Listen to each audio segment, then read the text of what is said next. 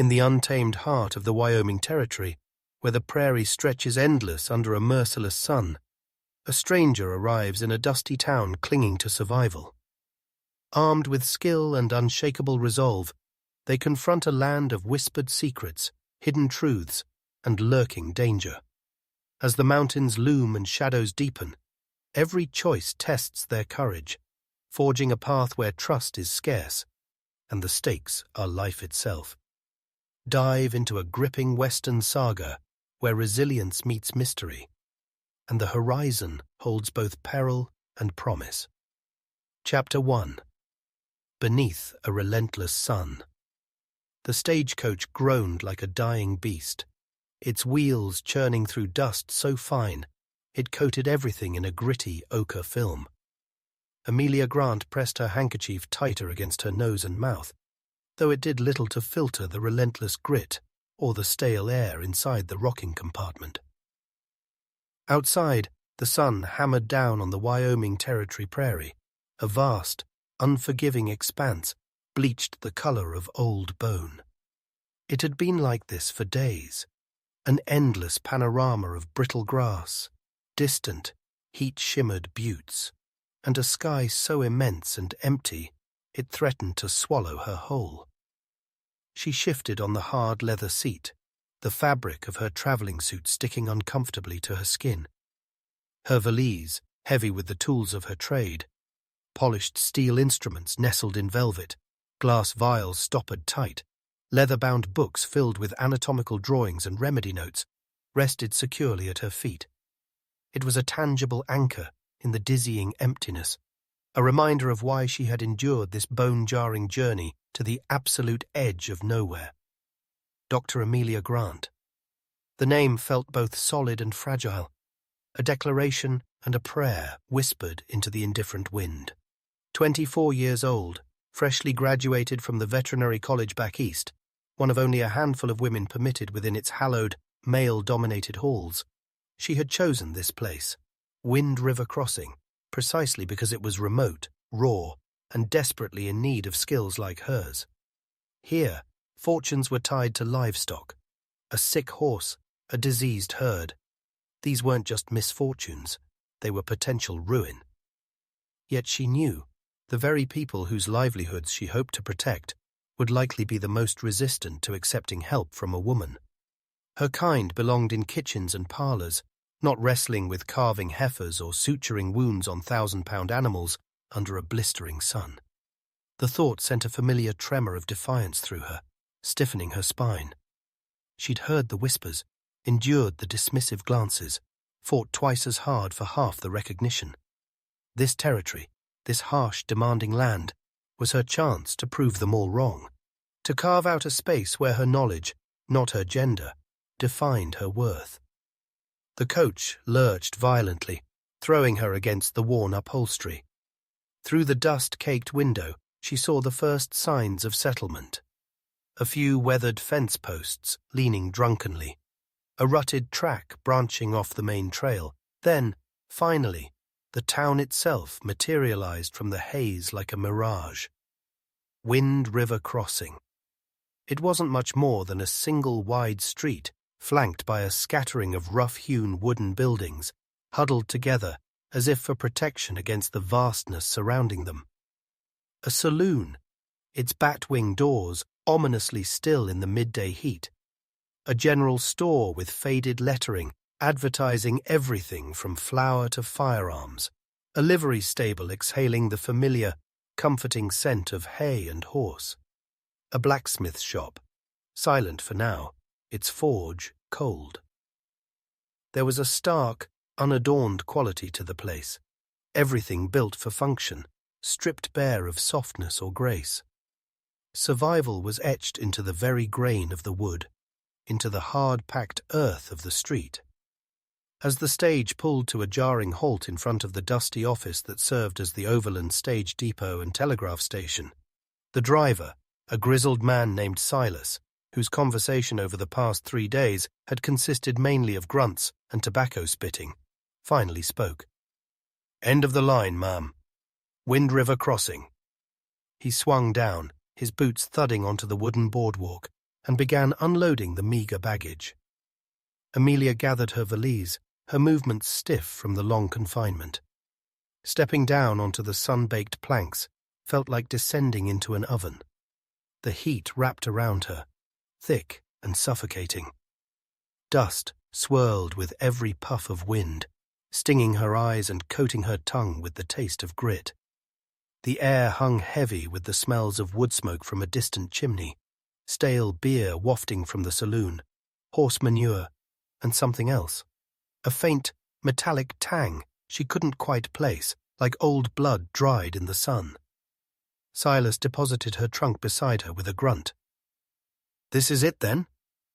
His tone held a note of incredulity, his gaze sweeping over her neat, if travel-worn attire, lingering perhaps a fraction too long on the valise clutched in her hand. "This is it," Amelia confirmed, forcing a firmness into her voice she didn't entirely feel. "Thank you, Silas." He merely shrugged, wiping sweat from his brow with a grimy bandana. "Town ain't much. Folks keep to themselves mostly, especially strangers." He gestured vaguely down the street with his chin. "Place you're looking for. Think it's that empty storefront down yonder, past the mercantile. Used to be Olson's assay office, before he drank himself into an early grave." Amelia followed his gaze. A small, derelict building stood slightly apart from the others, its window boarded up, paint peeling from the clapboard siding like sunburnt skin. A "For Rent" sign, crudely painted, hung crookedly from a nail. It looked even more forlorn than she had imagined from the sparse description in the telegram correspondence. But it was hers. Or rather, it would be, once the rent was paid and the key turned in the lock. "Reckon you'll find Jebediah Harper at the mercantile," Silas added, already turning back to his coach. "He handles the property for the owner back east. Got the key." He paused, spitting a stream of tobacco juice into the dust. "Good luck to you, ma'am. You'll likely need it." The implied dismissal, the casual assumption of her inevitable failure, grated on her nerves, but she refused to let it show. She simply nodded, watching as he climbed back onto the driver's seat, cracked his whip, and urged the tired horses forward. The stagecoach lumbered away, leaving her standing alone on the boardwalk, her trunk and valise her only companions, the dust settling around her like a shroud. For a moment, sheer, unadulterated panic seized her. What had she done? Trading the familiar, albeit stifling, comforts of Philadelphia for this desolate outpost. The faces that peered furtively from behind curtains, the hard-bitten men lounging outside the saloon, whose eyes followed her with unnerving curiosity. They weren't welcoming. They were suspicious, wary. She was an anomaly, an outsider, a woman daring to trespass in their domain. Taking a deep breath, she squared her shoulders. Panic wouldn't serve her here. She had come with a purpose. Straightening her bonnet and smoothing the wrinkles from her skirt, she picked up her heavy valise. The trunk would have to wait, one step at a time. The boardwalk creaked under her boots as she walked towards the mercantile. The sound seemed unnaturally loud in the midday stillness. Inside the store, the air was cooler, thick with the mingled scents of coffee beans, cured leather, molasses, and oiled canvas. Shelves crammed with goods reached towards the pressed tin ceiling. Bolts of calico, sacks of flour and beans, tins of peaches, barrels of crackers, tools, traps, ammunition, and patent medicines, promising cures for ailments both real and imagined. Behind a long wooden counter stood a man whose appearance seemed to meld seamlessly with his surroundings. Jebediah Harper was stout, balding, with spectacles perched low on his nose and ink stains on his fingers. He peered at Amelia over the rims of his glasses, his expression a mixture of surprise and cautious appraisal. "Mr. Harper," Amelia began, her voice steadier now. "I'm Dr. Amelia Grant. We corresponded via telegraph regarding the rental of the old Olson property." Harper blinked, slowly processing the information. "Ah, yes, Dr. Grant." He hadn't expected the doctor to be quite so young or female. His gaze flickered involuntarily towards her valise, Just arrived, have you? On the stage, yes, Amelia replied, keeping her tone professional. I've come to pay the first month's rent and collect the key. He fiddled with some papers on the counter, avoiding her direct gaze for a moment. Right. Property ain't much, mind you. Been empty a fair while. Needs work. I understand that, Amelia said patiently. I'm prepared for it. He finally looked up, meeting her eyes. There was no overt hostility, but a deep-seated skepticism resided there, the same she had seen countless times before. Veterinarian, you said? Yes. I graduated from the Pennsylvania College of Veterinary Medicine. She offered the information readily, hoping the credential might carry some weight, even out here. Harper grunted non-committally. Folks round here mostly tend to their own stock. Got remedies passed down, or they call on Jedediah Smith over at the livery, knows horses well enough. I'm sure Mr. Smith is knowledgeable, Amelia said evenly, refusing to be drawn into a defensive posture. But sometimes, more specialized care is needed. Injuries, difficult births, diseases. I bring formal training and modern techniques. He considered this, stroking his chin. Maybe so. He reached under the counter and produced a ledger and a heavy, rusted iron key. Rent's $5 a month, payable in advance. Amelia counted out the coins from her purse, the silver clinking softly on the worn wood. Harper meticulously recorded the transaction, his pen scratching in the quiet store. He pushed the key towards her. There you are, Doctor, he said, the title sounding awkward on his tongue. The place is yours. Lock ain't much good, mind. Might want the blacksmith to look at it. Thank you, Mr. Harper. I'll see to it. She picked up the key. Its cold weight felt significant in her palm. Could you recommend someone to help me move my trunk from the depot? Harper considered.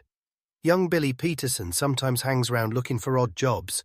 Might find him down by the stable later. Or ask Jed Smith. Amelia nodded. Thank you again. Leaving the relative coolness of the mercantile, she stepped back out into the oppressive heat. Key in hand, she walked the short distance to the derelict building that was now her responsibility. Up close, it looked even more neglected.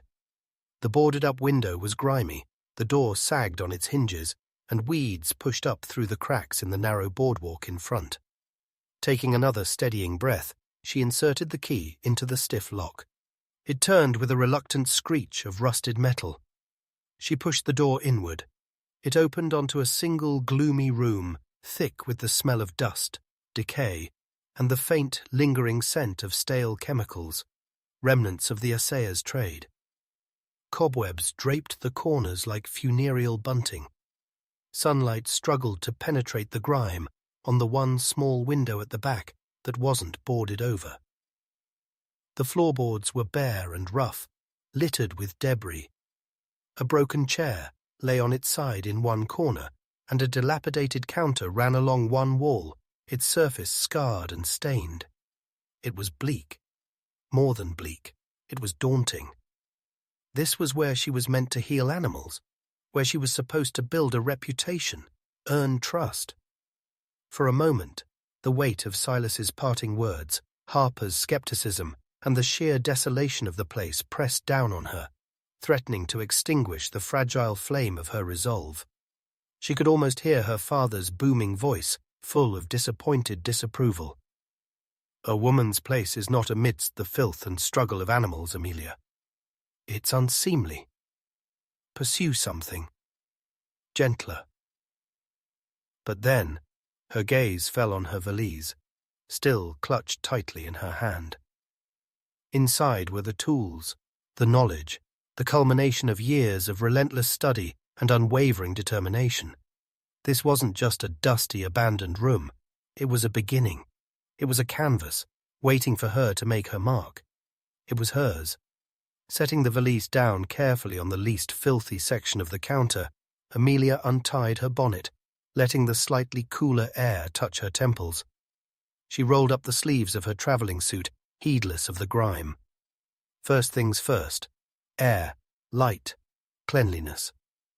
She wrestled with the stubborn latch on the back window, finally managing to shove it open. A rectangle of brighter light fell across the floor, illuminating swirling dust motes.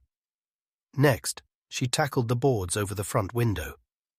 They were nailed fast, but using the claw end of a rusty hammer she found amongst the debris, she slowly, painstakingly pried them loose, one screeching nail at a time. Sweat beaded on her forehead, trickling down her temples, plastering strands of escaped hair to her skin. Her muscles ached with the unaccustomed labor, but with each loosened board, more light flooded the room, chasing away the oppressive gloom. When the last board clattered to the floor outside, she stepped back, breathing heavily, surveying her progress. Sunlight now streamed through the grimy panes, revealing the full extent of the neglect, but also illuminating the potential. It was small, yes, but it had 4 walls, a roof, hopefully watertight, and a door. It was a start. She spent the next hour sweeping, clearing debris, wiping down the counter until the wood beneath the grime began to show. She found a bucket and, after locating the town pump down the street, enduring more curious stares as she worked the handle, she hauled water back to scrub the floorboards. The physical work was grounding, chasing away the earlier tendrils of panic. With every sweep of the broom, every splash of water, she felt herself claiming the space, pouring her own energy into its revival. Later, when the sun began its slow descent towards the jagged peaks of the Wind River Range far to the west, painting the vast sky in strokes of fiery orange and bruised purple, she finally retrieved her trunk.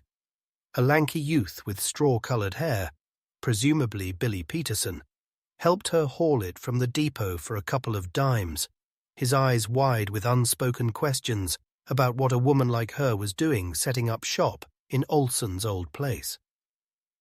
Inside her small room, now significantly cleaner though still starkly empty, Amelia opened the trunk. Neatly folded linens, a few changes of clothes, more medical texts, jars of herbs and prepared tinctures, rolls of bandages, the essentials of her life and her profession. She carefully unpacked her instruments, laying them out on the cleaned counter. Scalpels, forceps, suture needles, thermometers, a stethoscope, its cold metal strangely comforting in her hand. Seeing them there, gleaming dully in the fading light, reaffirmed her purpose. She made a simple meal of crackers and cheese from her dwindling travel supplies, washed down with water from the pump. Sitting on the edge of her trunk, she watched through the now clear window as twilight deepened over Wind River Crossing. Lamps flickered to life in the windows of the saloon and the mercantile. The sounds of evening drifted on the cooling air, the distant tinny plink of a piano, muffled laughter, the low murmur of voices, the lonely howl of a coyote, somewhere out on the immense prairie.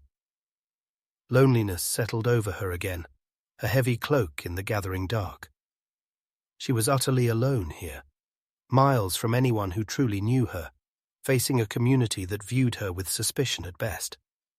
The challenges seemed immense, earning trust, building a practice from nothing, simply surviving in this harsh environment. And beneath it all lay the deeper, unspoken fear, the fear that her father had been right, that she was chasing an impossible dream, destined for failure and heartbreak in a world not ready for her. Just as the last sliver of sun dipped below the horizon, casting long, sharp shadows across the dusty street, a rider emerged from the gloom at the far end of town. He sat tall in the saddle, a silhouette against the dying light, moving with an easy, confident grace. Even from this distance, there was an air of solitude about him, a sense of belonging to the vast, wild landscape, rather than the small cluster of buildings. He didn't head towards the saloon or the livery, but instead turned his horse onto a less-traveled track, leading out onto the open prairie, towards the brooding expanse of the Wind River Range. Amelia watched until the rider disappeared into the deepening twilight, a fleeting, indistinct figure swallowed by the immense darkness. There was something in that lone silhouette, a sense of quiet strength, of endurance, perhaps even of secrets held close, that resonated with her own solitary position. Who was he? A rancher? A drifter? Just another soul navigating the harsh realities of this land? She didn't know, but the image lingered as she finally lit the small oil lamp she'd unpacked, its flickering flame casting dancing shadows on the bare walls of her new beginning.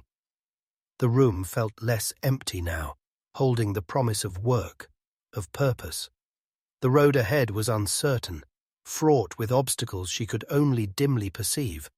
But as she looked at her instruments laid out ready, a spark of defiance rekindled within her. Let them doubt. Let them watch. Dr. Amelia Grant had arrived in Wind River Crossing, and she wasn't leaving until she had proven herself. The prairie night closed in, vast and silent, holding its breath, waiting to see what tomorrow would bring. Chapter 2. Whispers on Wind River Range. Amelia woke stiffly on the narrow bedroll she'd spread on the cleanest patch of floorboards, the unfamiliar hardness pressing against her bones. Dawn wasn't yet breaking, but a pale, pearly light seeped through the gaps around the window frame, tinging the lingering darkness with grey. Outside, the profound silence of the prairie night was beginning to yield to the first tentative sounds of the waking town. The distant crow of a rooster, the creak of a door, the low nicker of a horse from the livery stable down the street. The air filtering through the opened back window was cool, carrying the clean scent of sagebrush and damp earth, a welcome respite from the previous day's oppressive heat. She lay still for a moment, listening, orienting herself. This wasn't her narrow attic room in Philadelphia, overlooking cobblestone streets and the distant clang of trolleys. This was Wind River Crossing, her small, dusty clinic, her solitary outpost. The reality of it settled over her again, less panic-inducing than yesterday, but still heavy with the weight of uncertainty. Pushing herself up, she stretched, feeling the pull of muscles sore from the unaccustomed labor of cleaning. First, water. Then perhaps she could investigate procuring something more substantial for breakfast than dry crackers. She splashed icy water from the bucket onto her face, the shock chasing away the last vestiges of sleep. Dressing quickly in a practical skirt and shirtwaist, simpler and sturdier than her traveling suit, she pinned her dark hair back firmly. Ready or not, the day had begun. As she stepped outside, pail in hand, heading for the town pump, the sun was just beginning to crest the eastern horizon, painting the underside of the few wispy clouds in shades of rose and gold. The light slanted long and yellow across the dusty street, throwing the rough-hewn buildings into sharp relief. The air was crisp, almost cold, but held the promise of returning heat. Several figures were already moving about. A man emerged from the saloon, blinking in the new light. Another was sweeping the boardwalk in front of the mercantile. Smoke curled from the chimney of the blacksmith's shop, accompanied by the rhythmic clang of hammer on metal, a sound both industrious and slightly jarring in the early morning quiet. Heads turned as she walked towards the pump. Eyes followed her, curious, guarded, assessing.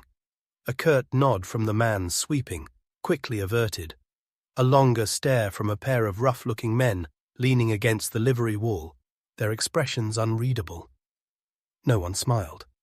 No one spoke a greeting. It wasn't outright hostility, not yet, but it was a palpable lack of welcome, a collective holding back that made her feel intensely conspicuous, like a brightly colored bird that had mistakenly wandered into a flock of crows.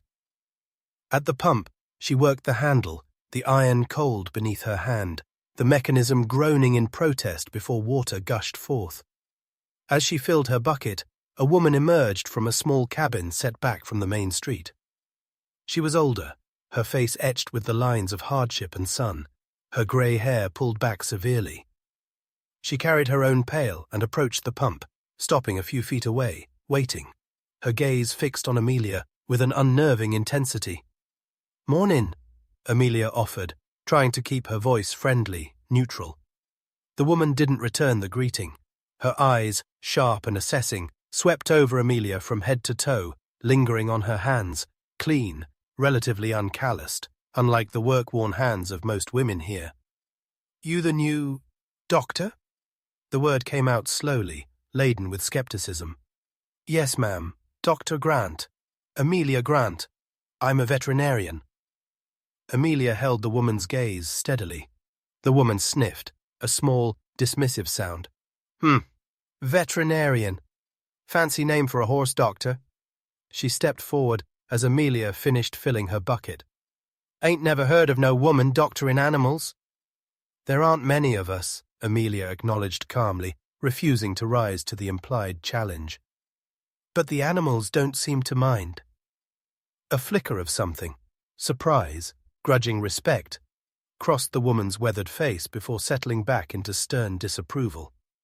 Folks around here know how to tend their own. Don't need outsiders coming in with fancy notions. She began pumping water vigorously, her movements sharp, efficient. Amelia hesitated, then decided against pressing the conversation. Well, I'm here if needed, she said quietly, picking up her heavy bucket. She walked back towards her clinic, acutely aware of the woman's gaze following her until she stepped back inside her door. The encounter left a sour taste in her mouth. Outsider. Fancy notions. It confirmed her fears. Earning trust here wouldn't just be difficult. It would be an uphill battle against deeply ingrained prejudice and self-reliance born of necessity. She spent the morning organizing. She designated one corner near the back window as her examination area, scrubbing the floor there again until it gleamed faintly. She arranged her instruments meticulously on the counter, sterilized her needles over the flame of her small spirit lamp, and mixed a few basic antiseptic solutions. She found some relatively intact planks among the debris outside, and, using Harper's rusty hammer and a handful of nails purchased from the mercantile, enduring another round of curious stares and Harper's noncommittal humming, she fashioned a crude but sturdy shelf to hold her bottles and jars. The most symbolic task came last. From her trunk, she carefully unwrapped the sign she had commissioned back east. It was simple, professional, painted in clear black letters on a plain wooden board. Dr. A. Grant, veterinarian. Finding the least rotten spot on the exterior wall beside the door, she hammered in 2 nails and hung the sign. Stepping back into the street to view her handiwork, she felt a small surge of pride mixed with apprehension. It was a declaration, an announcement of her presence, her intent. It made her visible, vulnerable. Several passers-by glanced at the sign, then at her, their expressions ranging from blank indifference to poorly concealed amusement. One man, lounging near the saloon, nudged his companion, pointed, and shared a low chuckle. Amelia ignored them, turning back inside, her jaw set. Later, needing more lamp oil and hoping to find some edible provisions beyond crackers, she ventured back to the mercantile. The store was busier now, a hub of quiet activity. Ranch hands picking up supplies, a couple of women in sunbonnets comparing bolts of cloth, men discussing livestock prices in low tones near the sacks of feed. Amelia moved unobtrusively, gathering a small sack of flour, some coffee, dried beans, and a tin of lard. As she waited for Harper to tally her purchases, she couldn't help but overhear fragments of conversation drifting from a group of men near the counter. Their voices were low, rough-edged, talking about the weather, the price of cattle, and then something else. "Another steer gone," one man grumbled, his face grim. "Third one this month. No tracks, nothing. Just vanished." "Wolf?" another suggested. "Nah, no sign. Clean gone, like smoke." The first man shook his head. "Talk is, it's rustlers getting bolder, hitting the smaller outfits first. Or maybe it's just the range," a third man offered, his voice carrying a note of weary resignation. "This land, it takes things. Always has."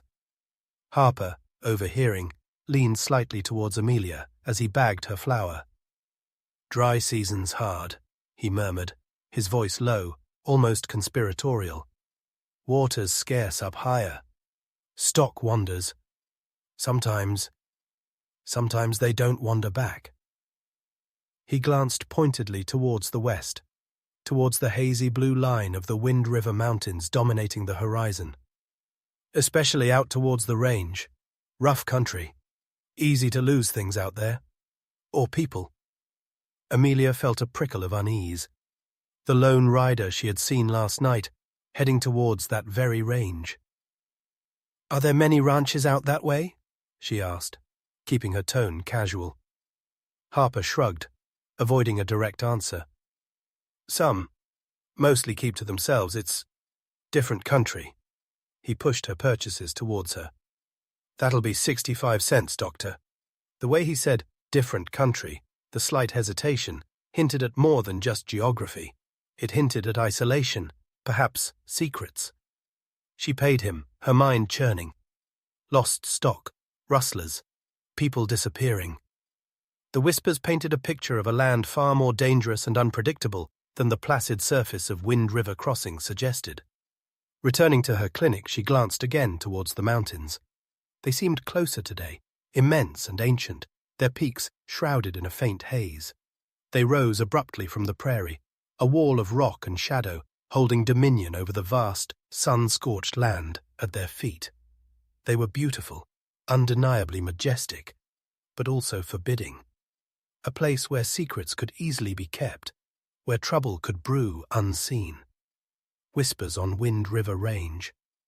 The phrase echoed in her mind. The afternoon dragged on.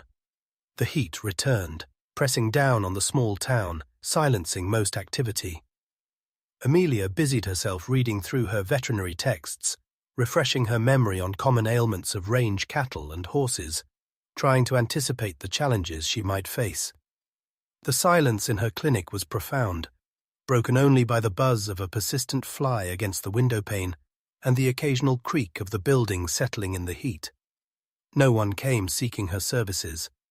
Her sign hung unnoticed, or perhaps deliberately ignored. Doubt began to creep in again, insidious and unwelcome. Had she misjudged entirely?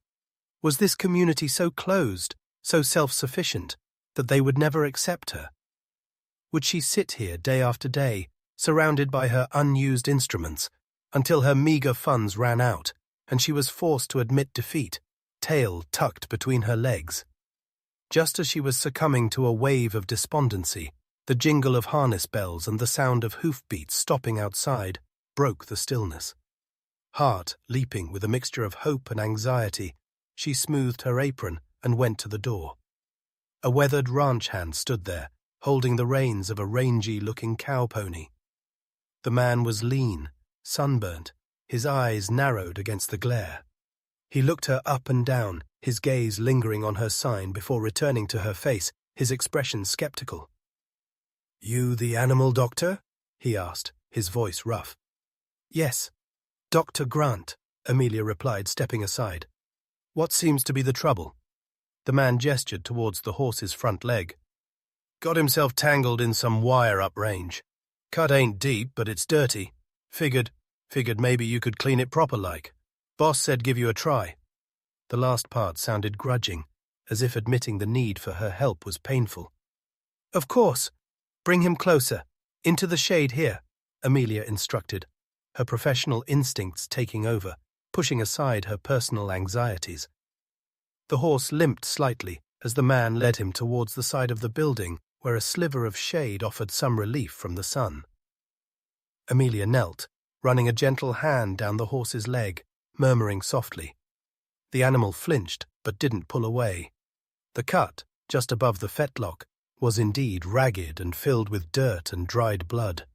Not life-threatening, but easily capable of becoming infected in this dusty environment. "Hold him steady," she told the ranch hand, retrieving her valise from inside. She worked quickly and efficiently, her movements precise and confident. She carefully cleaned the wound with an antiseptic solution, her touch firm yet gentle, her voice calm as she reassured the horse. She checked for any foreign debris lodged deep within the tissue, then applied a soothing salve and wrapped the leg neatly with clean bandages. Throughout the process, the ranch hand watched her in silence, his initial skepticism slowly fading into a kind of grudging concentration. He saw the practiced skill in her hands, the quiet confidence in her demeanor, the genuine concern she showed for the animal. This wasn't the work of some frivolous woman playing at doctoring. This was competence.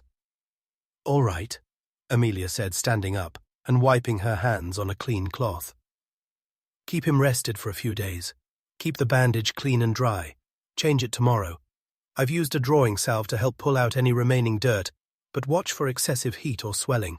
If it looks worse, come find me." She gave him concise instructions on how to rebandage the wound. The ranch hand nodded slowly, looking from the neatly bandaged leg back to Amelia. How much do I owe you?" 50 cents, Amelia said. It was a fair price, perhaps even a little low, but establishing goodwill was more important than profit right now. He dug into his pocket and produced the coins, pressing them into her hand. He hesitated for a moment, then met her eyes. "Name's Cole," he said gruffly. "Work for the Miller outfit, south of here." "Pleasure to meet you, Cole," Amelia replied with a small smile. "Glad I could help." "Yeah, well." He cleared his throat awkwardly. "Did a good job. Horse seems calmer now." He nodded again, a gesture that felt almost like respect, before leading the pony slowly away down the street. Amelia watched them go, a quiet sense of satisfaction settling over her. It was a small victory, almost insignificant in the grand scheme of things, but it was a start. One person, one animal, one small crack in the wall of skepticism. She had demonstrated her skill, and Cole, at least, had seen its value. As the sun began to dip towards the Wind River Range again, casting long shadows that swallowed the street, she went back inside her small clinic. The encounter with Cole had buoyed her spirits, pushing back the loneliness and doubt, at least for a while. She lit her lamp, the small flame pushing back the encroaching gloom. Just as she was preparing another simple meal of beans and coffee, she heard footsteps on the boardwalk outside, slower, heavier than Cole's. Peering through the window, she saw Jebediah Harper approaching, carrying a small, burlap-wrapped parcel. He stopped outside her door, rapping lightly. Amelia opened it, surprised. "Mr. Harper?" "Evening, Doctor," he said, his tone still cautious, but perhaps a fraction less skeptical than before. "Saw Cole's horse leaving here looking a sight better. Heard you patched him up proper." News travelled fast in a town this size. "Just a minor cut, thankfully," Amelia said. "Still," Harper insisted. "Good work is good work." He held out the parcel. "Thought you might could use this, from my wife's garden. Ain't much this year, with the dry spell, but better'n store-bought." Surprised, Amelia took the parcel. It felt soft, yielding. "Why, thank you, Mr. Harper. That's very kind." Town needs what it needs," he said cryptically. He paused, glancing again towards the darkening mountains. "Speaking of which," he lowered his voice slightly, "word is, Hayes Place lost a prize bull last week. Just gone." Amelia frowned. The Hayes Place? That name tickled her memory. Was that the ranch the lone rider might have been heading towards? The one Harper had called different country? Lost, like the steers the men were talking about. Harper shrugged, his expression carefully neutral, yet his eyes held a warning. "Maybe, maybe not. Things are complicated out that way. Hayes Ranch ain't like the others. Owner's particular, reclusive, doesn't welcome visitors." He leaned in a little closer. "Some say the whole operation's teetering on the edge. Strange accidents, stock vanishing. Folks whisper it's cursed land, or maybe just bad blood spilling over from the past." He straightened up, adjusting his spectacles. "Just thought you should know. Best be careful who you deal with, Doctor. Not everyone round here plays by the same rules, especially out near the range." He gave her a final, meaningful look, then turned and walked back towards the mercantile, leaving Amelia standing in her doorway, the small parcel clutched in her hand, the weight of his words settling heavily in the cool night air. Cursed land. Bad blood. A reclusive, particular owner named Hayes. The whispers were growing louder, taking shape, pointing towards the brooding mountains and the secrets they held. And somewhere out there, under that vast, indifferent sky, was the Hayes Ranch, shrouded in mystery and rumor, now facing troubles of its own. Amelia unwrapped the parcel.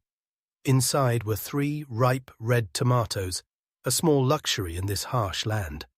Their scent, fresh and earthy, filled the small room, a stark contrast to the faint, lingering smell of dust and the growing chill of unspoken danger. Chapter 3. The Shadow in the Stallion's Eye. The days following Cole's visit settled into a quiet rhythm, punctuated by the vast silences of the prairie rather than the bustle of patience. Amelia's sign remained, a stark declaration against the weathered wood, but the trickle of curiosity hadn't yet turned into a stream of need. An old rancher brought in a dog with a festering paw pad, eyeing Amelia with suspicion, but accepting her treatment when his own poultices had failed. A child from one of the outlying homesteads tearfully presented a canary with a broken wing, a delicate challenge Amelia met with painstaking care, fashioning a miniature splint from slivers of wood and strips of linen. Small victories, each one chipping away infinitesimally at the wall of reserve surrounding her. She used the quiet hours productively, transforming the dusty, derelict space. The floors gleamed, relatively speaking, scrubbed clean of the worst grime. The counter held her instruments in neat, ordered rows. She'd tacked muslin over the back window for privacy and a semblance of softness. The tomatoes from Mrs. Harper had been eaten with quiet gratitude, a burst of freshness in a diet still largely composed of dried goods. She'd even traded some basic medical supplies, bandages, antiseptic, at the mercantile for coffee beans and a small sack of oats, hoarding her cash carefully. Wind River Crossing remained watchful, reserved, but it was slowly, grudgingly, beginning to acknowledge her presence, if not yet fully her purpose. The whispers about the Hayes Ranch persisted, drifting like tumbleweeds through the town's conversations. More missing stock, sheep this time. Talk of fences cut clean through in the dead of night. Harper, during one of her supply runs, mentioned lights seen moving late at night up near the foothills, where no lights ought to be. The name Hayes was always spoken with a certain inflection, a mixture of pity, curiosity, and an undercurrent of fear. The owner remained a phantom, a Mr. Hayes spoken of but never seen in town, fueling speculation about his health, his sanity, or the true state of his affairs. The ranch itself, nestled against the imposing backdrop of the Wind River Range, seemed less like a place of work and more like a fortress guarding its secrets. Amelia tried to dismiss the unease these rumors stirred. Her concern was the health of animals, not local feuds or spectral lights. Yet, the isolation of the Hayes place, its proximity to the untamed mountains, and Harper's warnings echoed in the back of her mind, particularly during the long, quiet evenings when the only sounds were the creak of her small building and the distant howl of a coyote. It was late afternoon, the sun already slanting low and painting the dust motes dancing in the shafts of light through her front window gold, when the hoofbeats thundered into town. Not the steady rhythm of a traveller or a ranch hand returning from work, but the frantic, desperate drumming of a horse pushed to its absolute limit. The sound brought Amelia instantly to her feet, her hand instinctively reaching for the clean cloths on her counter. The horse, lathered in sweat, foam flying from its bit, slid to a halt directly in front of her clinic, its sides heaving, nostrils flared wide. The rider, a young man, hardly more than a boy really, practically fell from the saddle, his face pale beneath a layer of trail dust, his eyes wide with panic. He stumbled towards her door, breathing raggedly. "Dr. Grant?" he gasped, leaning against the doorframe for support. "You gotta come. Now. It's Diablo." Amelia recognized the desperation, the raw fear that arises when something precious is threatened. "Easy now," she said calmly, stepping forward. "Catch your breath. What's happened?" "Who is Diablo?" "The stallion," the boy choked out, still fighting for air. "Mr. Hayes's black stallion. Something's wrong. Real wrong. He's down. Can't get up. Thrashing something awful. The boss, Mr. Hayes, sent me. Said fetch the vet. Said, bring you, no matter the cost." The Hayes Ranch. Diablo. The prize stallion. The one even town talk acknowledged as the finest piece of horseflesh in the territory. The urgency in the boy's voice, the mention of no matter the cost, sent a chill through Amelia, despite the day's lingering heat. This wasn't a minor cut or a lame pony. This was serious. "All right," Amelia said, her mind already racing, switching into professional mode. "Give your horse some water. I'll gather my things. How far is it?" "Hour's ride. Maybe less if we push it," the boy said, straightening up slightly, though his hands still trembled. "Name's Tim. Foreman sent me." "All right, Tim. Water your horse. I'll be ready in 5 minutes." Amelia moved swiftly, her main valise always kept prepared. Extra suture needles, carbolic acid for potent disinfection, laudanum for pain and sedation, her strongest antiseptic washes, plague gags, stomach tube, trocar and cannula. Tools for emergencies she prayed she wouldn't need, but couldn't risk being without. Colic, a severe injury, poison. The possibilities churned. She grabbed a canteen of fresh water and shoved a few crackers into her pocket. Survival basics. The ride back might be long, potentially in the dark. She locked the clinic door behind her, hanging a small, handwritten sign. "Out on call. Will return." Tim was waiting, his horse having drunk deeply from the trough outside the livery. Her own mare, Maggie, a sturdy buckskin she'd purchased shortly after arriving, was boarded at the livery. Jed Smith, the taciturn livery owner Harper had mentioned, saddled Maggie quickly, his usual dour expression deepening slightly when Tim explained their destination. "Hayes' place?" Jed muttered, tightening the cinch. "Trouble follows that ground like a shadow. Watch yourself, Doc." He gave Maggie's flank a reassuring pat. "This mare's steady. She'll see you right." Amelia swung into the saddle, settling her valise securely across the pommel. "Let's go, Tim," she urged, turning Maggie towards the track leading west, the track she'd seen the lone rider take that first evening. They set off at a brisk pace, leaving the small cluster of buildings behind them, quickly swallowed by the immense prairie. Tim, despite his youth and earlier panic, rode with the easy competence of someone born to the saddle.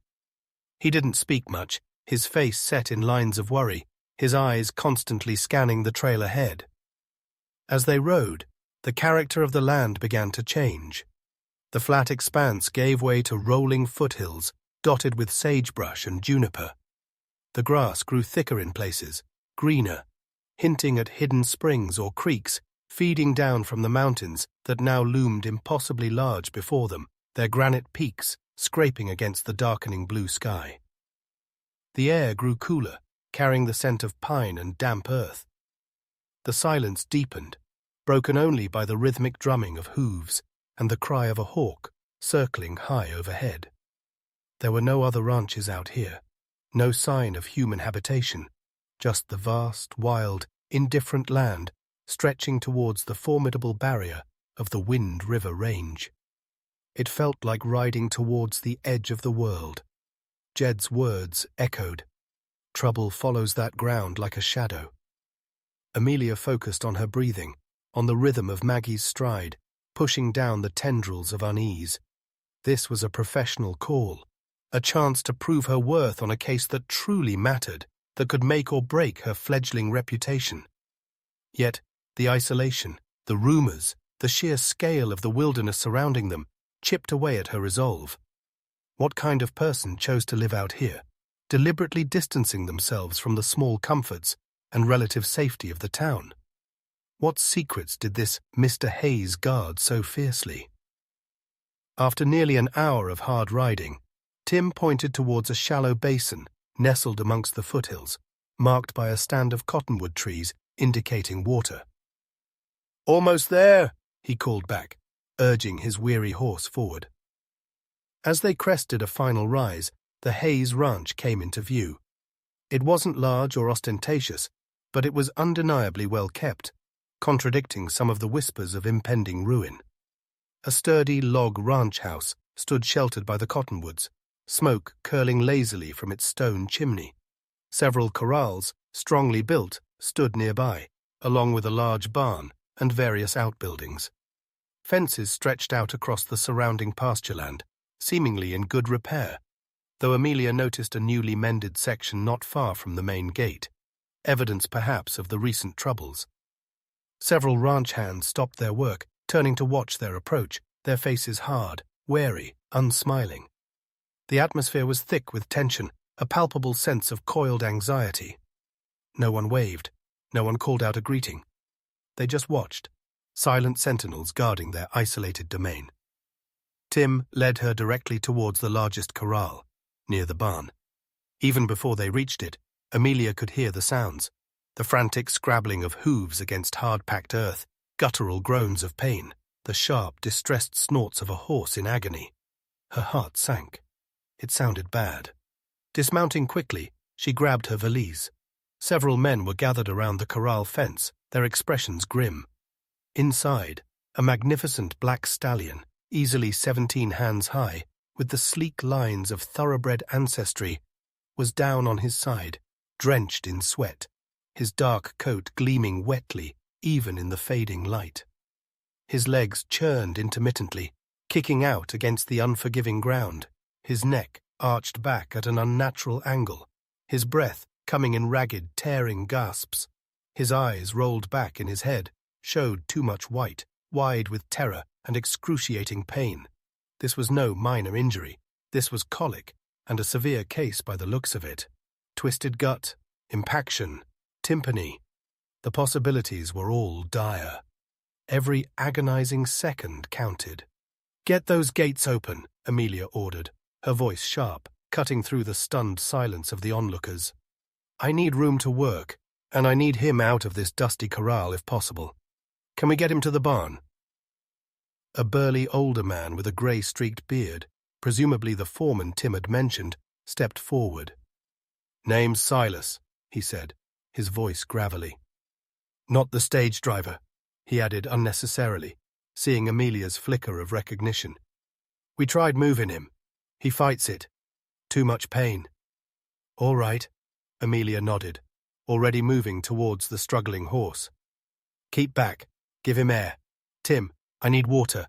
Clean bucket, lukewarm if possible. And clean rags. Silas, I need someone strong to help me restrain him if he gets too violent." The men hesitated for only a fraction of a second, surprised by her authoritative tone, before snapping into action. They were rough men, accustomed to hardship, but the sight of the magnificent animal in such distress clearly affected them deeply. Diablo wasn't just livestock. He was the pride of the ranch. Amelia knelt beside the stallion, ignoring the dust and the stench of sweat and fear. She ran her hands over his taut, distended abdomen, felt the violent tremors racking his body. His pulse, taken at the jawline, was rapid and thready. His gums were pale, almost white, signs of shock. She listened, with her stethoscope pressed against his flank, hearing not the healthy gurgling of digestion, but an ominous silence in some areas, frantic, gas-filled rushes in others. Tympanic colic, almost certainly, and progressing rapidly. Bloat. Pressure building inside, cutting off blood flow, threatening rupture. "Laudanum," she murmured, reaching into her valise. She needed to ease the pain, calm the violent thrashing before he injured himself further. Or her. Measuring a dose carefully into her syringe, she spoke soothingly to the horse, her voice low and steady despite the urgency of the situation. "Easy now, Diablo. Easy, boy." Waiting for a moment when his struggles subsided fractionally, she expertly found the jugular vein and administered the sedative. Slowly, gradually, the powerful opioid began to take effect. The violent spasms lessened, though tremors still shook his frame. His breathing remained ragged, but the panicked edge softened slightly.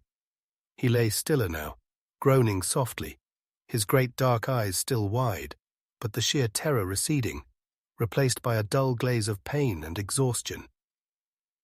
It was in that moment, as the horse quieted slightly, that Amelia truly looked into his eyes.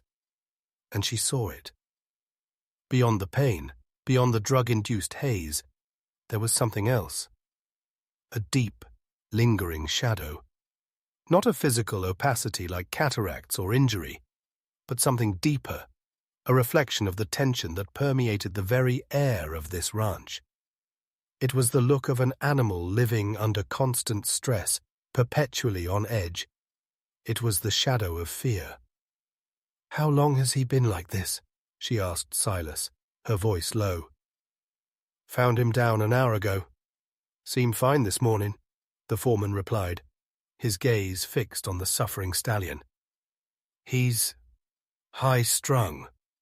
Always has been. But never like this." Amelia stood up, brushing dust from her knees. The laudanum was temporary relief, buying time. The underlying problem, the bloat, needed immediate, drastic intervention. "I need to relieve the pressure," she stated, meeting Silas's worried gaze. "It's risky, but if we don't, he'll die. Likely soon." Silas swallowed hard, his Adam's apple bobbing. He glanced towards the ranch house, a silent question in his eyes, as if seeking approval from an unseen authority. After a tense moment, he looked back at Amelia and nodded grimly. "Do what you gotta do, Doc. The boss, Mr. Hayes, wants him saved." "All right." Amelia took a deep breath, steeling herself. This procedure, trocherization, was dangerous. Puncturing the abdominal wall to release trapped gas carried a high risk of peritonitis if not done precisely right. One slip, one infection, and it would be fatal. But the alternative was certain death. She selected the trocar and cannula from her kit, sharp, gleaming steel instruments designed for this very purpose. She cleaned the area on the stallion's flank meticulously with carbolic solution, her movements precise and economical despite the pressure. The ranch hands watched in tense silence, their faces illuminated by the lanterns Tim had brought as dusk rapidly bled into night. The only sounds were the stallion's harsh breathing, the distant chirping of crickets, and the low murmur of Amelia's voice as she continued to soothe the animal. Taking aim at the precise anatomical point, she braced herself and, with a swift, controlled motion, plunged the trocar through the stallion's flank into the distended cecum. There was a ghastly sighing sound as trapped gas began to escape through the cannula she left in place. The smell was foul, but it was the smell of release, of pressure easing. The stallion shuddered violently, but didn't thrash. Slowly, visibly, the tautness of his abdomen began to decrease. His breathing eased slightly further. Amelia stayed beside him, monitoring his pulse, listening to his gut sounds, keeping a hand gently on his neck. The immediate crisis was passing, but he was far from safe. The underlying cause of the colic still needed addressing, and the risk of complications was high. "He needs fluids. Careful watching through the night," she told Silas, her voice weary but firm. "The gas is relieved for now, but the cause, it could be an impaction, a twist. We need to keep him calm, encourage gut motility if we can." She outlined a plan for supportive care, gentle walking, if he could stand, small sips of water, continued monitoring. Silas nodded, relief warring with exhaustion on his face. "We'll do it, Doc. Whatever it takes." He looked at her then, truly looked at her, seeing not just a woman, but a doctor who had, against the odds, just pulled his boss's prized stallion back from the brink. We owe you." Amelia merely nodded, too tired for platitudes. The adrenaline was fading, leaving behind a bone-deep weariness and the lingering image of that shadow in Diablo's eye. What had put it there? What pressures, what fears, existed on this isolated ranch, strong enough to manifest even in its most valued animal? As she began cleaning her instruments by lantern light, Silas spoke again, hesitantly. "The boss, Mr. Hayes, wants to thank you personally. Asked if you'd come up to the house, just for a moment." Amelia froze. Meet the mysterious Mr. Hayes? Now? After the tension, the rumors, the near death of his horse? Curiosity warred with exhaustion and a persistent sense of unease. What would she find inside that house? What kind of person was this reclusive rancher who inspired such fear and loyalty? Wiping her hands clean, she took a steadying breath. There was only one way to find out.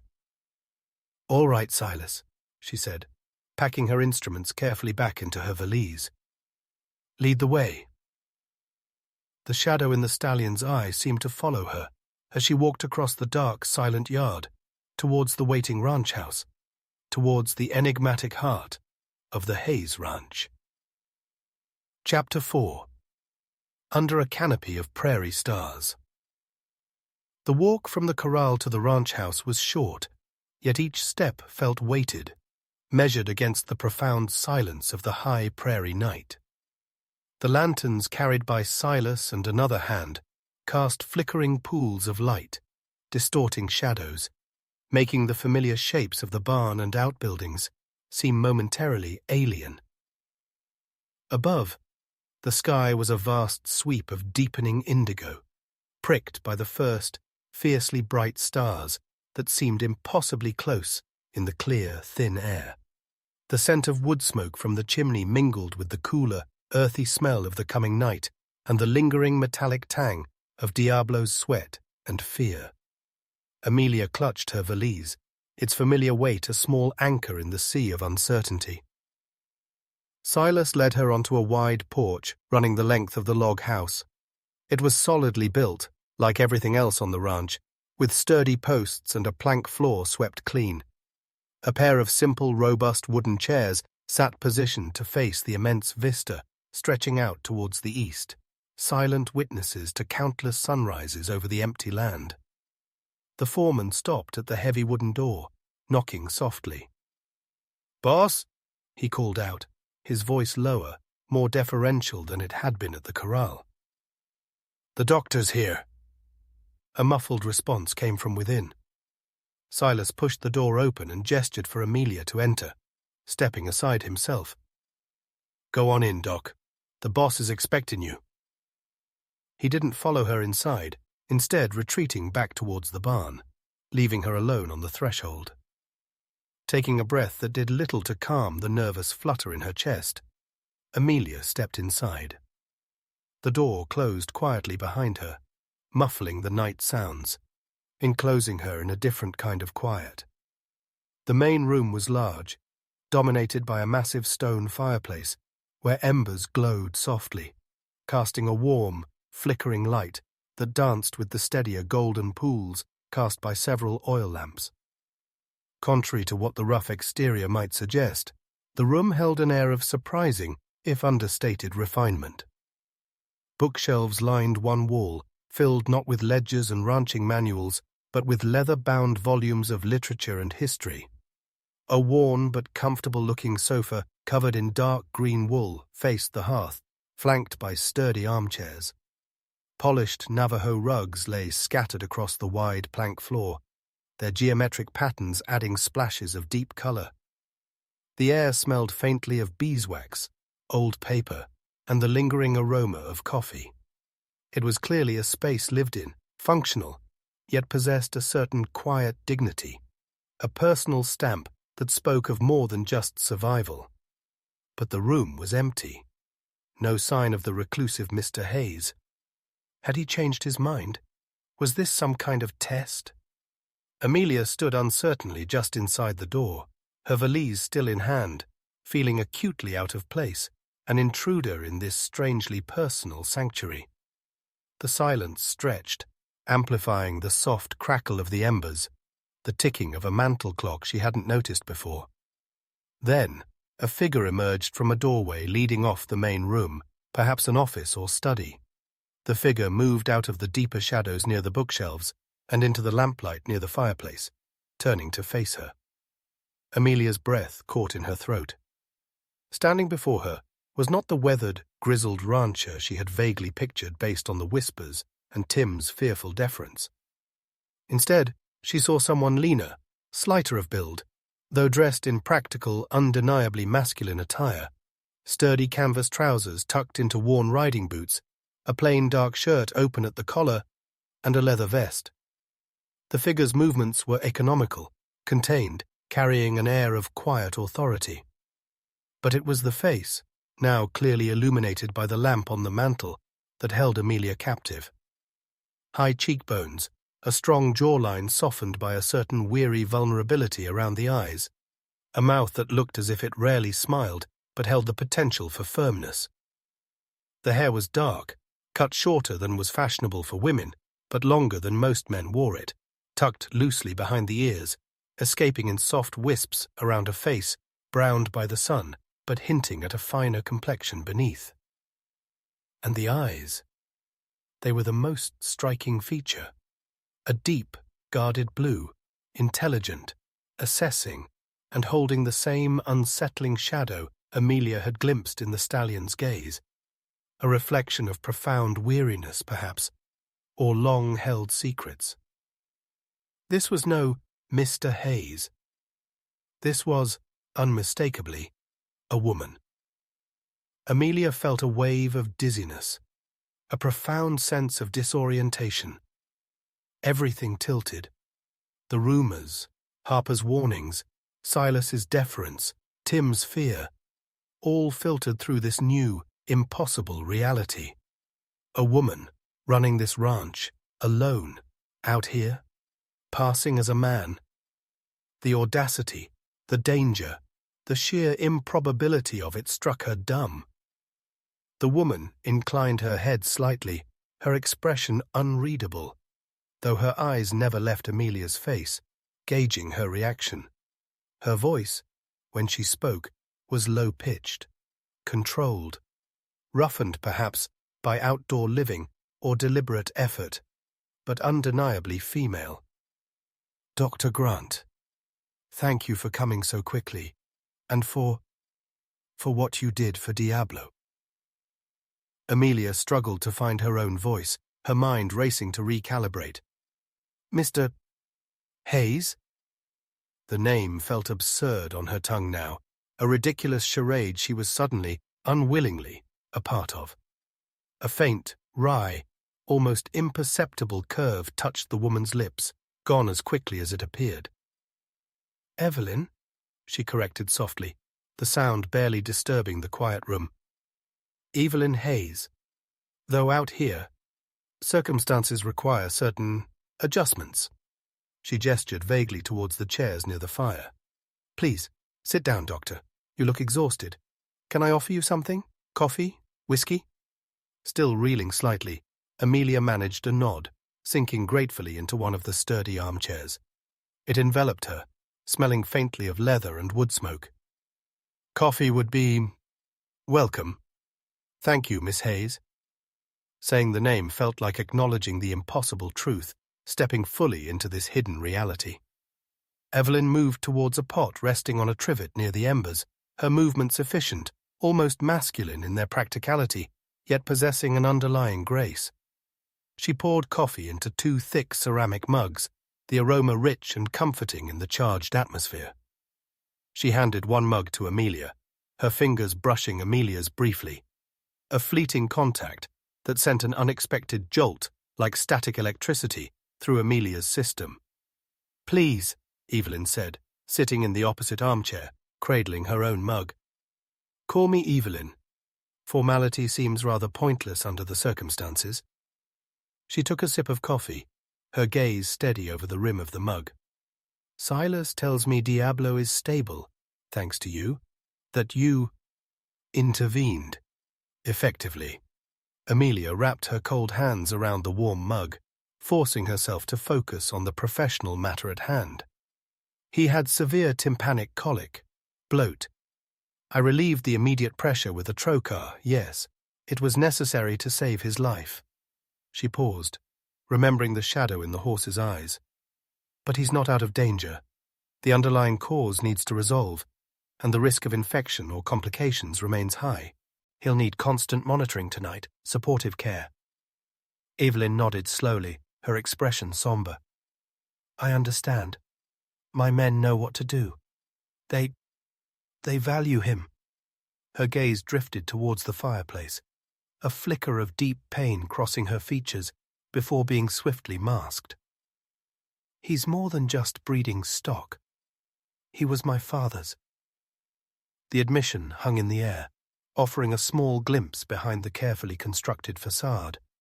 Her father's horse, inherited perhaps, along with this isolated ranch and its attendant troubles, and the need for the masquerade.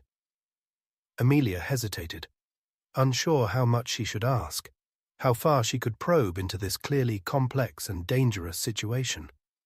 But the veterinarian in her, the part driven by a need to understand the root causes of distress, couldn't ignore the connection she'd sensed. "He seemed stressed, Miss Hayes.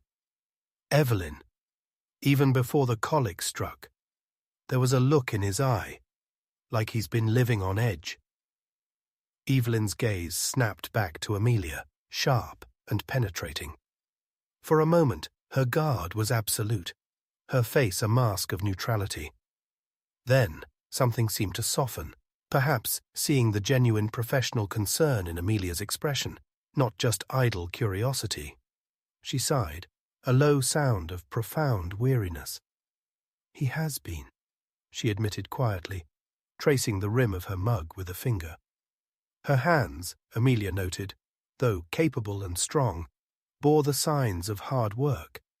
Calluses, a few faded scars, but also possessed a certain fineness, hinting at a different past.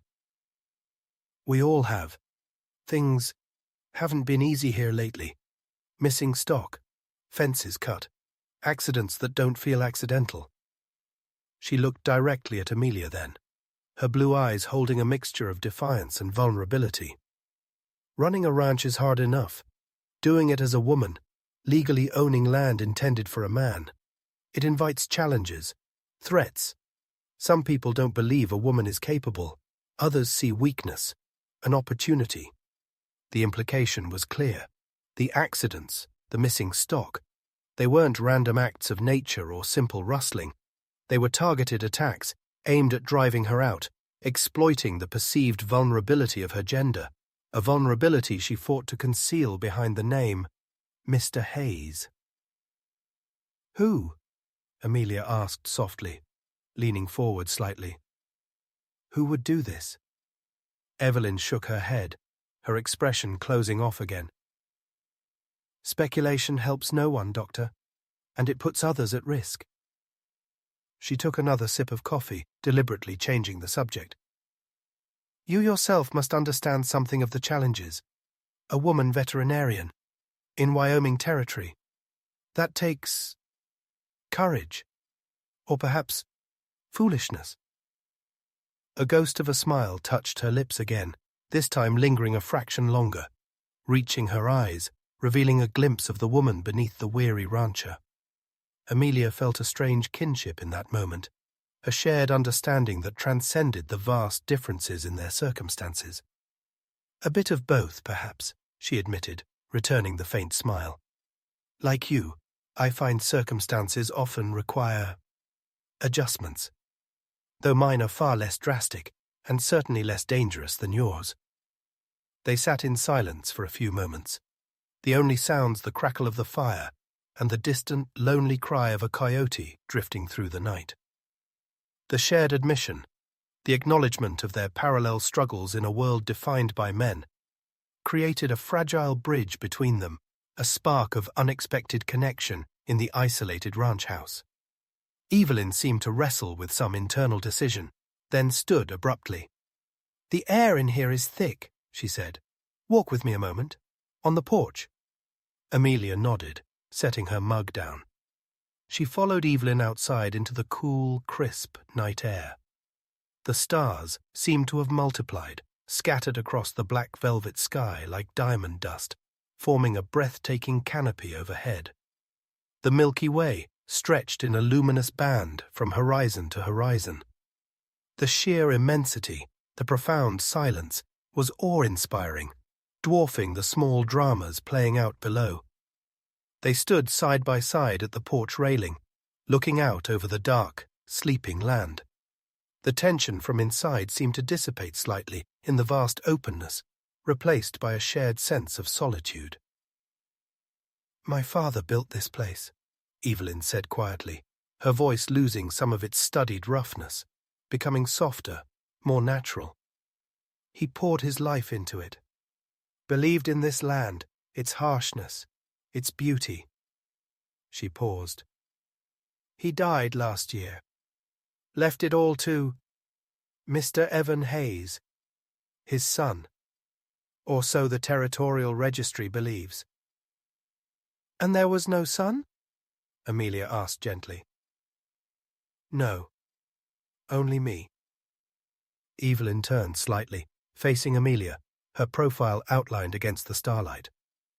Under territorial law, then, a woman couldn't inherit, couldn't file the claim on her own. Not easily. Not without challenges, vultures circling. So, Evan Hayes continues to exist, on paper, and I continue to run his ranch.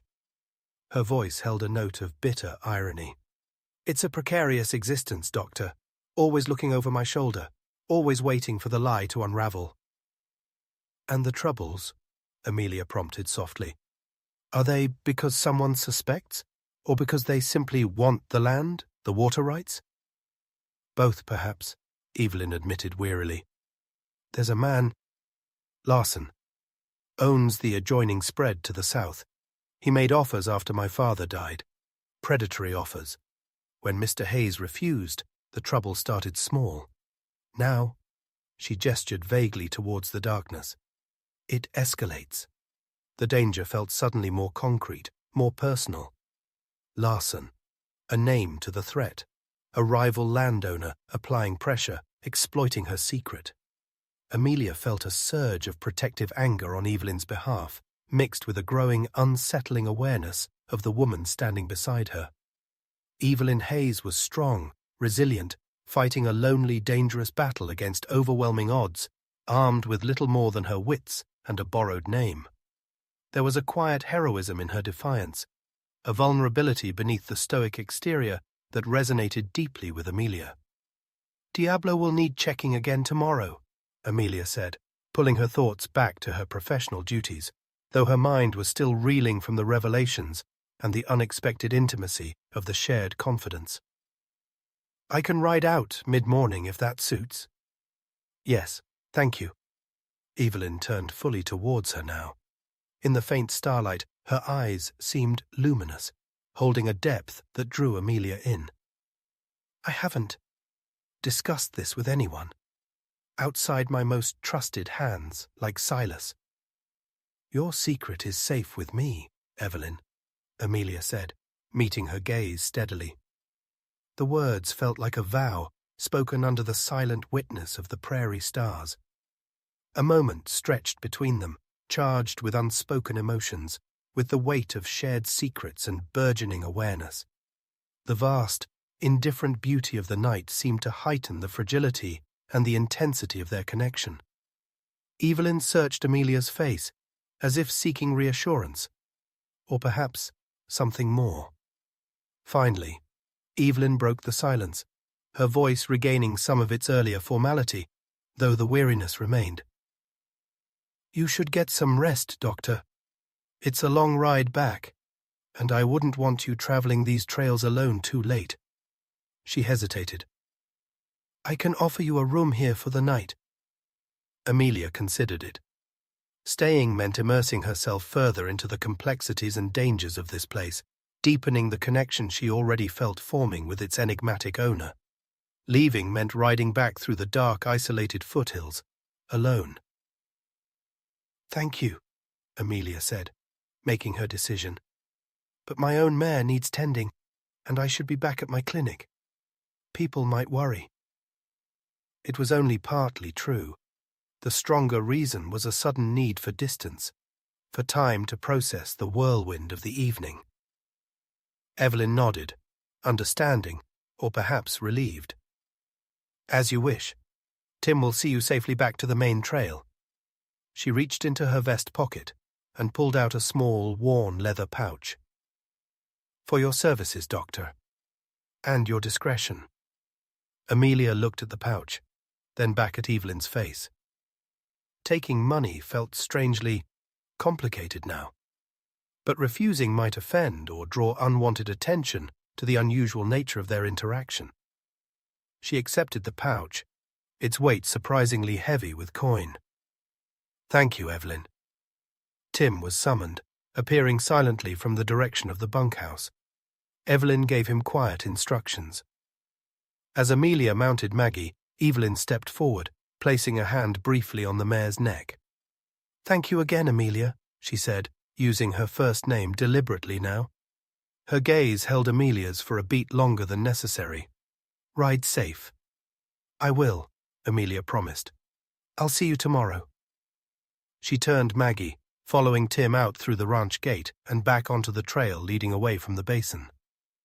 As they rode, Amelia glanced back once. A lone figure stood on the porch of the ranch house, silhouetted against the lamplight spilling from the window, watching them go.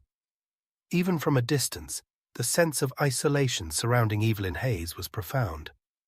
The ride back under the canopy of prairie stars was quiet, Tim respecting her silence. Amelia's mind, however, was anything but quiet. Evelyn Hayes, a woman living a lie to survive, fighting for her legacy against unseen enemies, carrying the weight of her father's dreams and the constant threat of exposure. The image of her face, her guarded eyes, the fleeting moments of vulnerability, the unexpected connection they had shared.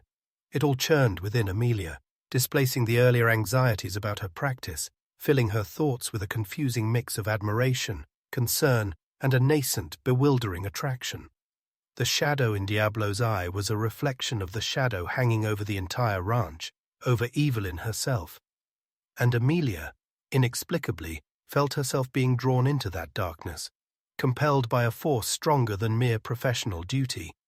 The stars wheeled overhead, remote and beautiful, silent witnesses to the secrets whispered on the wind across the vast, dangerous expanse of the Wind River Range.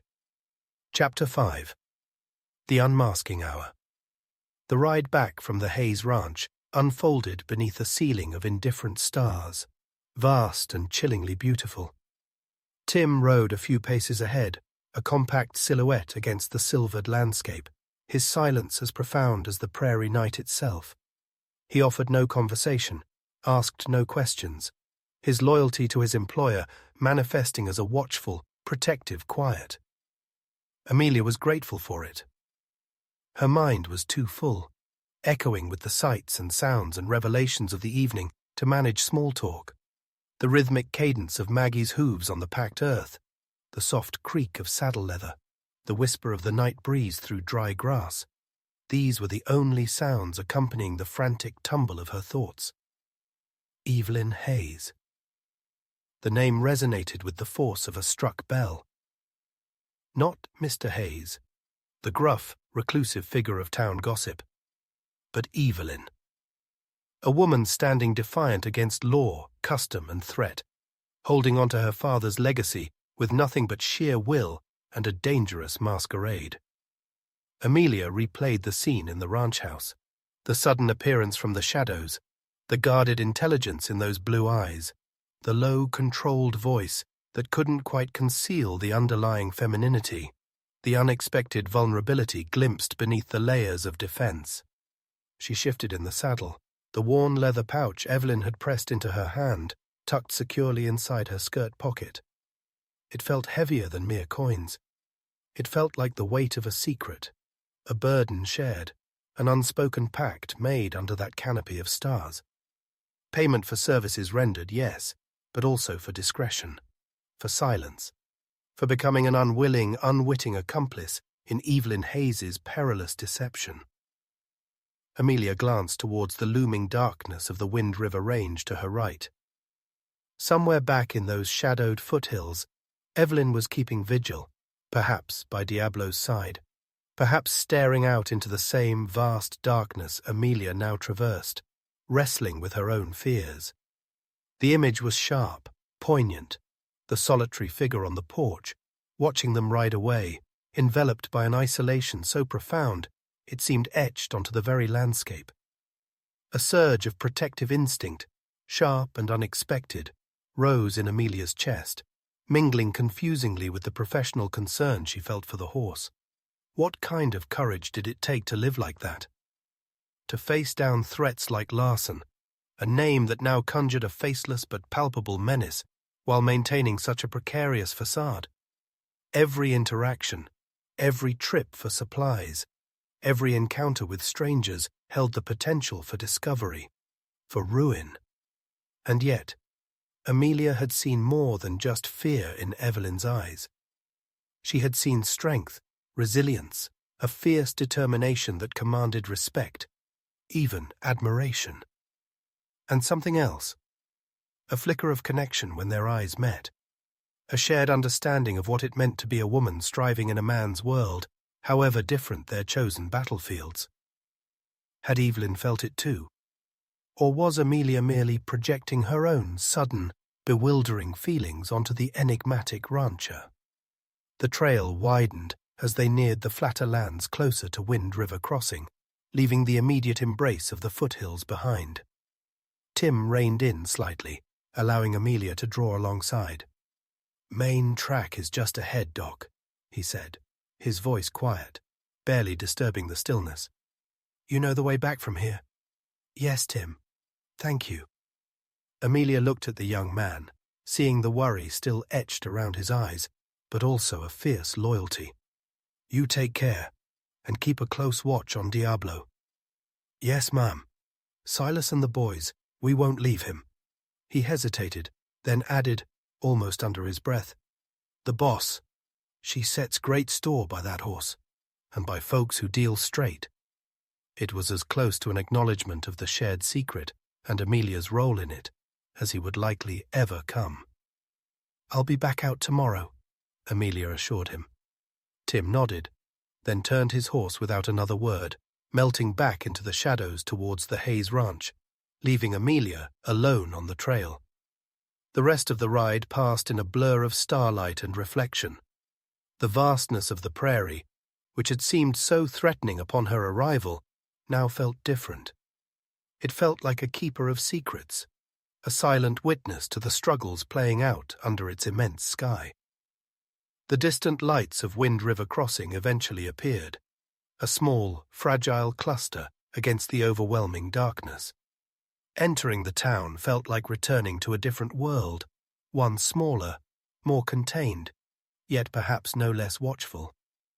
The main street was deserted, the buildings dark save for a single lamp burning low in the saloon, a beacon for late-night stragglers or lonely souls, and another in the window of Harper's Mercantile, where the storekeeper likely tallied his accounts or read late into the night.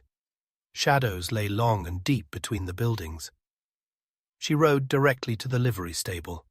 A lantern hung by the main door, casting a weak circle of light. Jed Smith emerged from the gloom of the stable interior as she dismounted, his expression as unreadable as ever. "Back late, Doc," he observed, his voice a low rumble.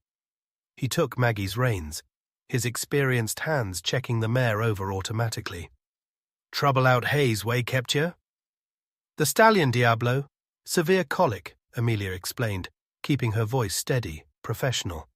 "It was touch and go for a while." Jed grunted, running a hand down Maggie's sweaty neck. "He pulled through?" "He's stable for now. But it was close." Amelia unstrapped her valise from the saddle. Jed looked towards the dark outline of the mountains, then back at Amelia, his gaze sharp in the lantern light. Hayes Place. It draws trouble. Like a lightning rod in a storm. He paused, chewing on unspoken words.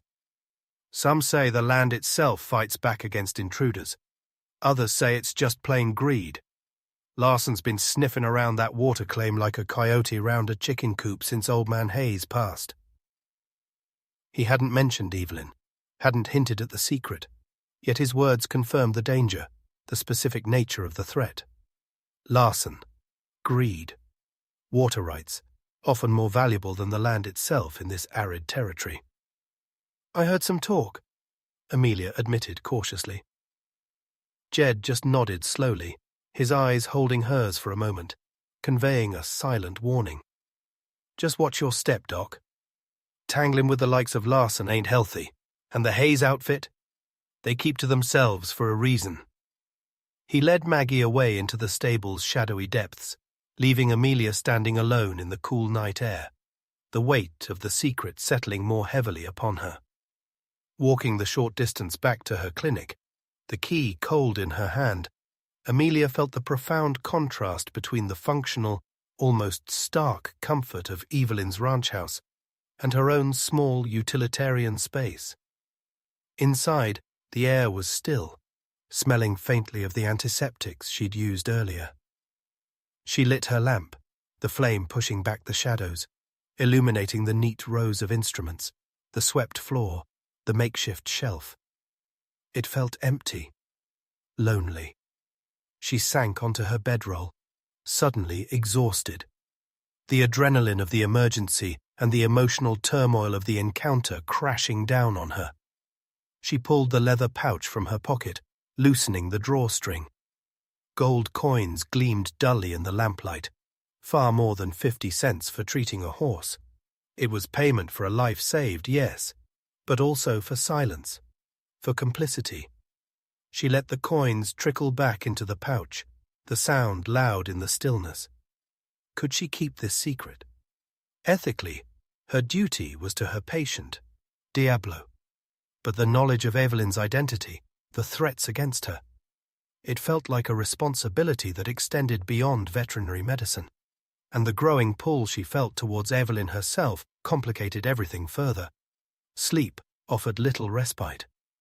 Her dreams were fragmented, filled with images of a struggling black stallion, shadowed eyes wide with fear, the vast, star-filled prairie sky, and Evelyn Hayes's face, shifting between guarded strength and fleeting vulnerability.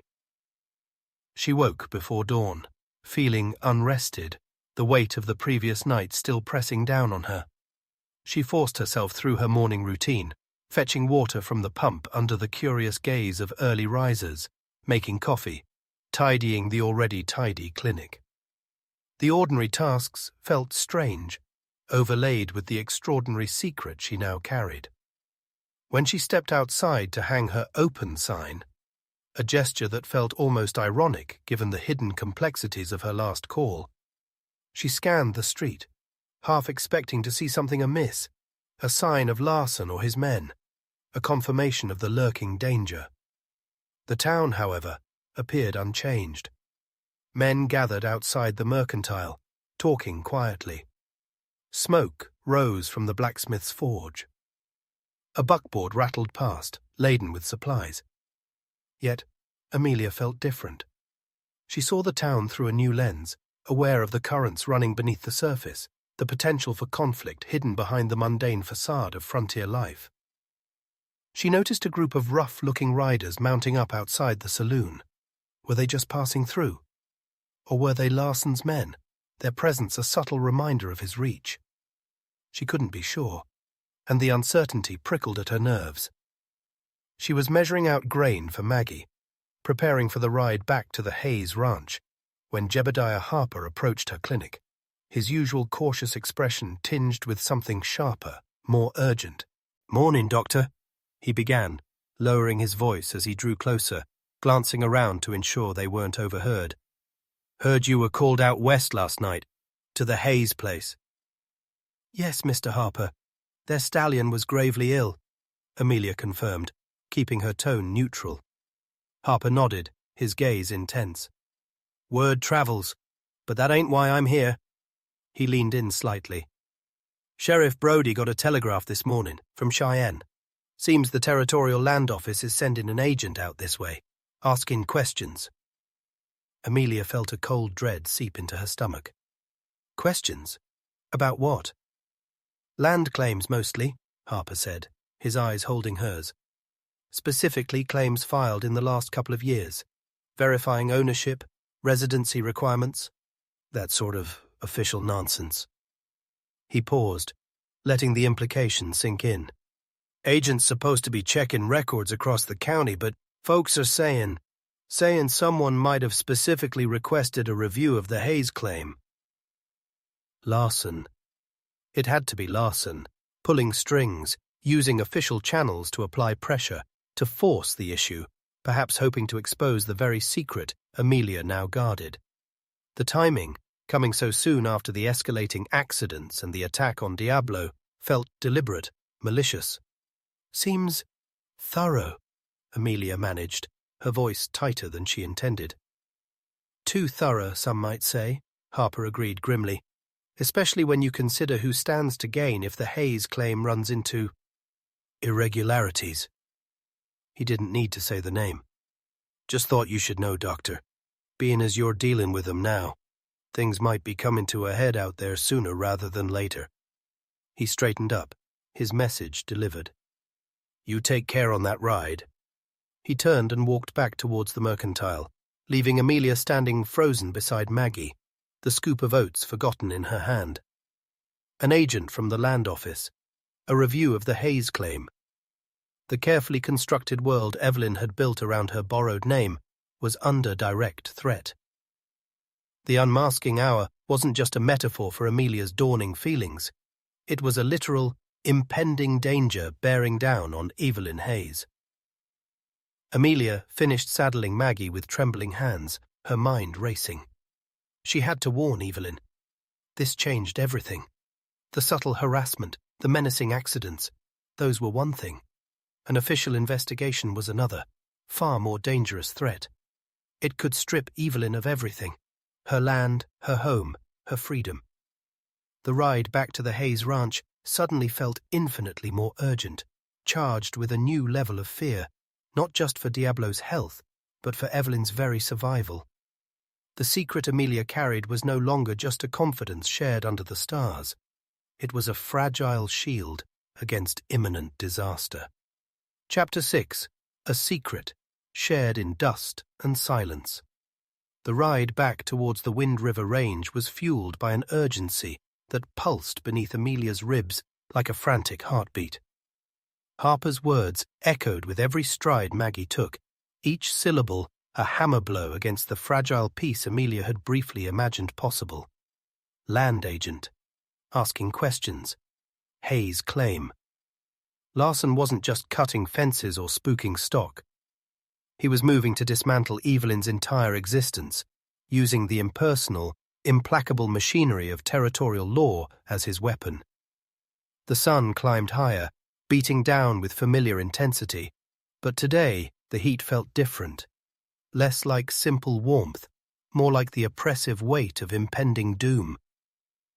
The prairie, usually vast and liberating, seemed watchful, holding its breath, the distant mountains a brooding, inescapable presence.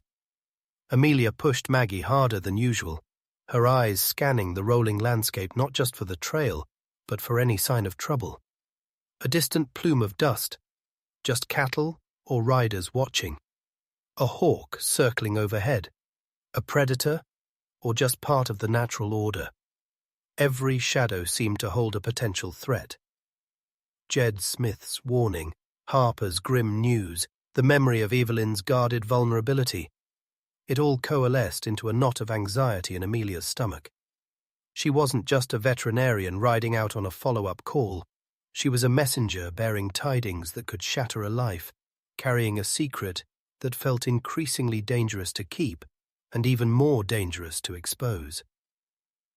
As the Hayes Ranch finally came into view, nestled in its basin beneath the towering peaks, The familiar sense of isolation struck Amelia anew. But today, it wasn't just isolation. It felt like a place under siege.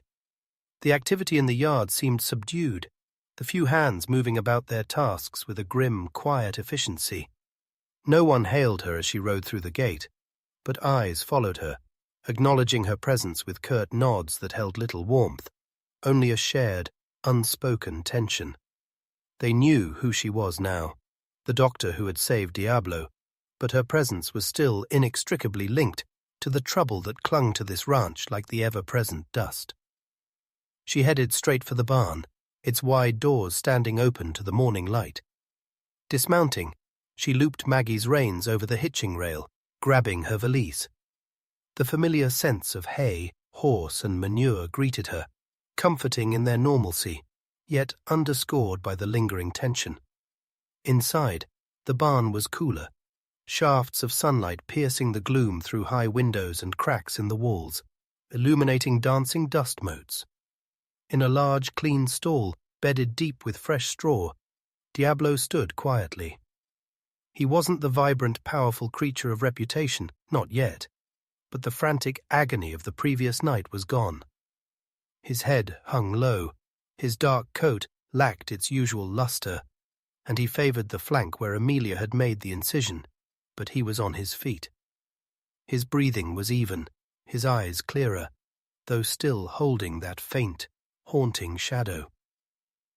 Relief washed over Amelia, potent and immediate. He had survived the night. Silas was there, sitting on an overturned bucket just outside the stall, meticulously cleaning tack, his presence a silent, steadfast vigil. He looked up as Amelia approached, his weathered face creasing with a mixture of weariness and guarded relief. "Morning, Doc," he greeted her, his voice low. "He's doing better. Drank some water. Even picked at a little mash." "That's good news, Silas," Amelia said, setting her valise down and approaching the stall. Diablo turned his head slowly, regarding her with mild curiosity rather than fear or pain. She spoke to him softly, running a gentle hand over his neck before beginning her examination. She checked his pulse, still slightly elevated, but much stronger. Listened to his gut. The ominous silence had been replaced by faint, promising gurgles. Examined the trocar site. Clean, no excessive swelling or heat. The immediate crisis had passed, but recovery would be slow. He was weak, depleted.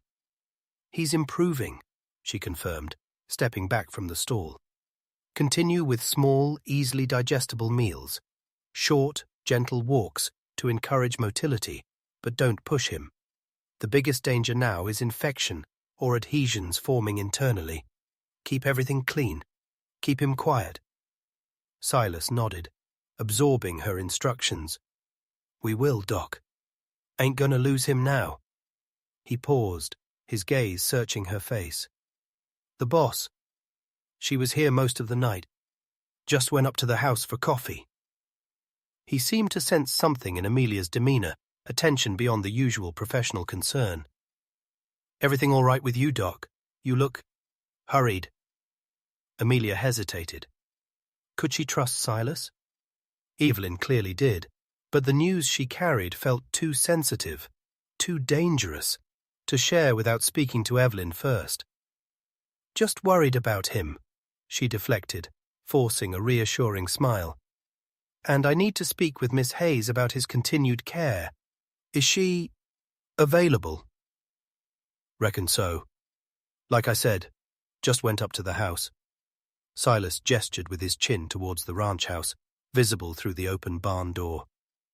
"Probably watching from the window, knowing you were due." Amelia nodded, gathering her valise. "Thank you, Silas. Keep up the good work." Leaving the relative cool of the barn, she stepped back out into the bright sunlight and the heavy silence of the yard. She walked towards the house, her boots kicking up small puffs of dust. The porch chairs were empty. The door remained closed. This time, however, she didn't hesitate. She walked onto the porch and knocked firmly. The door opened almost immediately, as if she had indeed been watched for. Evelyn stood there, framed in the doorway. She was dressed similarly to the previous night, practical trousers, shirt, vest, her disguise firmly in place. But the facade seemed more fragile today. There were dark smudges of exhaustion beneath her eyes, and the guardedness was overlaid with a raw anxiety that hadn't been there before, likely a residue from the long night spent worrying over Diablo. Seeing Amelia, a flicker of relief crossed her face, quickly followed by questioning concern as she registered the undisguised urgency in Amelia's expression. "Amelia," she said, her voice low, huskier than usual from fatigue. "Diablo?" "He's better," Amelia assured her quickly. "Stable, improving, but weak." She paused, glancing instinctively back towards the barn, towards the watchful eyes of the ranch hands. "Evelyn, I need to speak with you. Urgently. Somewhere private." Understanding dawned in Evelyn's eyes, chasing away the immediate concern for the horse, replaced by a familiar, sharp wariness. She stepped back without a word, gesturing Amelia inside. The main room was as Amelia remembered it, the fire dormant now, the bookshelves silent witnesses, the faint smell of coffee lingering in the air. But the comforting atmosphere of the previous night felt thin, stretched taut over an abyss of potential disaster. Evelyn closed the door firmly, shutting out the outside world, enclosing them once more in the charged quiet. She turned to face Amelia, her stance tense, braced. "What is it? Has something happened?" Amelia took a deep breath, the words tumbling out, driven by the need to convey the imminent danger. "Jebediah Harper stopped me this morning. He heard from the sheriff, the Territorial Land Office. They're sending an agent." Evelyn's face paled beneath its tan, her eyes widening almost imperceptibly. "An agent? Here?" "Not just here. Across the county, supposedly." Amelia rushed on, wanting to soften the blow, but knowing she couldn't afford to downplay the threat. "Reviewing claims filed recently, verifying ownership, residency. But Harper said, he said there's talk someone specifically requested a review of the Hayes claim." The implication hung heavy and sharp between them. Larson. The name didn't need to be spoken. Evelyn's hand instinctively went to the sturdy wooden mantelpiece, gripping it as if for support. Her knuckles whitened. For a long moment, she stared unseeingly at the cold hearth, her breathing shallow. The silence stretched, thick with disbelief and rising fear. "When?" Evelyn finally asked, her voice barely a whisper, tight with suppressed emotion. Harper didn't know exactly. Soon, presumably, if the sheriff just got the wire. Amelia watched her, her own anxiety mirroring the fear she saw breaking through Evelyn's carefully constructed composure. "Evelyn, what does this mean? Can you satisfy an agent?" Evelyn pushed away from the mantelpiece, turning, her eyes blazing now with a mixture of fear and anger. "Satisfy them? How? By producing Evan Hayes, the dutiful son tending his father's legacy?" Her voice dripped with bitter sarcasm. "The paperwork is filed under his name. The taxes are paid under his name. But there is no Evan Hayes to meet an agent, to prove residency, to sign affidavits." She began to pace the length of the room, her movements jerky, agitated, the controlled stillness of the previous night shattered. "Larson!" She spat the name venomously. "He couldn't bully me out, couldn't scare me off with his petty vandalism and threats, so now he uses the law. He knows. He must suspect. Or perhaps he simply hopes to tie the claim up in legal knots until I'm forced to sell to him." She stopped abruptly in front of the bookshelves, running a trembling hand over the spines of the leather-bound volumes, tangible links to a past, a father, a life that seemed increasingly impossible to hold on to. "My father, he thought this plan was clever, a necessary deception to hold the land until things changed. Until the territory grew, laws evolved.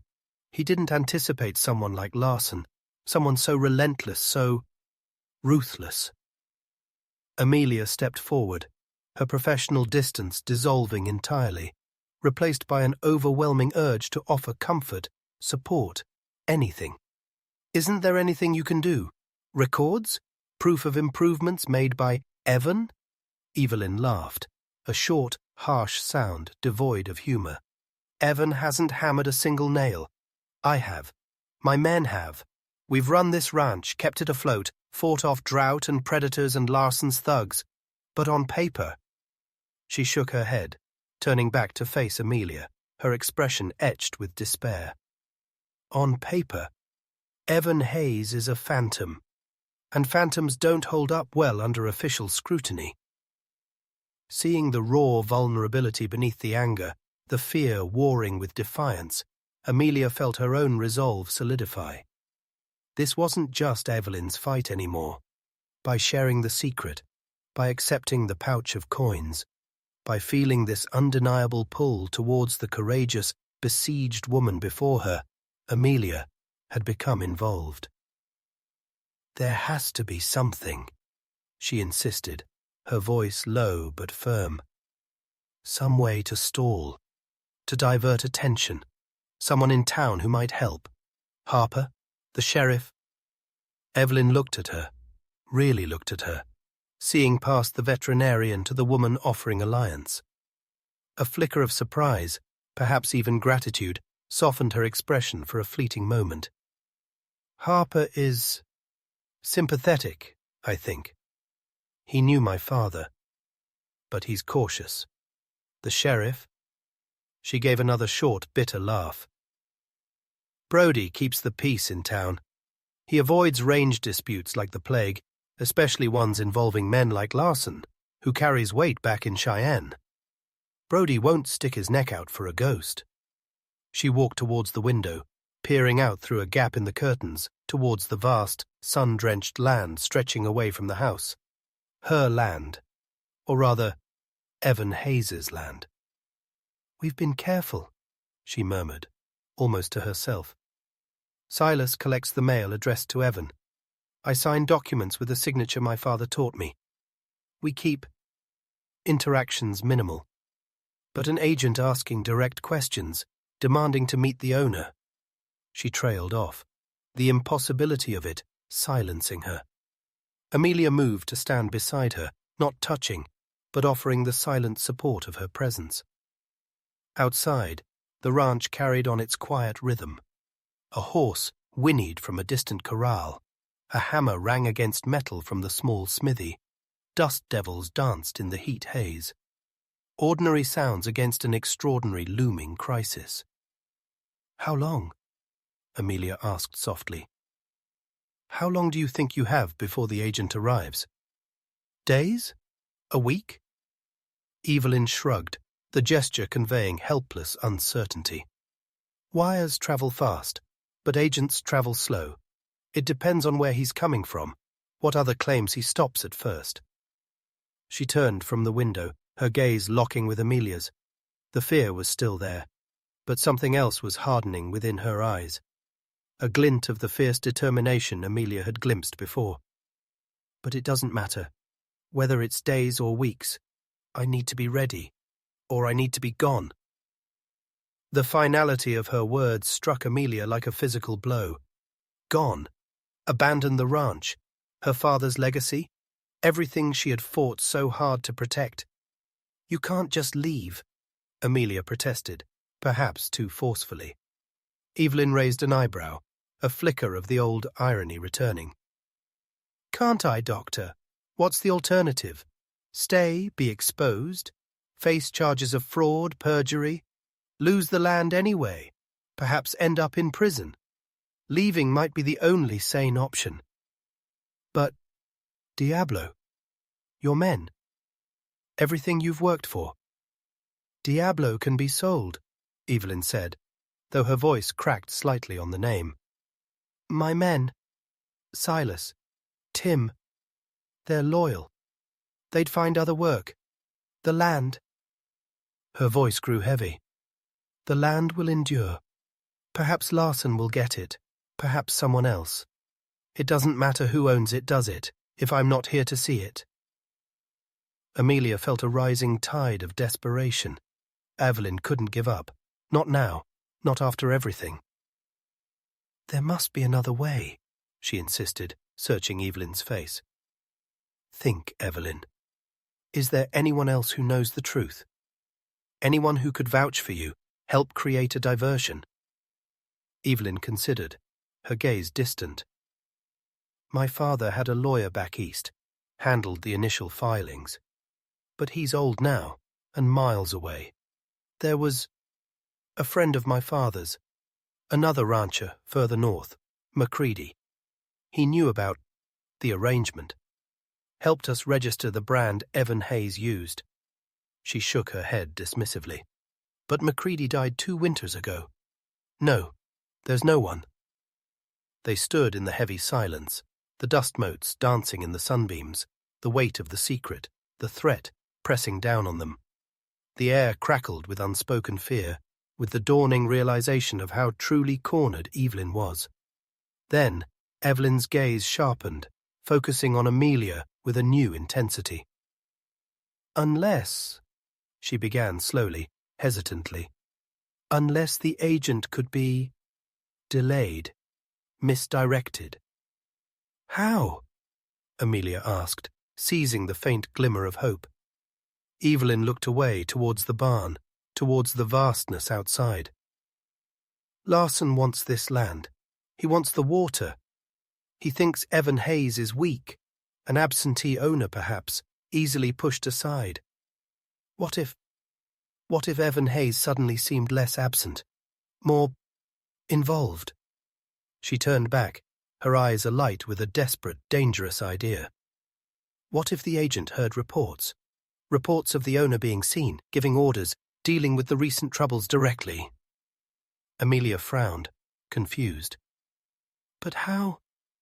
Evelyn met her gaze directly, the unspoken question hanging heavy in the air between them, fraught with risk and an intimacy born of shared desperation. She didn't voice the request, didn't have to. The implication was clear. Amelia was the only outsider who knew the truth, the only one who had reason to be seen at the ranch, interacting with Mr. Hayes's interests. Could she, somehow, help perpetuate the myth? Could her presence, her interactions, lend credence to the phantom? The enormity of what Evelyn was implicitly suggesting settled over Amelia. It went far beyond delivering a warning or offering silent support. It bordered on active conspiracy, putting Amelia herself at risk. Yet looking at Evelyn's face, seeing the desperate hope flickering in her eyes beneath the fear, Amelia couldn't immediately refuse. The connection forged under the stars, strengthened by the shared danger, held her fast. I don't know how I could help," Amelia stammered, feeling caught between self-preservation and the powerful pull of Evelyn's plight. Evelyn didn't press. She simply held Amelia's gaze, letting the silence stretch, letting the weight of the situation speak for itself. "Think about it, Amelia," she said softly, her voice regaining some of its quiet control, though the underlying tremor remained. "Just think about it. For now," she added, seeming to pull herself back to the present. "I need to check on my horse, and you should probably head back before too long. No sense attracting unwanted attention with lengthy visits." She moved towards the door, pausing with her hand on the latch. She looked back at Amelia, her expression unreadable once more, the mask of the stoic rancher clicking partially back into place, though her eyes still held the shadow of fear. "Thank you for the warning, Amelia. Truly. Whatever happens, thank you."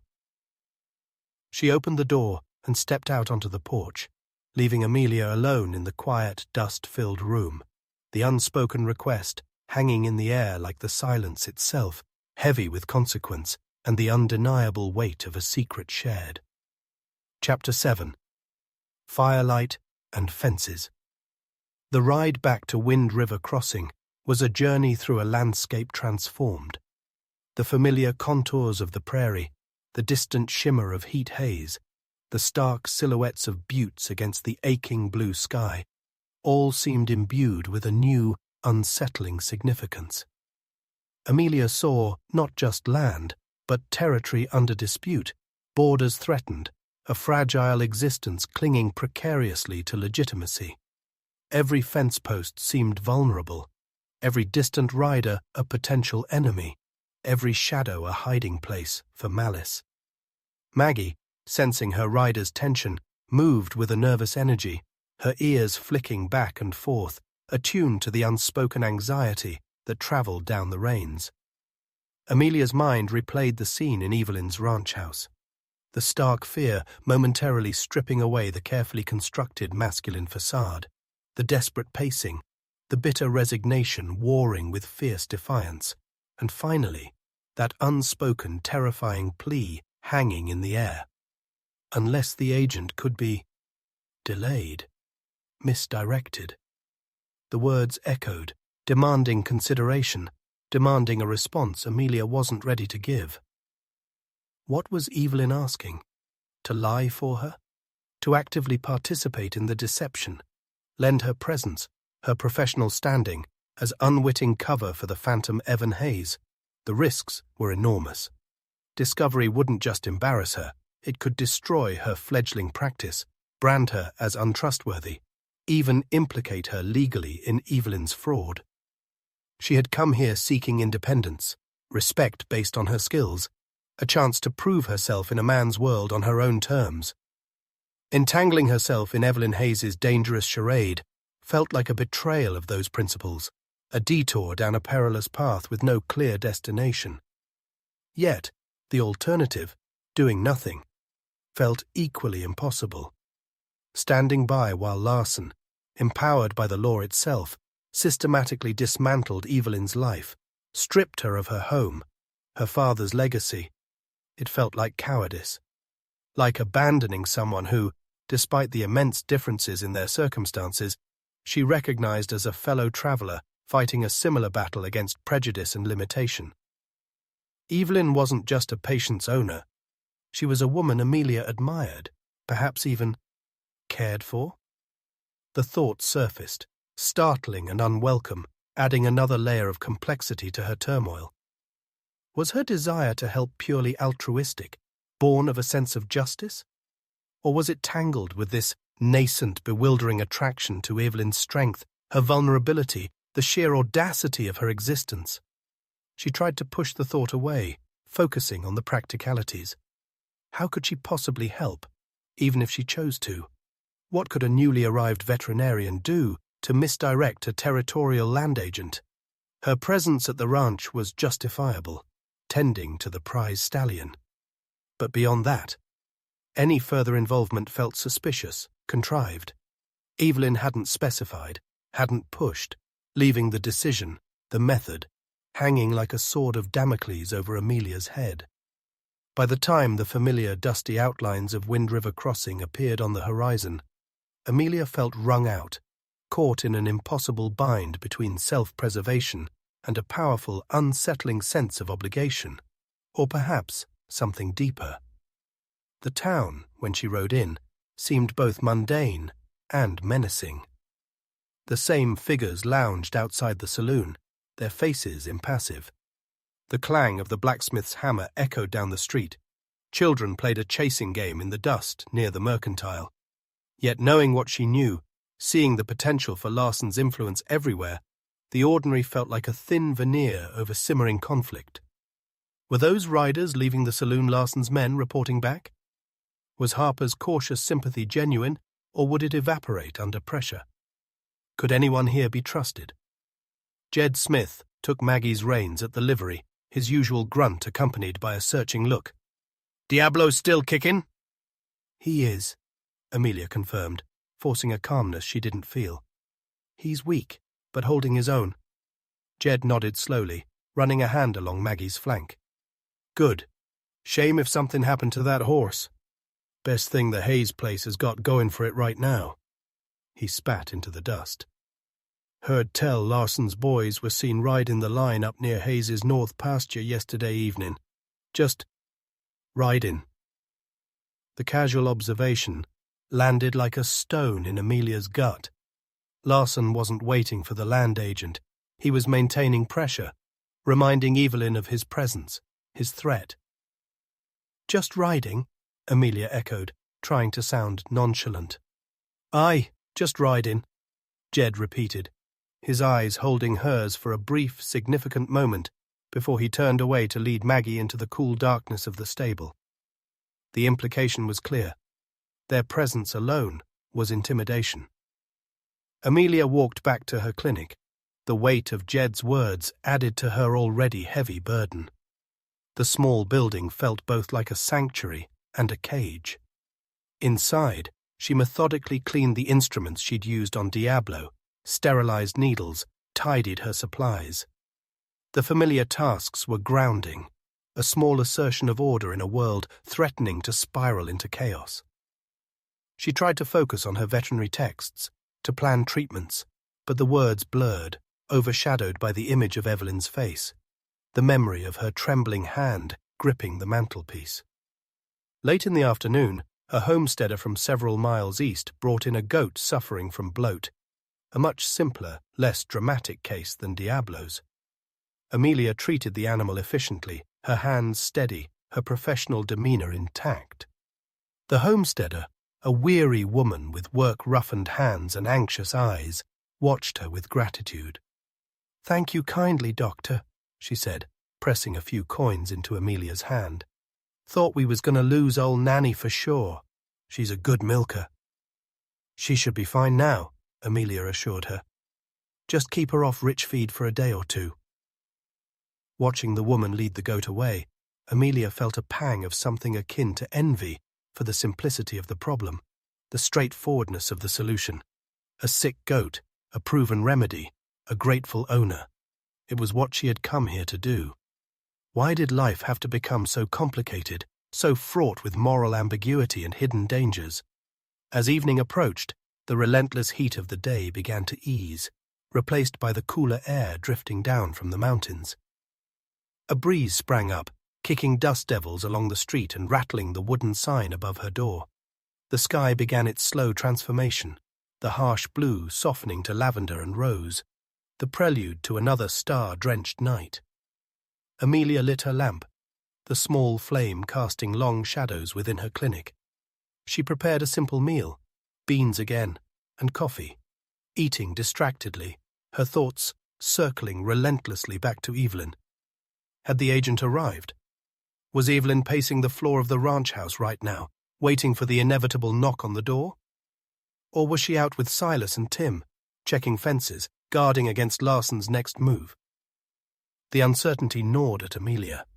She stepped outside onto the boardwalk, needing air, needing space. The town was settling into its evening rhythm.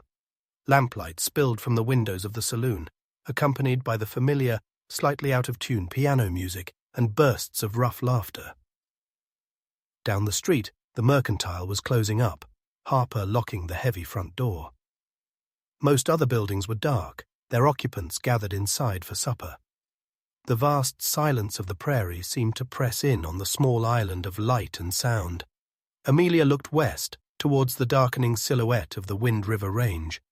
The mountains seemed closer tonight, more imposing, their peaks etched sharply against the fading twilight.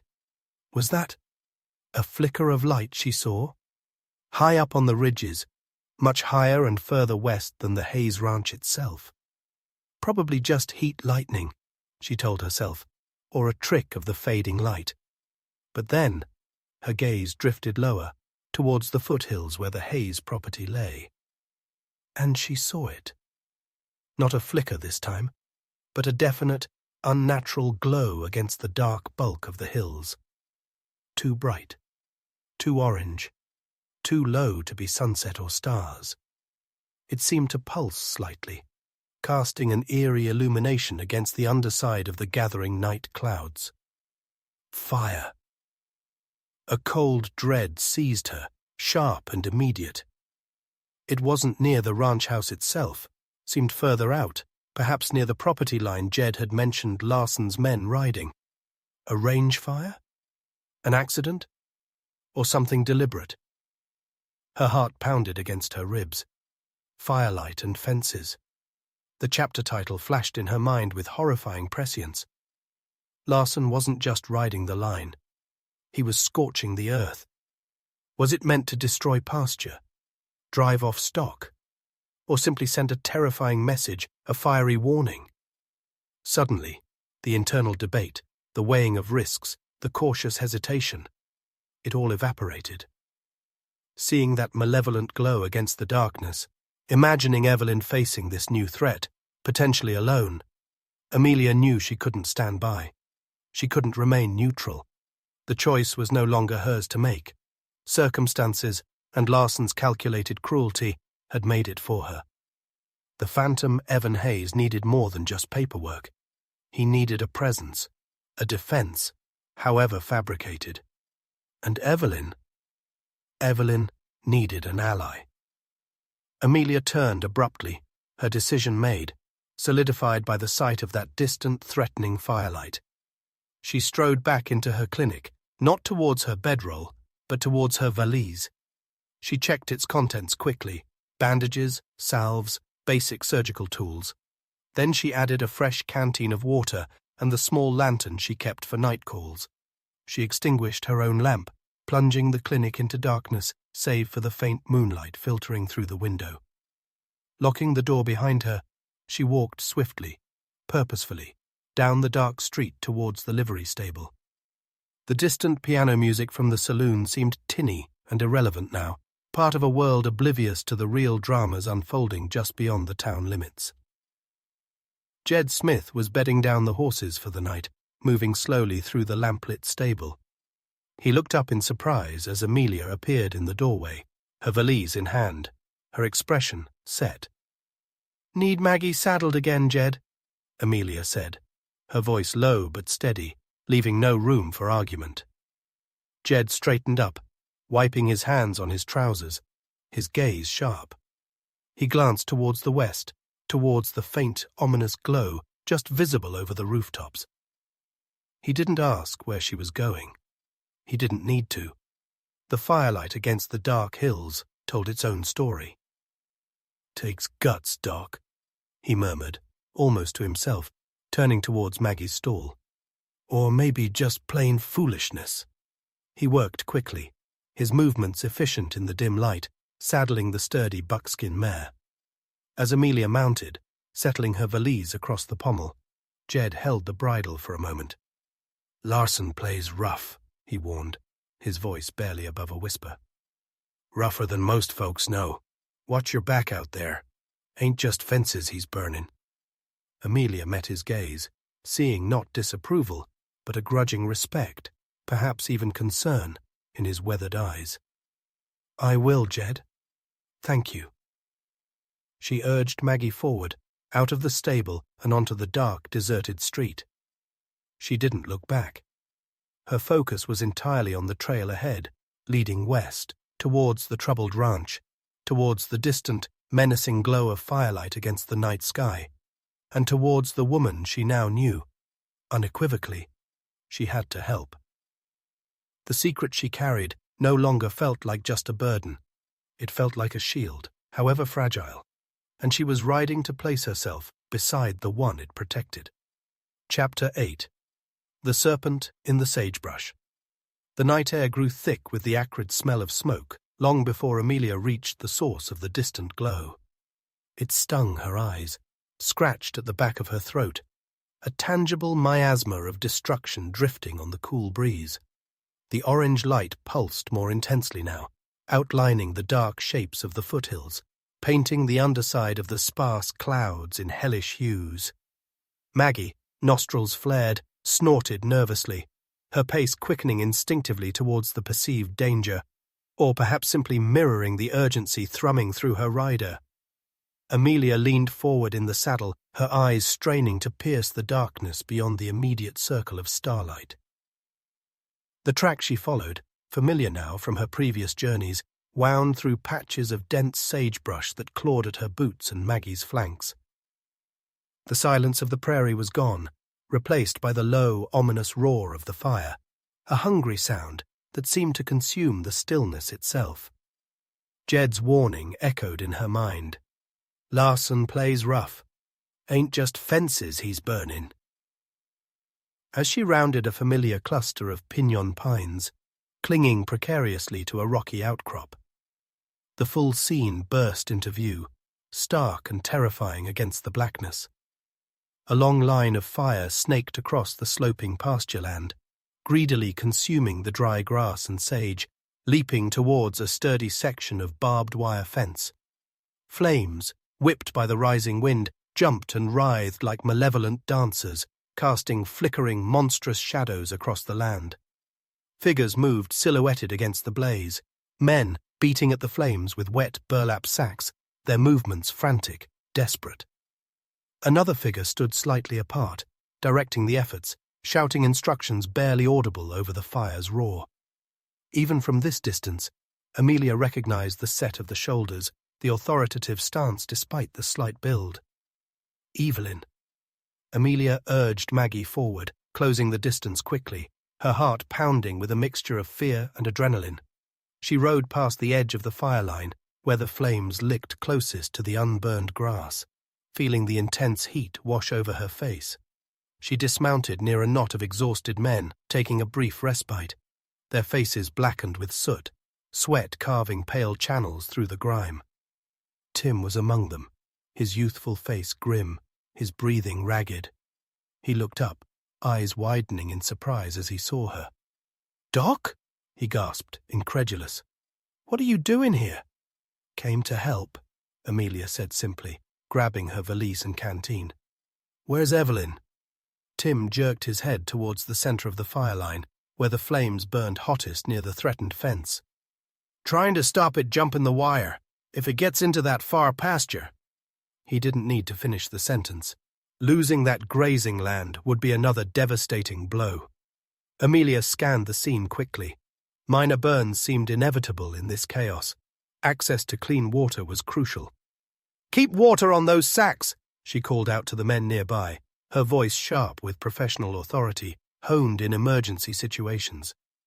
"And someone keep the canteens filled from the creek back there." She pointed towards a darker line, indicating the small stream that fed the basin. The men, startled but recognizing the practicality of her commands, reacted immediately. Slinging her canteen strap over her shoulder and gripping her valise, Amelia moved towards the heart of the fight, towards Evelyn. The heat intensified, the roar of the flames deafening. Sparks showered around her, stinging where they landed on exposed skin. The air was thick, difficult to breathe. She saw Evelyn clearly now, working side by side with Silas and two other hands, swinging a wet sack with surprising strength, her face set in a mask of grim determination, soot smudging her cheekbones, her shorter hair plastered to her forehead with sweat. The disguise was irrelevant now, stripped away by the raw urgency of survival. This was simply a person fighting desperately to save her land. Evelyn looked up as Amelia approached, her eyes widening in the firelight, registering shock, then a complex mixture of gratitude and sharp anxiety. "Amelia, what are you doing here? It's not safe!" she shouted over the roar. "Safer than letting Larson win?" Amelia shouted back, dropping her valise a safe distance away and grabbing a discarded burlap sack lying near a bucket of water. She plunged the sack into the murky water, soaking it thoroughly, the rough material abrasive against her hands. "Show me where I can help." Evelyn stared at her for a fraction of a second, the firelight reflecting in her wide, stunned eyes. Then, a look of fierce, almost desperate resolve hardened her features. She nodded curtly towards a section where the flames were dangerously close to licking over the fence posts. "Here, beat it back. Don't let it cross." Amelia needed no further instruction. She moved into the line, swinging the heavy, wet sack with rhythmic force, beating down the flames licking at the base of the grass clumps near the fence. The heat was intense, searing her skin, the smoke acrid in her lungs. Beside her, Evelyn worked with tireless energy, her movements economical, her focus absolute. They worked in a grim, unspoken rhythm, part of the desperate human chain battling the consuming element. For what felt like hours, they fought. Men rotated, grabbing precious gulps of water, soaking fresh sacks, their faces etched with exhaustion, but driven by a stubborn refusal to yield. Amelia's arms ached. Her muscles screamed in protest. Blisters rose on her hands despite the rough sacking. She treated a couple of minor burns on the fly, quickly applying salve and bandages from her kit, sending the men back into the fray with minimal delay. Her presence, her steady competence, seemed to bolster the men's morale, her unexpected arrival a small reinforcement against the overwhelming odds. Slowly, agonizingly, their efforts began to gain ground. The wind shifted slightly, momentarily favoring them. The line of fire, though still burning fiercely, seemed less aggressive, less determined to breach the fence line. They managed to beat back the flames in the most threatened section, creating a blackened buffer zone. The immediate danger of it jumping the fence began to recede. As the fight entered a new phase, widening the buffer, extinguishing stubborn hotspots within the burned area, Silas approached Evelyn, his face grimier than ever, gesturing towards the western edge of the fire line where it had originated. "Boss," he said, his voice raspy with smoke and fatigue. "Found something you need to see, where it looks like it started." Evelyn nodded, exchanging a weary glance with Amelia. "Keep widening the line here," she instructed the remaining men. "Don't let up." She wiped a soot-stained hand across her forehead, leaving a darker streak. "Come on, Amelia." Together they followed Silas along the edge of the smouldering devastation. The ground crunched underfoot, covered in grey ash and the charred skeletons of sagebrush. The smell of burnt vegetation was overpowering. Silas led them to a spot where the fire damage seemed most intense, near a section of the fence line that sagged drunkenly, several posts blackened and burned through near the base. "Look here," Silas said, pointing with a gloved hand. Just beyond the burned area, hidden amongst the unburnt sagebrush, were clear signs of disturbance. Several large rocks, which appeared to have been recently moved, lay scattered nearby. Beneath where they had likely sat, the ground was damp, unnaturally damp. "Smells like coal oil," Silas stated grimly. Amelia knelt, sniffing cautiously. He was right. The faint, unmistakable smell of kerosene clung to the earth. Someone had deliberately doused the dry grass here, using rocks to hold down oil-soaked rags, perhaps, ensuring the blaze caught quickly and burned hot. This wasn't accidental. This was arson. But Silas wasn't finished. He moved a few paces along the fence line, into the shadows beyond the fire's reach, parting a thick clump of sagebrush.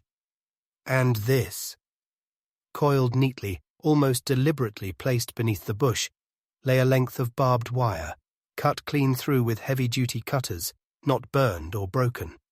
Nearby, almost hidden in the dust, was something else.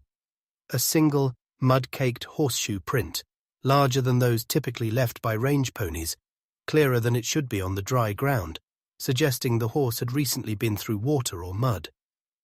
And beside the print, glinting faintly as Silas shone his lantern on it, was a small spent brass cartridge casing, .44 caliber, likely from a revolver.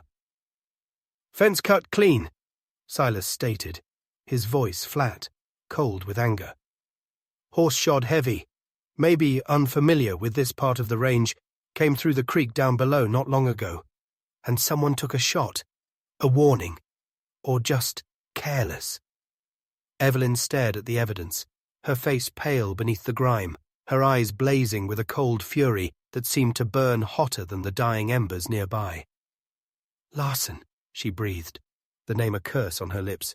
"He sends his thugs to cut my fences, set my pasture ablaze, and takes pot shots in the dark."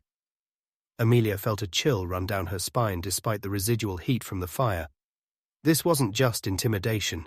It was calculated destruction, bordering on open warfare.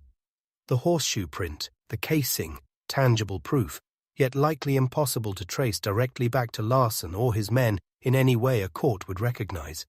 It was designed to terrorize, to inflict damage, while maintaining a thin veil of deniability. The serpent, leaving its venomous trail in the dust and ashes. "Did anyone hear a shot?" Amelia asked, looking between Evelyn and Silas. Silas shook his head. "Too much noise from the fire by the time we got down here. Could have happened right before they lit it." Evelyn straightened up, kicking angrily at a loose stone. "He thinks this will break me," she said, her voice trembling with suppressed rage. "He thinks he can burn me out, scare me off my own land." She turned, her gaze sweeping over the blackened, smoking pasture, the ruined fence line, the exhausted faces of her men still beating down stubborn flames in the distance. Despair flickered briefly in her eyes, quickly extinguished by a renewed surge of defiance. "He's wrong." She looked at Amelia then, the shared knowledge of the arson, the cartridge casing, the sheer malice of the act, forging a new, harder link between them. The earlier vulnerability was still there, beneath the surface, but overlaid now with a dangerous resolve. "He wants to play rough," Evelyn murmured, almost to herself, her eyes glittering in the firelight. "He has no idea how rough things can get when you threaten someone with nothing left to lose." Amelia felt a tremor of apprehension at the raw intensity in Evelyn's voice, but also a surge of fierce loyalty. "He won't win, Evelyn," Amelia said, her voice quiet but firm, a promise made amidst the ashes. Just then, Tim came running towards them from the direction of the main corrals near the barn, his face etched with fresh panic. "Boss! Silas! It ain't just the fire!" he gasped, fighting for breath. "What is it, Tim?" Evelyn demanded sharply, her attention snapping back to immediate threats. "While we was all down here, someone hit the north corrals," Tim choked out. "The yearlings, maybe 10, 12 head. They're gone. Gates busted open, tracks heading straight for Larson's land." A collective groan of disbelief and fury went through the small group. The fire hadn't just been arson, it had been a diversion. While Evelyn and her hands fought desperately to save the pasture, Larson's men had struck elsewhere, stealing valuable young stock under cover of the chaos. The serpent had struck twice, its fangs sinking deep. Evelyn closed her eyes for a moment, her hands clenching into fists at her sides. The sheer, calculated cruelty of it, the multi-pronged attack, seemed to momentarily overwhelm even her resilience. When she opened her eyes again, the fire of defiance was banked, replaced by a chillingly cold, almost desolate calm. "Silas," she said, her voice dangerously quiet. "Take Tim, gather whoever can be spared.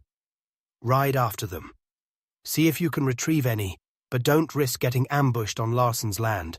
Fire warning shots if you have to. Let them know we're coming, but pull back if it gets too hot. We can't afford to lose any men." Silas nodded grimly. "Right, boss." He and Tim turned and ran back towards the barn, shouting for the other hands. Evelyn watched them go, then turned back to the smouldering ruin of her pasture, the cut wire, the faint smell of kerosene. She looked utterly alone, silhouetted against the dying fire and the vast, indifferent darkness. Amelia stepped closer, instinctively wanting to offer some physical comfort, a hand on her arm, but hesitated, unsure of crossing that line. "He planned this, Amelia," Evelyn said, her voice hollow. "The fire, the theft, all timed perfectly, perhaps even timed for the land agent's arrival." She looked at Amelia then, her eyes dark with exhaustion and a dawning, terrifying realization. "He's not just trying to scare me. He's trying to create chaos, paint a picture of incompetence, of a ranch out of control, unable to manage its own affairs or secure its own borders. Evidence for the agent that Evan Hayes isn't fit to hold this claim." The insidious brilliance of Larson's plan struck Amelia with full force. He wasn't just attacking the land, he was attacking the legitimacy of its owner, providing ammunition for the very investigation he had likely instigated. "We can't let him," Amelia said fiercely, the last vestiges of her hesitation burning away in the face of such calculated malice. "Evelyn, listen to me. That agent, maybe we can delay him, misdirect him." She took a breath, committing herself fully. "I'm here often now, treating Diablo. What if I mention waiting for Mr. Hayes to return, that he's been called away unexpectedly on urgent business, perhaps related to tracking down these rustlers himself? Buying you time?" Evelyn stared at her, hope warring with disbelief in her smoke-reddened eyes. "You'd do that? Lie to a federal agent? Risk getting involved?" "Larson has already involved me," Amelia stated simply, meeting Evelyn's gaze without wavering. "He involved me when he targeted you, when he endangered Diablo, when he set this fire. Someone has to stand with you, Evelyn. Let me." A long moment stretched between them, thick with the smell of smoke, the weight of their shared secret, and the dawning of a fragile, dangerous alliance. Evelyn searched Amelia's face, seeing the sincerity, the unwavering resolve. A single tear escaped, tracing a clean path through the soot on her cheek before she quickly brushed it away. "All right, Amelia," Evelyn whispered, her voice thick with emotion she quickly suppressed. "All right, we'll face this. Together." The word hung in the air, fraught with peril, yet shimmering with a nascent, undeniable hope amidst the ashes and the lingering presence of the serpent in the sagebrush. Chapter 9. A Woman's Touch. A Town's Scorn. Dawn broke grey and weary over the Hayes Ranch, revealing the full extent of the night's devastation. The rising sun illuminated a landscape scarred and blackened, the acrid smell of smoke still heavy in the air, mingling with the cool, clean scent of the high-altitude morning. The fire line, a jagged wound across the pasture, smouldered sullenly, occasionally sending up puffs of white smoke like dying gasps. The fence sagged, its wires snapped or melted, its posts charred totems, marking the boundary of the assault. Further off, the empty corral stood as a stark reminder of the stolen yearlings, its gate hanging open like a broken jaw. Amelia stood beside Evelyn on the porch of the ranch house, both women surveying the scene in silence. They hadn't slept. After Silas and his small posse had ridden off into the darkness in futile pursuit of the rustlers, Amelia and Evelyn, along with the few remaining hands too exhausted or too needed for firewatch, had spent the remaining hours ensuring the blaze was truly contained, dousing hotspots and assessing the damage. Now, in the unforgiving light of day, the ranch felt profoundly violated. The physical damage, lost grazing, ruined fences, stolen stock, was significant, a crippling blow to an operation already struggling. But the psychological impact was perhaps even greater. The sense of security, fragile as it had been, was shattered. Larson's attack hadn't just crossed a line, it had obliterated it, proving his ruthlessness and escalating the conflict from covert harassment to open aggression. Evelyn leaned against the porch railing, her slight frame seemingly held upright by sheer willpower. The soot had been washed from her face, but the exhaustion remained, etched deep around her eyes, tightening the lines around her mouth. The borrowed masculinity of her attire seemed almost irrelevant now. The shared ordeal, the raw fear and fury of the night, had stripped away pretenses, leaving only the vulnerable, determined woman beneath.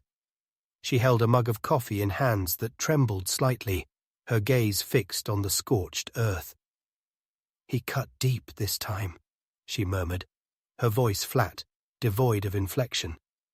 Amelia, equally weary, her muscles aching, her hands raw despite the rough salve she'd applied, nodded grimly. "He wanted to. The fire, the theft. It was meant to demoralize, to break you before the agent even arrives." Evelyn took a shaky sip of coffee. "Perhaps he succeeded."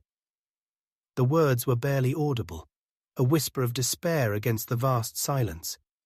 "No," Amelia said firmly, turning to face her, forcing Evelyn to meet her gaze. "He hurt you, yes. Badly. But he didn't break you. You're still standing, Evelyn. This ranch is still standing." She gestured towards the barn, where Diablo could be heard nickering softly, towards the smoke rising from the bunkhouse chimney, where the men were grabbing a few hours of rest. He hasn't won. Not yet. Evelyn looked at her, searching her face. Amelia's unwavering conviction, her presence here beside her after the horrors of the night, seemed to offer a small anchor in the swirling chaos. A faint spark reignited in Evelyn's eyes. "You're right," she said, her voice regaining a fraction of its strength. "He hasn't won." She straightened up, squaring her shoulders. "We need to mend that fence, immediately. Show him we won't be cowed." The decision, the simple act of focusing on the immediate, necessary task, seemed to energize her. Practicality was her shield, work her solace. "Silas should be back soon," she continued, already planning. "We'll need wire, posts. Harper should have some at the mercantile." The mention of the mercantile, of Wind River crossing, brought Amelia crashing back to the other reality. The town, the whispers, the impending arrival of the land agent, and the dangerous lie they were now committed to perpetuating. "Evelyn," she began hesitantly, "about the agent. My offer last night, I meant it. I can say Mr. Hayes was called away, tracking the rustlers." Evelyn turned, her expression sobering again. "Are you sure, Amelia? You understand the risk?" "I understand Larson needs to be stopped," Amelia countered. "And I understand you shouldn't have to face this alone." The words felt true, solid, cutting through the lingering fatigue and fear. Evelyn held her gaze for a long moment, a silent acknowledgement passing between them, sealing their pact. "All right," she said finally. "If the agent arrives, tell him Evan Hayes sends his regrets but is dealing with this outrage personally. Tell him he's expected back soon and will cooperate fully upon his return." It felt flimsy, a desperate improvisation, but it was the only shield they had. Just then, Silas and the other riders appeared over the rise, weary silhouettes against the morning sky. They rode slowly, heads bowed, their horses stumbling with fatigue. No recovered yearlings trailed behind them. Silas dismounted heavily near the barn, his face a mask of grim defeat. "Tracks led straight onto Larson's land, boss," he reported, his voice raspy. "Went cold near his South Canyon corral. No sign of the yearlings. His men were riding patrol, told us to clear off his property." He spat on the ground. "Nothing we could do." Evelyn absorbed the news with a stoic nod, though Amelia saw her jaw tighten. Another loss, another confirmation of Larson's untouchability. "All right, Silas," she said evenly. "Get the men some rest. Then we have fences to mend." The prospect of riding into Wind River crossing for supplies filled Amelia with a new kind of dread. Before, she had faced skepticism, curiosity. Now, she felt like a conspirator, carrying a dangerous secret, deliberately planning deception. Every interaction would feel fraught, every curious glance a potential accusation. And how would the town react to the news of the fire, the theft? Would there be sympathy? Or would the prevailing narrative that the Hayes place drew trouble simply be reinforced, further isolating Evelyn? "I need to go into town anyway," Amelia found herself saying, the decision forming even as she spoke. "Check on my clinic, replenish some supplies I used last night." She hesitated, then plunged ahead. "I can pick up the wire and staples for you, bring them back out this afternoon. Save you the trip, the questions." Evelyn looked at her, understanding the unspoken offer. Amelia was volunteering to face the town's scrutiny, to act as a buffer. Gratitude warred with pride in Evelyn's eyes. "I can manage my own affairs, Amelia," she began stiffly. "I know you can," Amelia interrupted gently. "But you have fences to mend, literally and figuratively. Let me handle this one small thing. Consider it part of my consultation fee." She tried for a light tone, hoping to ease Evelyn's pride. Evelyn studied her for a moment longer, then gave a small, reluctant nod. "All right." Thank you.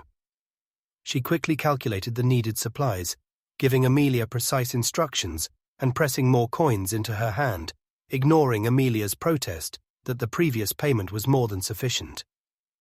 For the supplies, Evelyn insisted firmly, Evan Hayes pays his debts.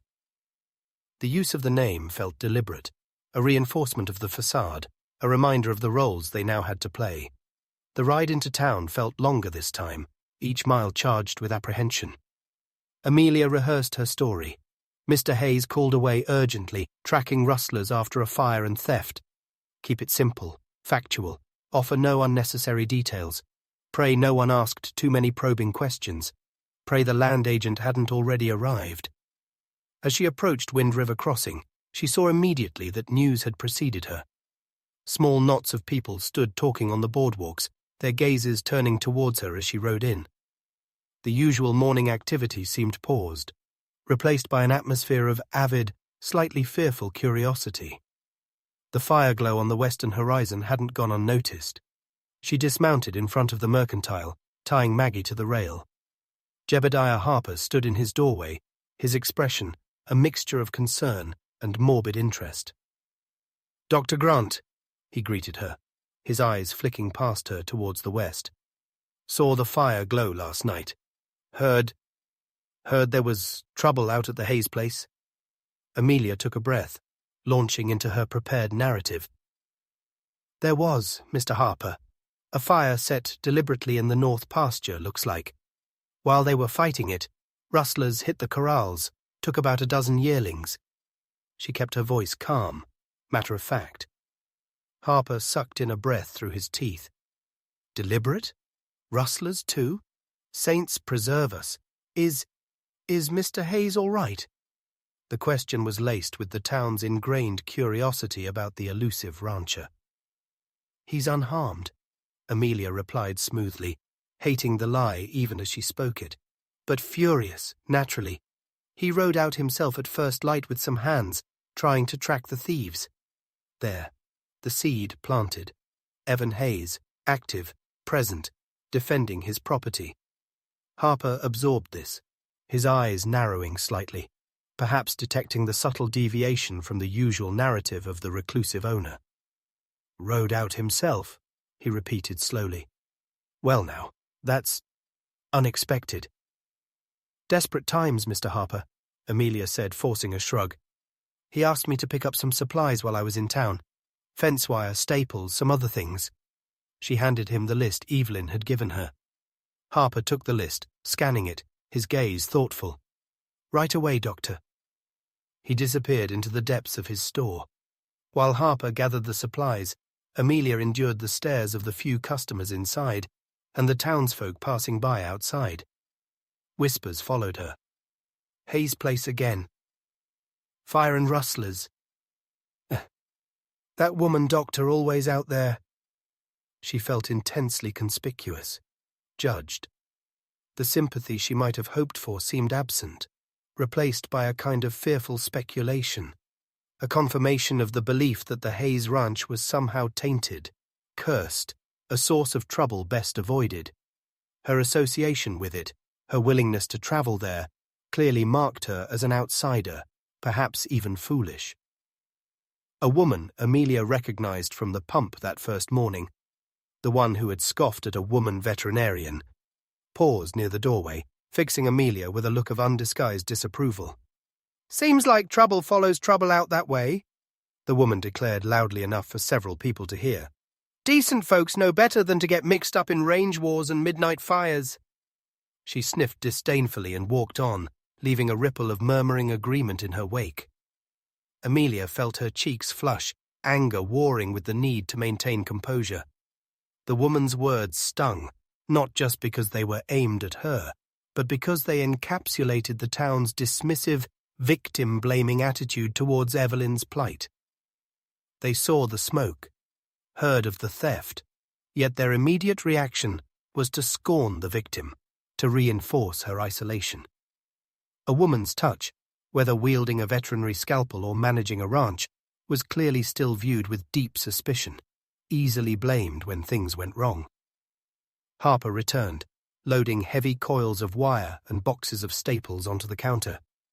"That Larson," he muttered under his breath, avoiding Amelia's eye. "He pushes too hard. Always has. Something's gonna break." Amelia paid for the supplies, adding lamp oil and coffee for herself. As Harper counted her change, the telegraph key in the small office at the back of the store suddenly began to chatter loudly. Both Amelia and Harper froze, listening. The rhythmic clicking filled the quiet store. Harper glanced towards the back, then at Amelia, a worried frown creasing his forehead. "Might be something important," he murmured, hurrying towards the sound. Amelia waited, her heart pounding. Was this it? News about the agent? Or something else entirely? The clicking stopped. A few moments later, Harper reappeared, looking pale, holding a slip of yellow paper. "Bad news travels fast, Doctor," he said, his voice low, troubled.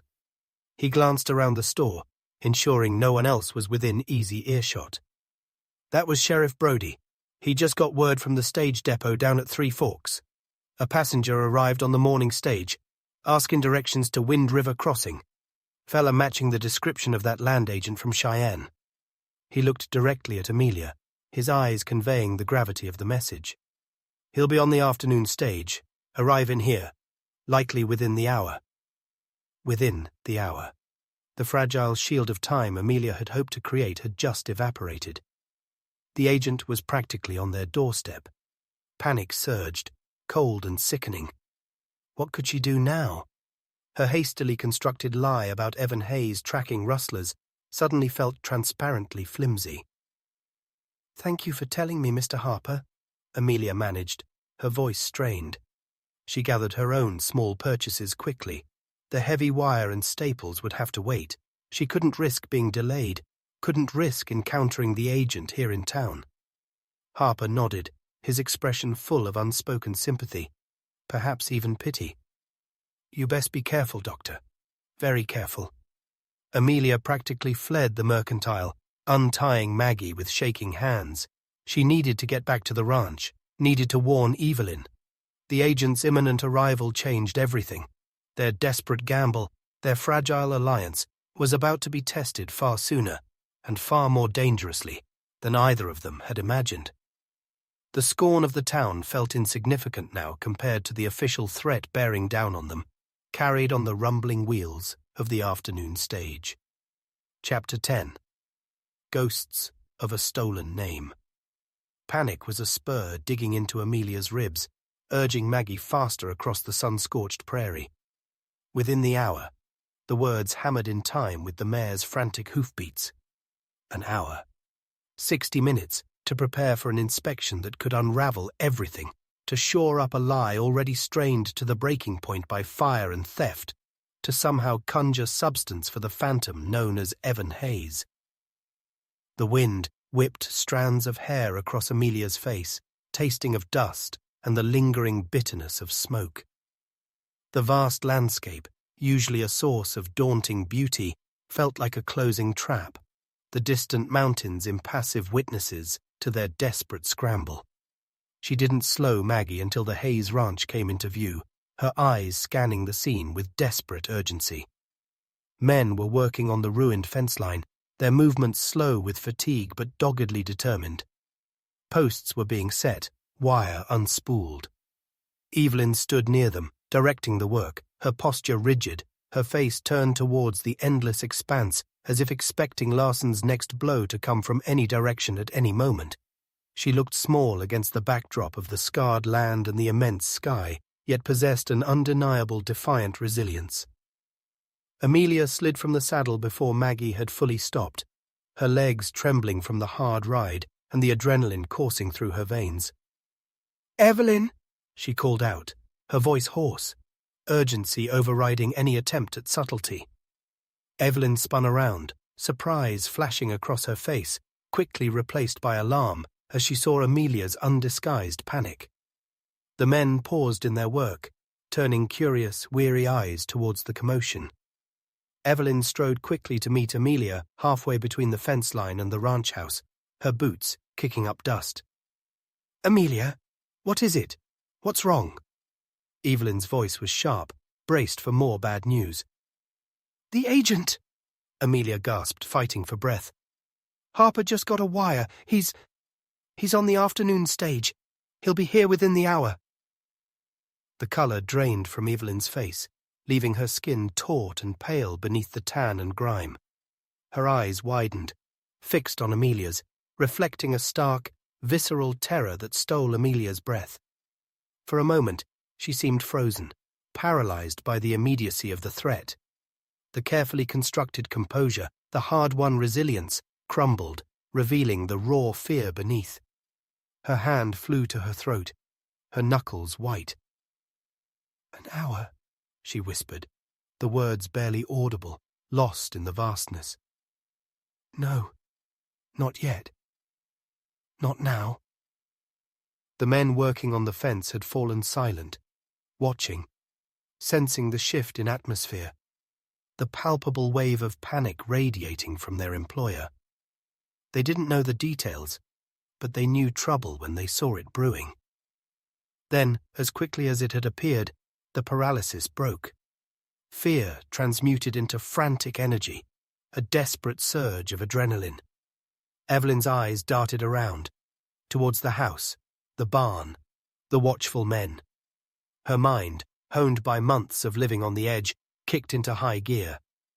"Silas!" she barked, her voice regaining its command, sharp and clear, despite the underlying tremor. The foreman, who had been directing the setting of a corner post, straightened up immediately, jogging towards them. "The land agent is arriving. Less than an hour. We need to be ready." Silas's weathered face tightened, his eyes clouding with worry, but he nodded grimly. "What do you need, boss?" "The house," Evelyn said rapidly, already moving towards it, Amelia falling into step beside her. "It needs to look occupied by Evan. My, office." She stumbled slightly over the designation. "Needs to look like he just stepped out. Papers scattered, maybe. A half-finished letter." She ran a hand distractedly through her short hair. "His coat. Is his good coat still hanging by the door?" "Think so, boss," Silas confirmed. "Good. Leave it there. Boots, too. Muddy ones, if possible. Like he came in hard from riding." She glanced back at the fence crew. "Keep working on that fence. Act normal. If the agent asks, Mr. Hayes is expected back shortly. He was called away on urgent business regarding the fire and the rustling." She reiterated the lie Amelia had suggested, solidifying it as the official story. "Tim," she called out to the younger hand, "ride out easterways. Keep watch for a stagecoach or buggy. Signal us. 2 quick waves of your hat when you see it approaching. Don't let them see you." Tim nodded, already moving towards the corral to fetch a fresh horse. "Amelia," Evelyn turned, her blue eyes intense, pleading, yet commanding. "The inside. Can you—" She gestured helplessly towards the ranch house. "Make it look plausible. A man's space, but lived in. I need to make sure the men know the story, that nothing looks panicked out here." "Yes," Amelia agreed without hesitation, the shared crisis forging an instinctive partnership. "Yes, of course." Evelyn gave her a quick, grateful nod, then turned back to Silas, issuing rapid-fire instructions about keeping the men calm, sticking to the story, answering questions politely but briefly. Amelia hurried onto the porch and into the main room of the ranch house. The quiet space, which had seemed a sanctuary just hours before, now felt like a stage set for a terrifying play, the props all wrong. It was too tidy, too refined. The bookshelves filled with literature, the Navajo rugs, the subtle scent of beeswax. They spoke more of Evelyn's hidden sensibilities than a rough-and-tumble rancher named Evan. The ghosts of the stolen name felt palpable now, whispering from the corners, mocking their clumsy attempts at deception. Evan Hayes. He didn't exist, yet his spectral presence had to be made solid, believable, in mere minutes. Amelia's mind raced. What would a man's living space look like? Especially a man supposedly just returned from tracking rustlers. She scanned the room. Evelyn's father's coat, a heavy wool garment, hung on a peg near the door. Good. She found a pair of genuinely muddy boots, likely Silas's spares, tucked away on the porch, and placed them near the coat, slightly askew, as if kicked off hastily. She moved to the fireplace, stirring the cold ashes slightly, leaving the poker resting against the hearthstones. On the small table beside Evelyn's usual armchair, she deliberately overturned a tin mug, leaving a small, imaginary coffee ring beside it. Plausible deniability. Evan was a bit careless. The most challenging part was the small room off the main living area that served as the ranch office. This was where the agent would likely expect to see evidence of Evan Hayes's management. Amelia pushed open the door. It was neat, organized, a ledger open on the small desk, inkwell stoppered, pen resting tidily beside it. Orderly. Too orderly for a man supposedly interrupted mid-task. Thinking quickly, Amelia unstoppered the inkwell. She dipped the pen, then laid it down across the open ledger page, leaving a small, wet blotch of ink, as if someone had been writing and was suddenly called away. She rummaged through a small stack of papers, bills of lading, receipts, correspondence mostly addressed non-specifically to Hayes Ranch, and scattered a few across the desk surface. She found a map of the territory, unfolded it, and left it spread out, weighted down at one corner by a heavy glass paperweight.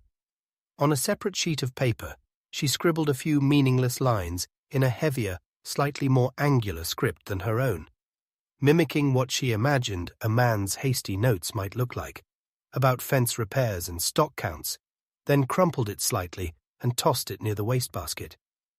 She stepped back, surveying her work. It felt artificial, staged, yet hopefully plausible enough for a cursory inspection. The ghost of Evan Hayes felt slightly more substantial now, leaving faint traces on the surfaces of the room. But it was Evelyn's presence that truly permeated the house, in the choice of books, the pattern on the rugs, the clean lines of the furniture. Could an outsider tell? Could a trained observer, specifically looking for inconsistencies, see past the superficial male props to the woman hiding in plain sight? A wave of dizziness washed over Amelia. The stress, the lack of sleep, the smoke inhalation, the sheer terrifying audacity of what they were attempting. It threatened to overwhelm her. She leaned against the doorframe, closing her eyes for a brief second, picturing the agent arriving, his sharp eyes scanning the room, his questions cutting through their flimsy defenses. What would happen if they were caught? Fines? Confiscation? Prison? The law in the territories could be harsh, unforgiving, especially when it came to land claims and deception. She thought of Evelyn, outside, rallying her men, preparing to face the agent with a lie on her lips and terror in her heart. The image solidified Amelia's resolve. She pushed away from the doorframe, taking one last look around the office, tweaking the position of a stray paper, ensuring the ink blot looked accidental. Every detail mattered. She returned to the main room just as Evelyn came back inside, her face still pale, but her expression set with determination. She quickly surveyed the changes Amelia had made, the coat, the boots, the staged carelessness. Good, she murmured, nodding distractedly. She glanced towards the office. The desk? Done, Amelia confirmed. Looks like he was interrupted. Evelyn walked quickly into the office, scanning Amelia's handiwork. She picked up the crumpled note Amelia had written, smoothed it out, read the scribbled words. A strange expression flickered across her face. Was it amusement? Approval? Or just the strain of maintaining the facade? Convincing, she said quietly, dropping the paper back onto the desk. She paused, her hand hovering over the ledger, her finger tracing the line where Amelia had placed the blotted pen. My father, Evelyn began, her voice barely a whisper, thick with emotion.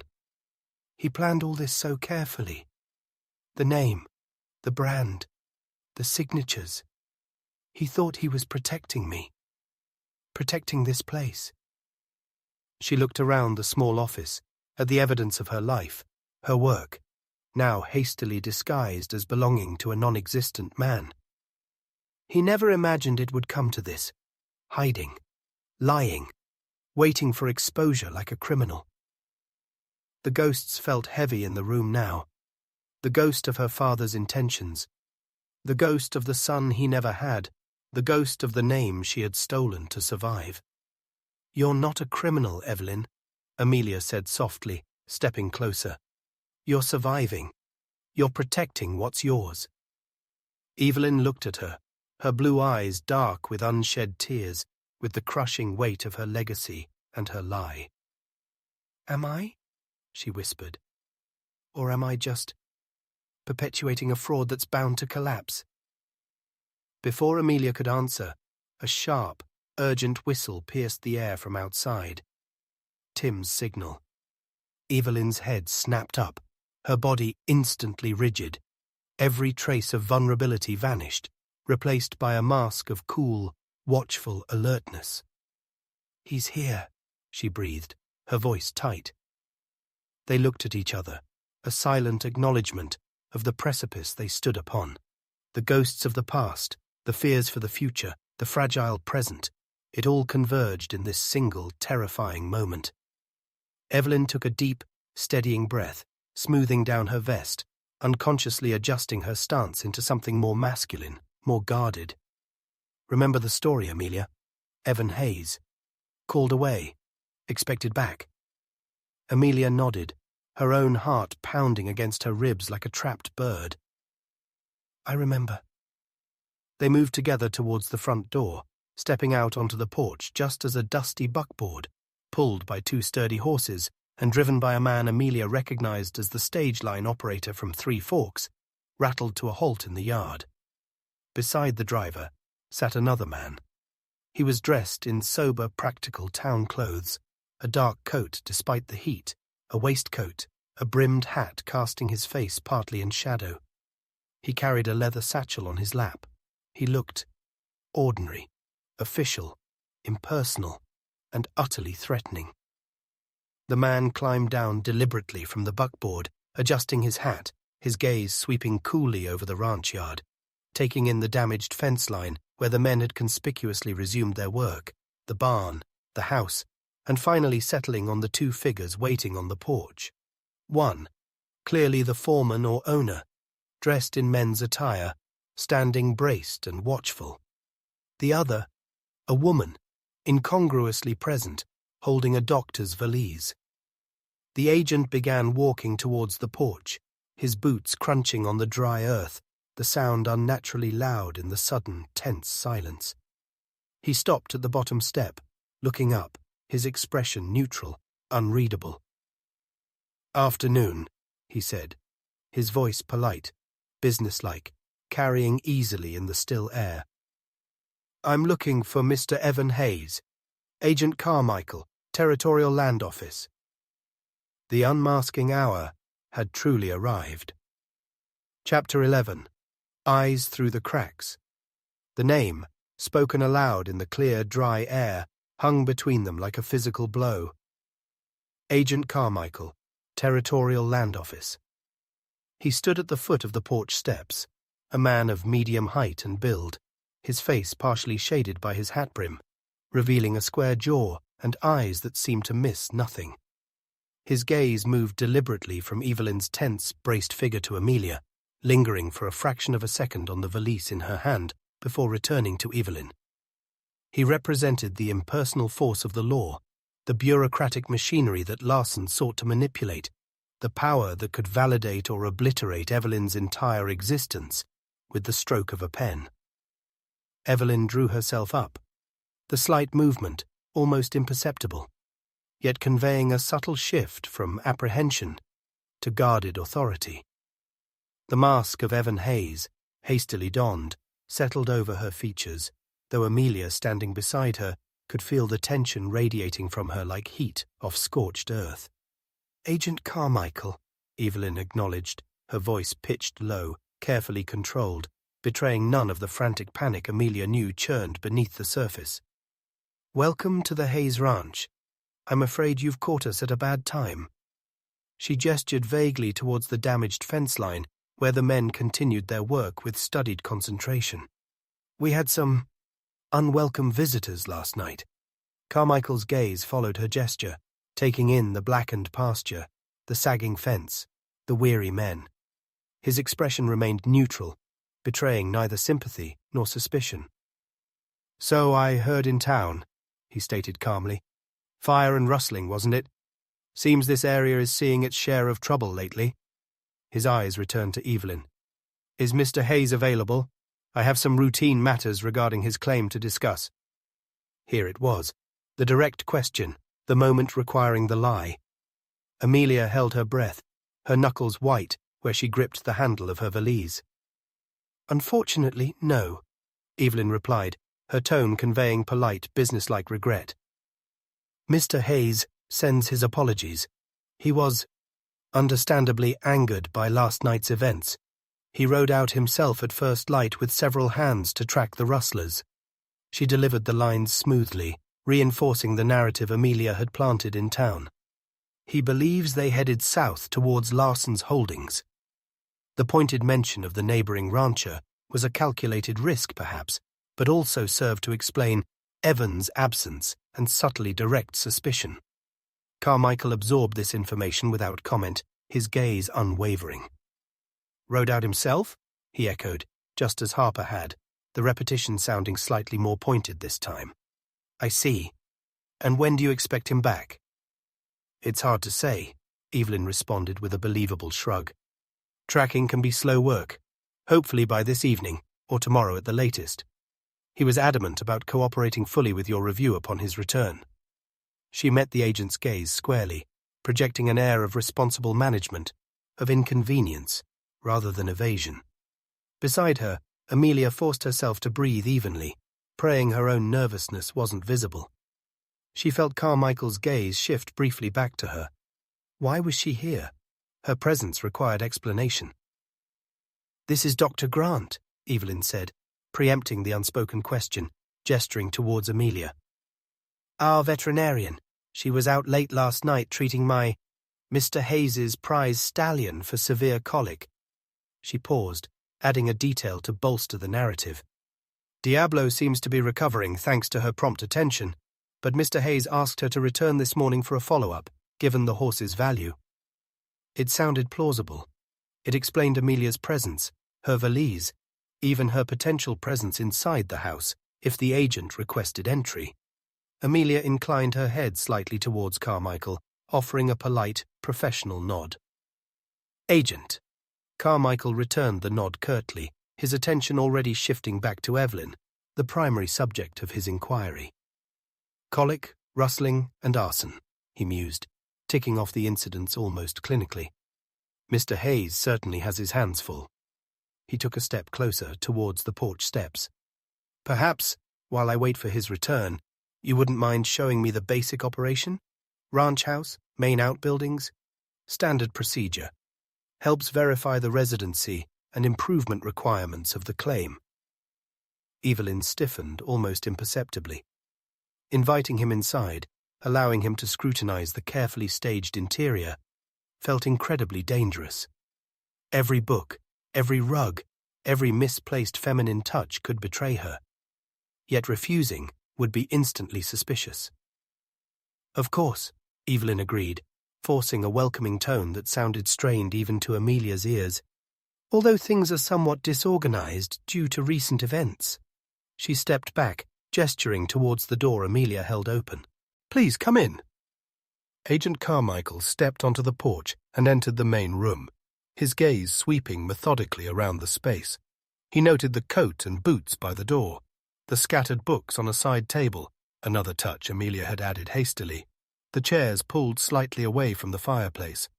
He seemed to take it all in without visible reaction, his face impassive. "Comfortable place," he remarked noncommittally, his eyes lingering for a moment on the well-stocked bookshelves. "Mr. Hayes is a reading man?" "He enjoys it when he has the time," Evelyn replied smoothly, moving towards the small office door. "Which hasn't been often lately." She pushed the office door open wider. "The ranch records are kept in here. As I said, things are a bit unsettled." Carmichael stepped into the small office, Amelia hovering anxiously in the doorway behind him.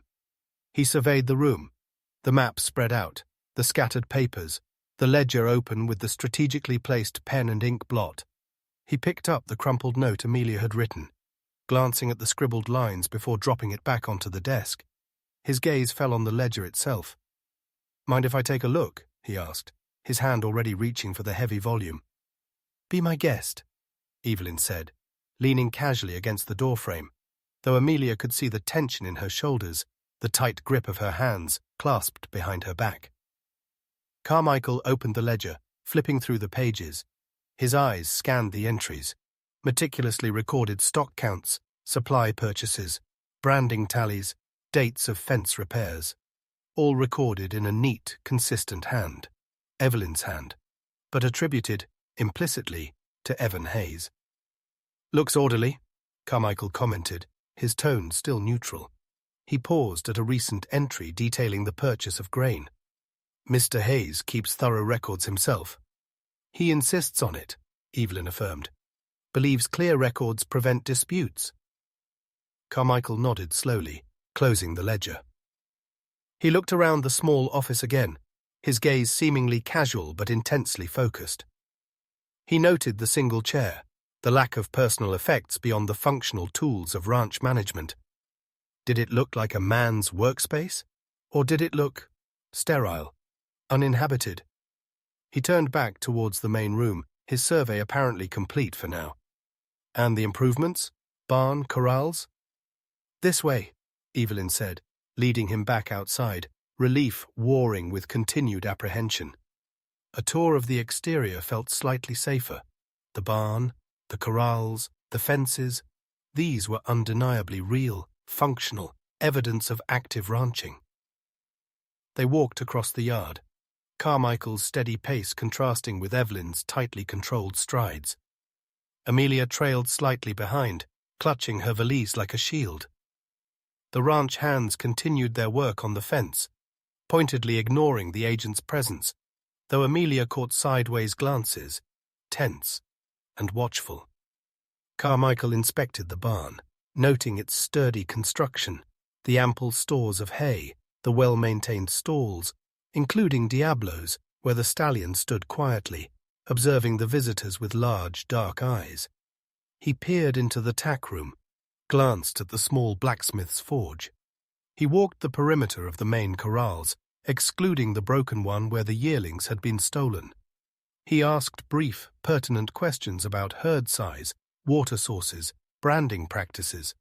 Evelyn answered concisely, knowledgeably, drawing on her years of running the ranch, attributing every decision, every action, to the absent Evan.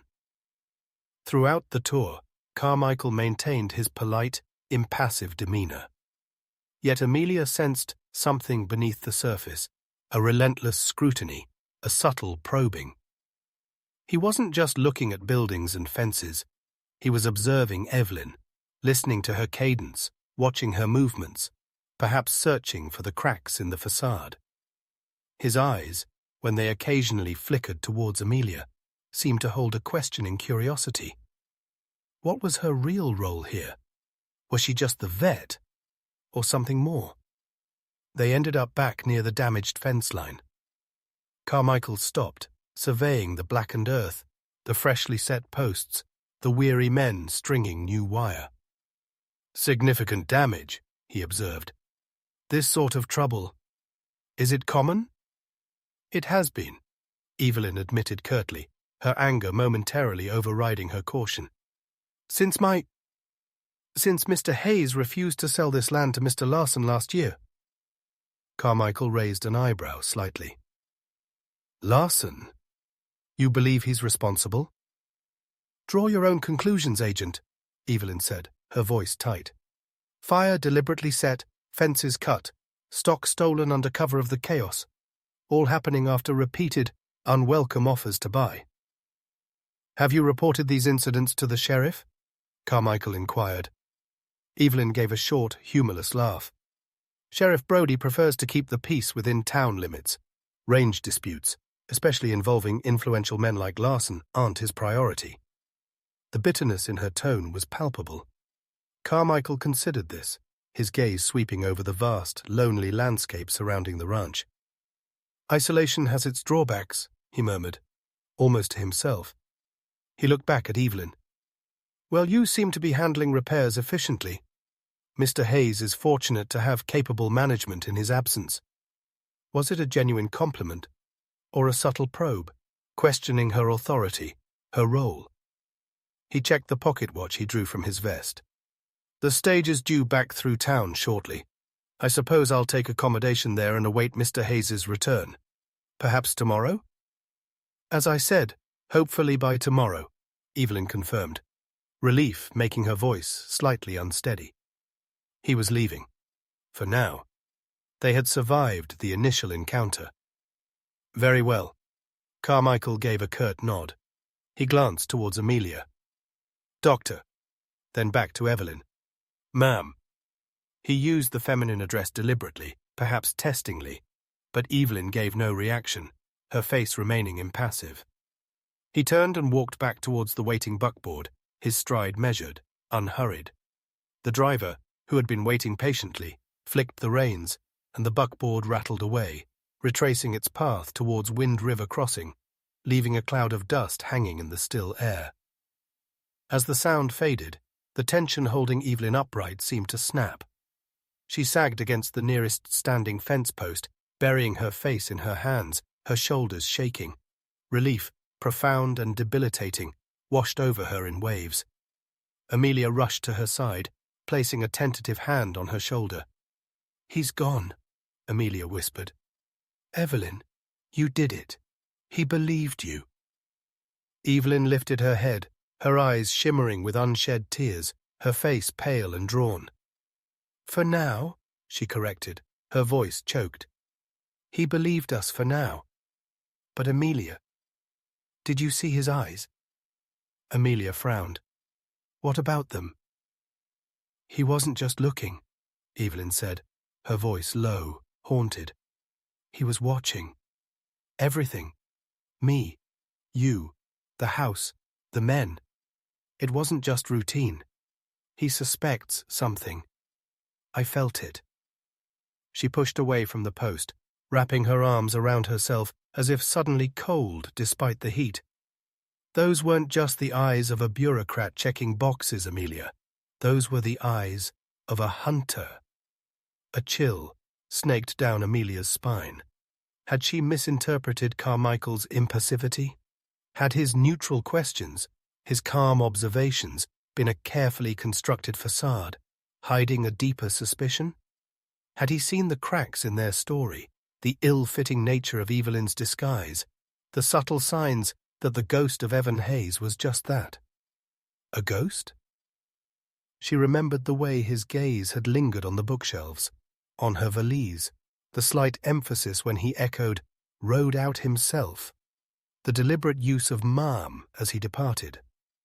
Small things, easily dismissed individually, but together, perhaps they formed a pattern, a subtle tapestry of doubt woven through the official inspection. The relief Amelia had felt moments before curdled into renewed anxiety. Carmichael wasn't satisfied. He was waiting, watching, perhaps gathering his own information back in town, listening to the whispers Amelia knew were already circulating. He was giving them rope, perhaps, waiting to see if they would hang themselves with it. The reprieve felt terrifyingly temporary, the threat deferred, not defeated. The eyes through the cracks hadn't just belonged to Amelia and Evelyn, peering out at the agent. They belonged to Carmichael too, peering in, searching for the truth hidden behind the stolen name. Chapter 12. Forged in the Fury of the Storm. Agent Carmichael's departure left a hollow echo in the ranch yard, a vacuum filled not with relief, but with a heightened, gnawing anxiety. The temporary reprieve felt less like a victory and more like the tightening of a noose. Evelyn's assessment of the agent's eyes, the eyes of a hunter, resonated unpleasantly with Amelia's own unsettling recollections of the encounter. Had they truly fooled him? Or had they merely bought themselves a few precarious hours, a brief stay of execution before the inevitable axe fell?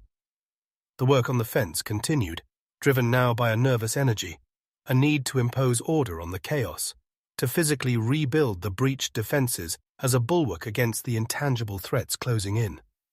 Evelyn threw herself into the labor alongside her men, her earlier exhaustion seemingly burned away by adrenaline and defiance.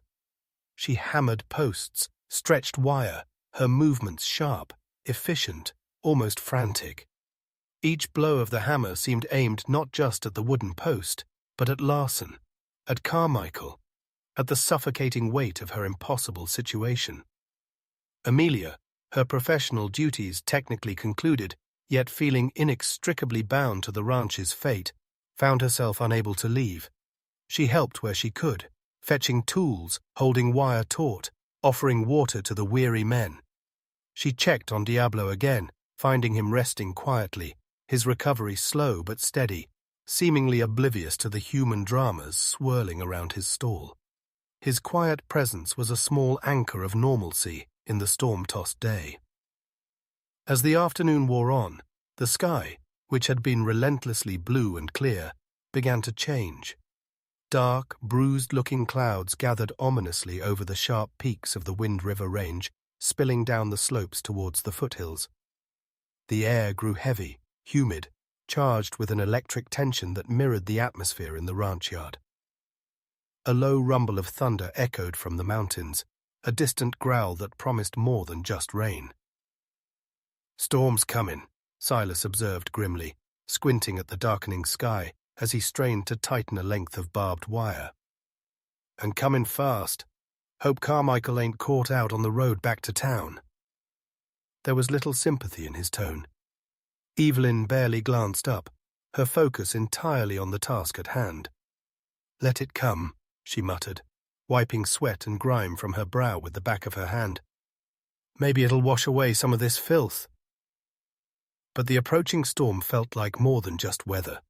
It felt symbolic, an external manifestation of the tempest brewing within the ranch, the fury unleashed by Larson, the looming threat represented by Carmichael. The wind picked up, gusting erratically, whipping dust and ash from the burned pasture into stinging clouds, rattling the loose roof tin on the barn. The sky turned a sickly shade of greenish-grey. The temperature dropped noticeably. "Better get the stock into the main barn, boss," Silas advised, abandoning the fence work. "This looks like it could get nasty. Hail, maybe." Evelyn nodded curtly. "Right. Everyone, secure the buildings. Tie down anything loose. Get the horses under cover." The ranch exploded into hurried activity. Men scrambled to herd the remaining horses from the outer corrals into the relative safety of the large barn. Tools were gathered hastily, loose lumber stacked, shutters banged closed on the bunkhouse windows. Amelia helped secure the main barn doors once the horses were inside, the wind tearing at her skirt, plastering her hair across her face. The air crackled, tasting metallic, the smell of ozone mixing with the lingering scent of smoke and the promise of imminent rain. Just as they finished, the first fat drops began to fall, splatting against the dusty ground like scattered pebbles. Then, with terrifying speed, the heavens opened. It wasn't just rain. It was a deluge, a solid sheet of water driven almost horizontally by the gale-force wind. Thunder cracked directly overhead, sharp and violent, making the ground tremble. Lightning flashed, momentarily illuminating the landscape in stark, ghostly white, followed almost instantly by deafening booms. "Inside!" Evelyn yelled, grabbing Amelia's arm and pulling her towards the ranch house porch. They stumbled inside, soaked to the skin within seconds, slamming the heavy door shut against the storm's fury. The main room, which had felt tense and exposed during Carmichael's visit, now seemed like a fragile sanctuary against the elemental rage outside. Rain hammered against the roof and streamed down the window panes, obscuring the view. The wind howled around the corners of the house like a ravenous wolf. The fireplace, cold just hours before, suddenly seemed inadequate, against the chilling dampness seeping into the room. Evelyn stood near the window, peering out into the grey, driving rain, her arms wrapped tightly around herself. Her wet clothes clung to her, revealing the slender lines of her figure beneath the masculine attire. The carefully constructed facade of Evan Hayes seemed utterly washed away by the storm, leaving only Evelyn, soaked, weary, and profoundly vulnerable. "First fire," she murmured, her voice tight. "Now flood." She laughed, a short, brittle sound on the edge of hysteria. "Is the land itself trying to drive me out?" "It's just a storm, Evelyn," Amelia said softly, moving to stand beside her. She felt a desperate urge to offer comfort, to somehow shield Evelyn from the relentless onslaught, both literal and figurative. "It will pass." "Will it?" Evelyn turned, her eyes dark, haunted, searching Amelia's face.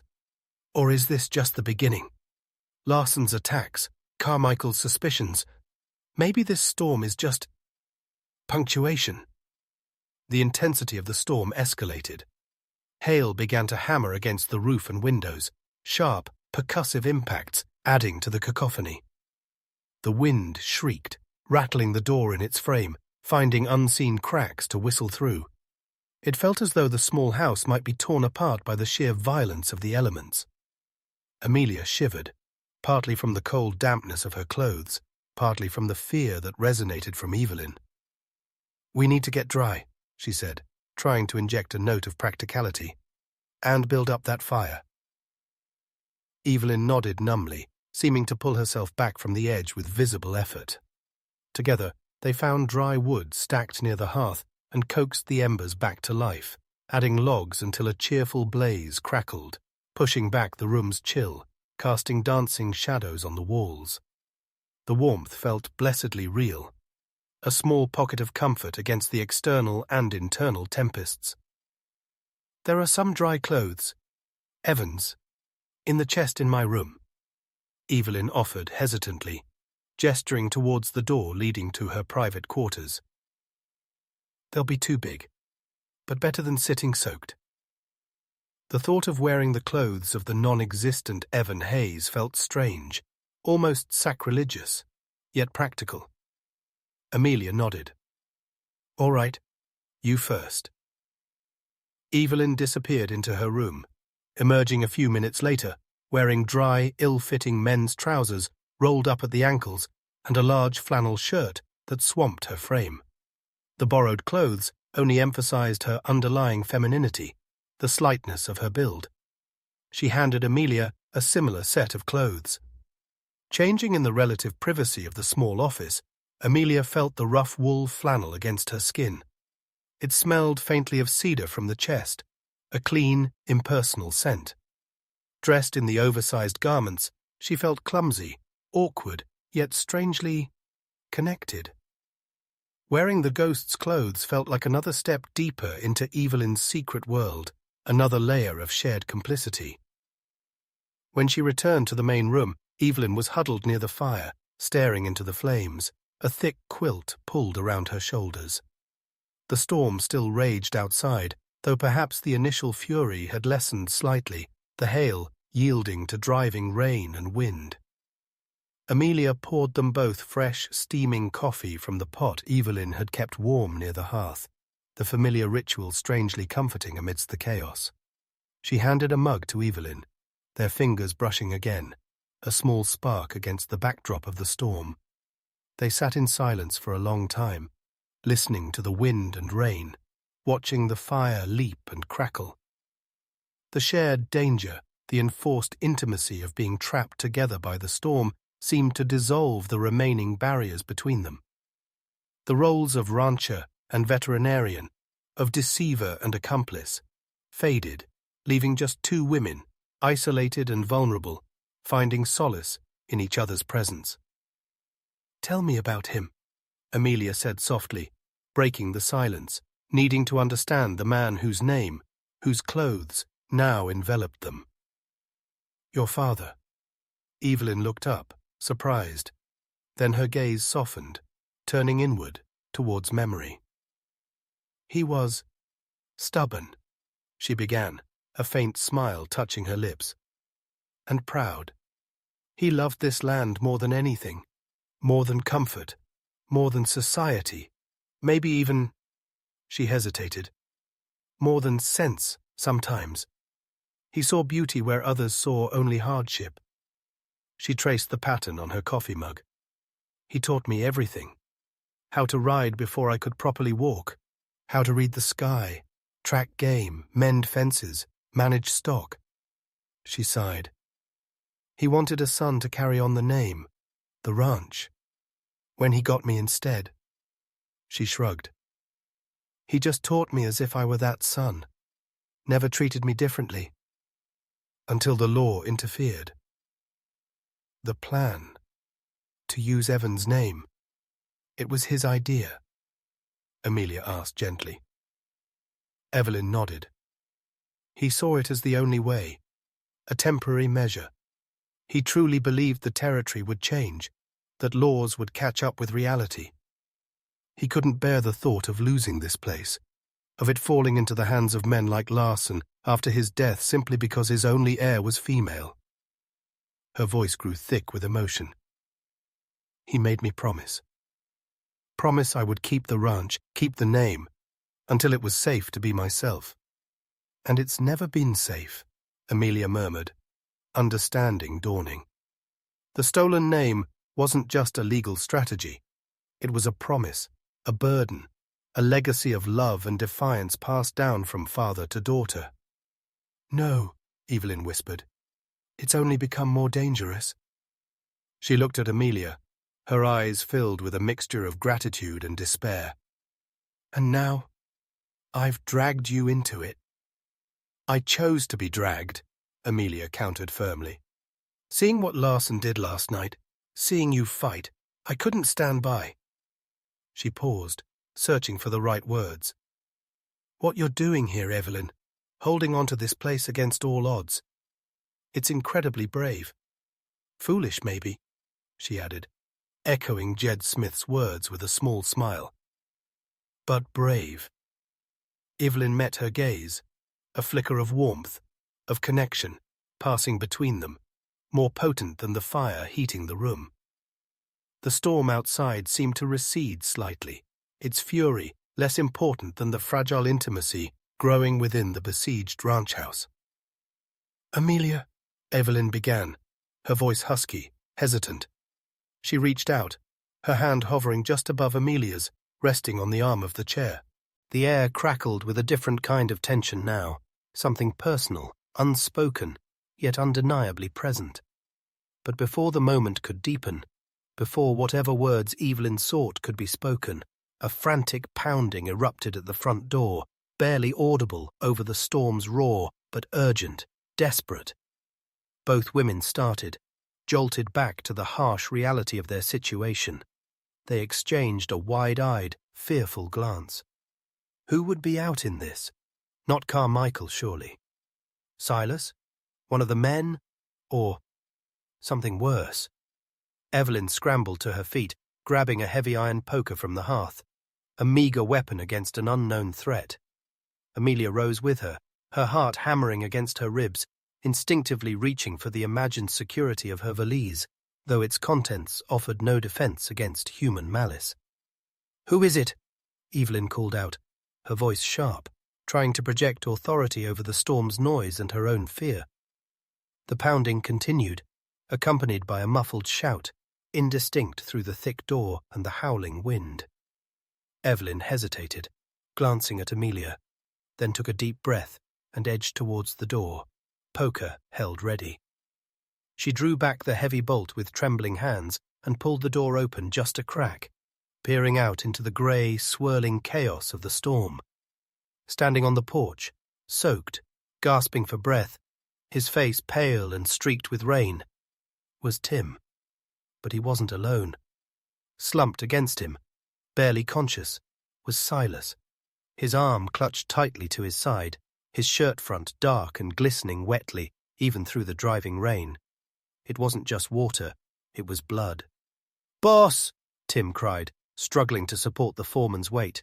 "It's Silas! He's been shot!" Chapter 13. The Rattler Strikes the Heel. The words struck Amelia with the force of a physical blow, colder than the rain driving against her skin. Silas. He's been shot. The storm's fury, the looming threat of the land agent, the smouldering ruins of the pasture, all momentarily receded, eclipsed by this immediate, terrifying reality. Blood. Violence. Larson hadn't just drawn a line in the ashes, he had crossed it with gunfire. Evelyn reacted instantly, fear momentarily eclipsed by fierce protective instinct. She threw the door wide open, heedless of the wind and rain gusting inside, extinguishing lamps and sending papers scattering from tables.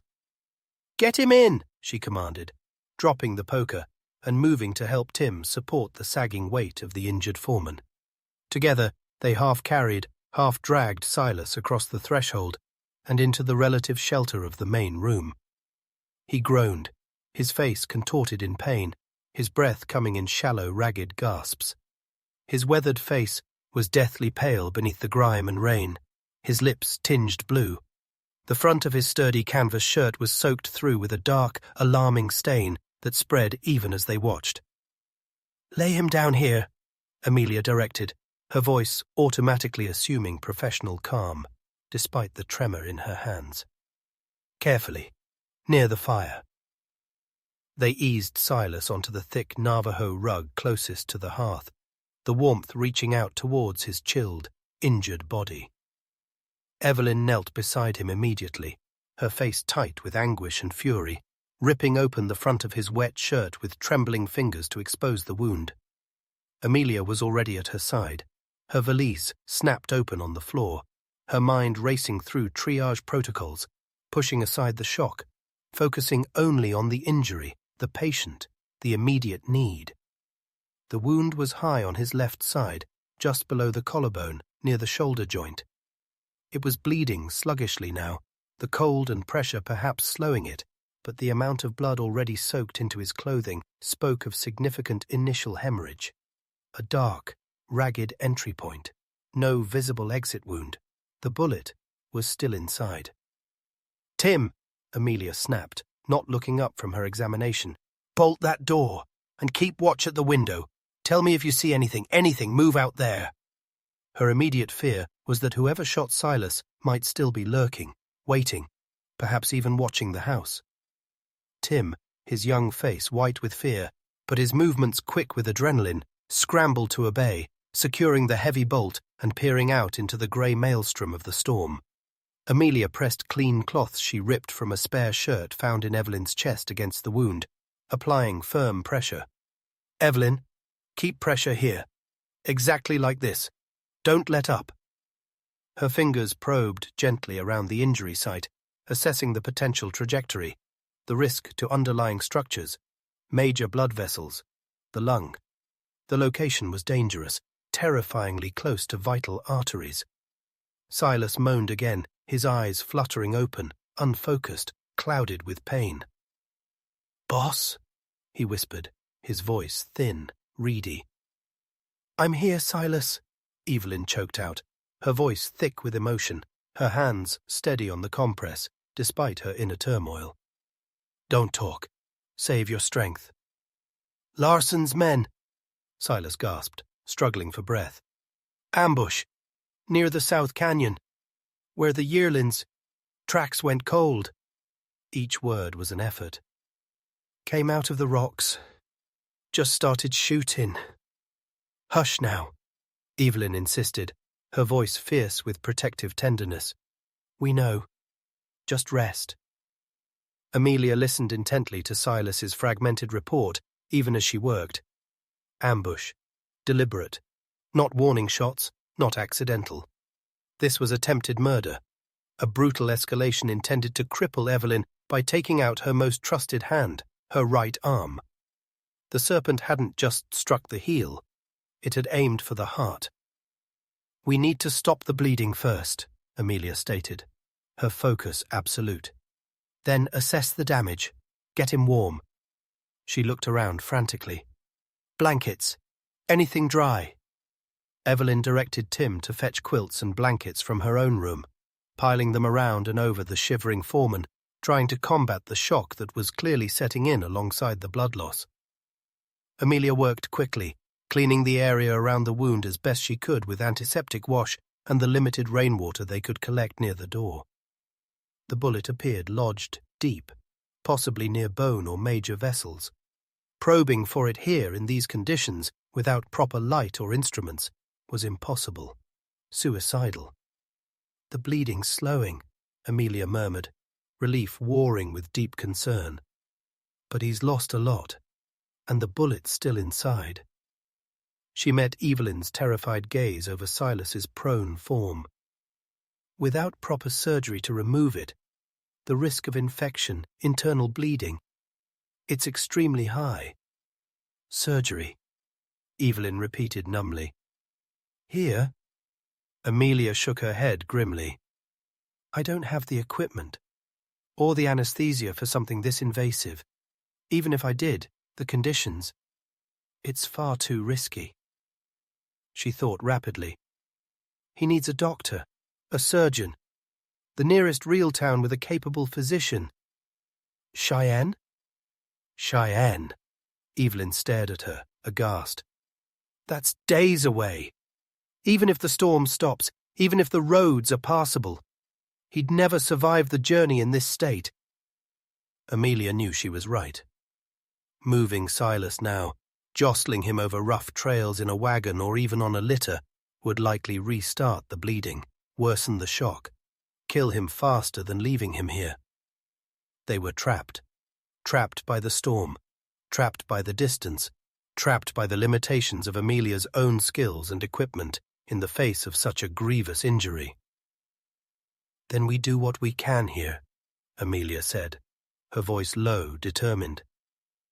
"Keep him warm, keep the wound clean, control the pain, try to prevent infection, and pray."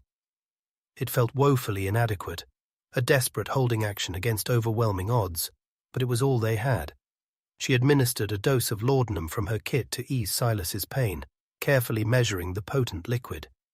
She cleaned the wound again, applied a thick pad of sterile gauze, and bandaged it tightly, trying to provide support and maintain pressure. She checked his pulse, rapid and weak, listened to his breathing, shallow, but thankfully no obvious signs yet of a punctured lung. Evelyn worked beside her, her earlier panic replaced by a focused, almost grim competence.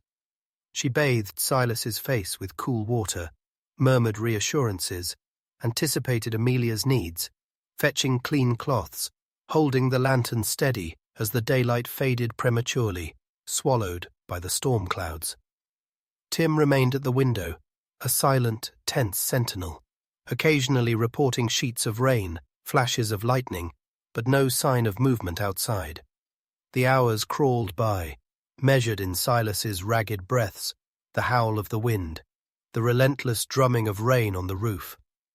The fire cast flickering shadows on the walls, illuminating the small, desperate tableau.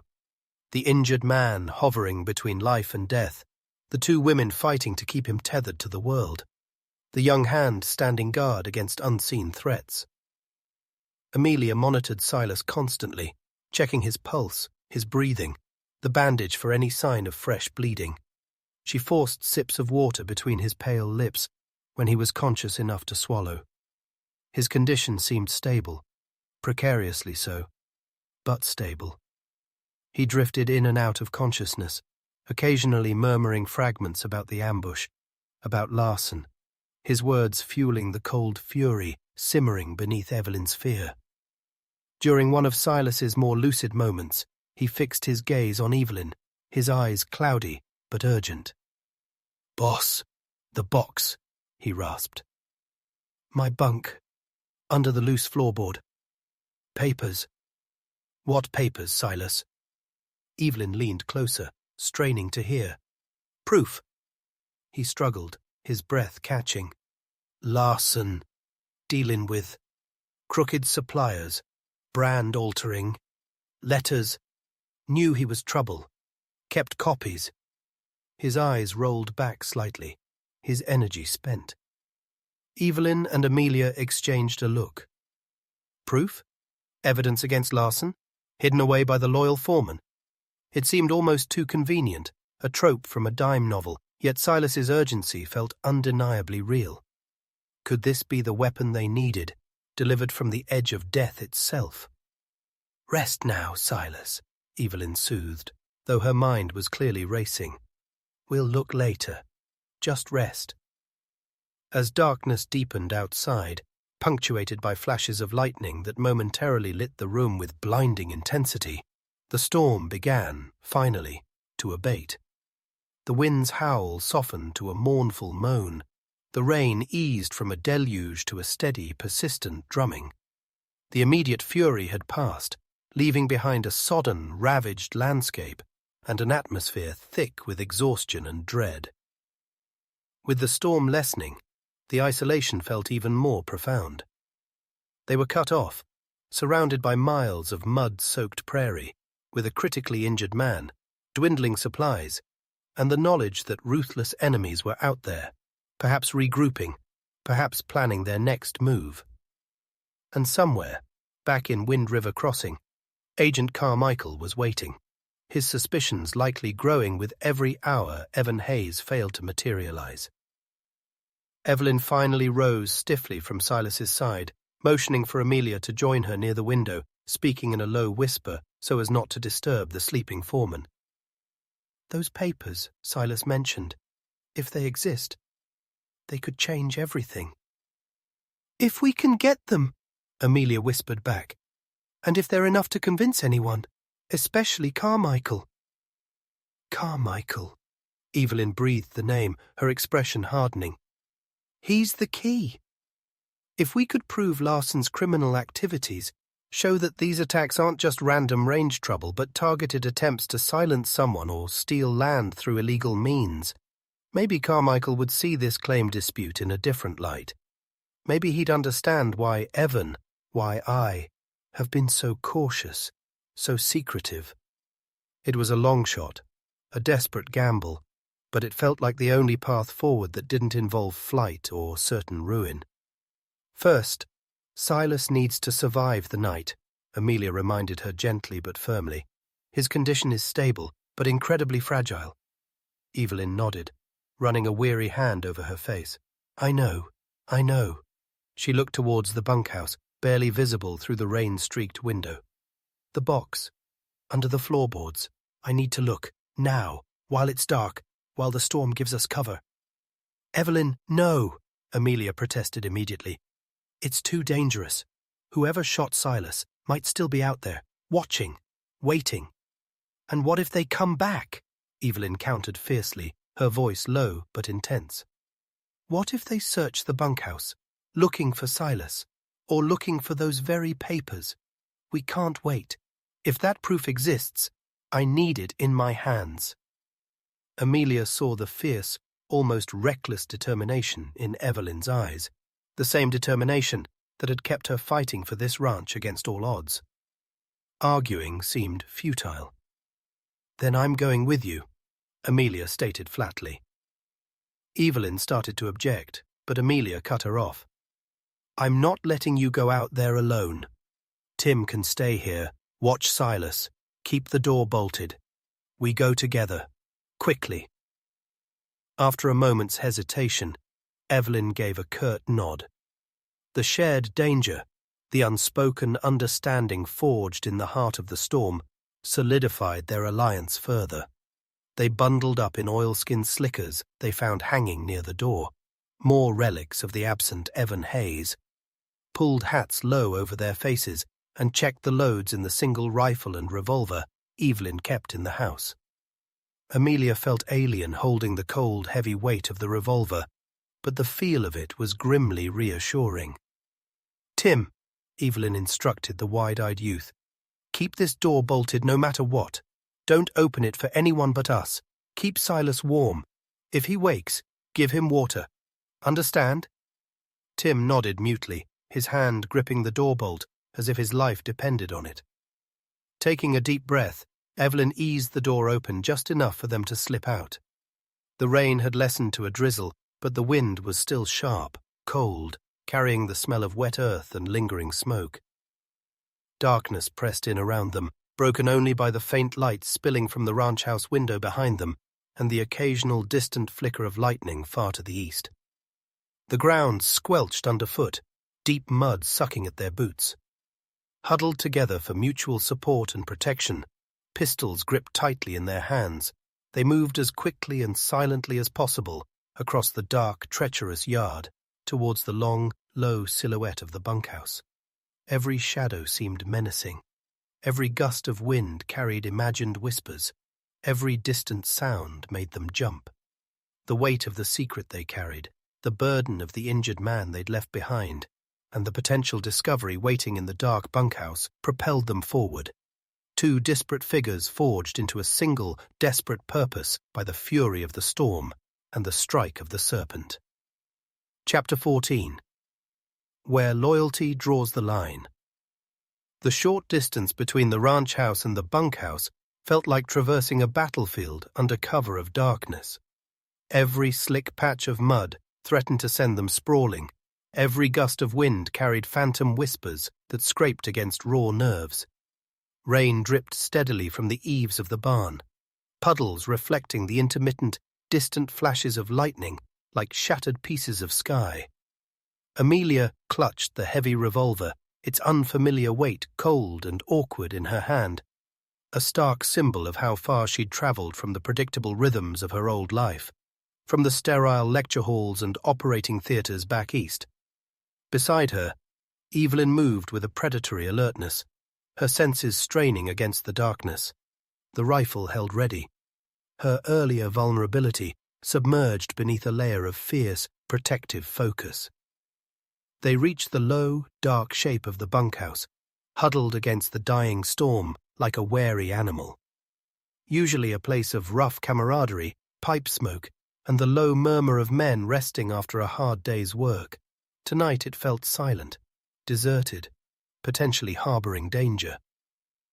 Evelyn put a hand on Amelia's arm, signalling a halt just outside the door. They listened intently, straining to hear anything over the wind's moan and the dripping rain. Nothing. Only the vast, brooding silence of the high prairie night, underscored by the distant, mournful cry of a lone coyote. Taking a breath that felt like ice in her lungs, Evelyn eased the simple wooden latch on the bunkhouse door. It creaked open reluctantly, revealing an interior swallowed by profound darkness, thick with the familiar smells of unwashed wool, stale tobacco, sweat, and damp leather. It was the smell of rough men living hard lives, a scent both earthy and isolating.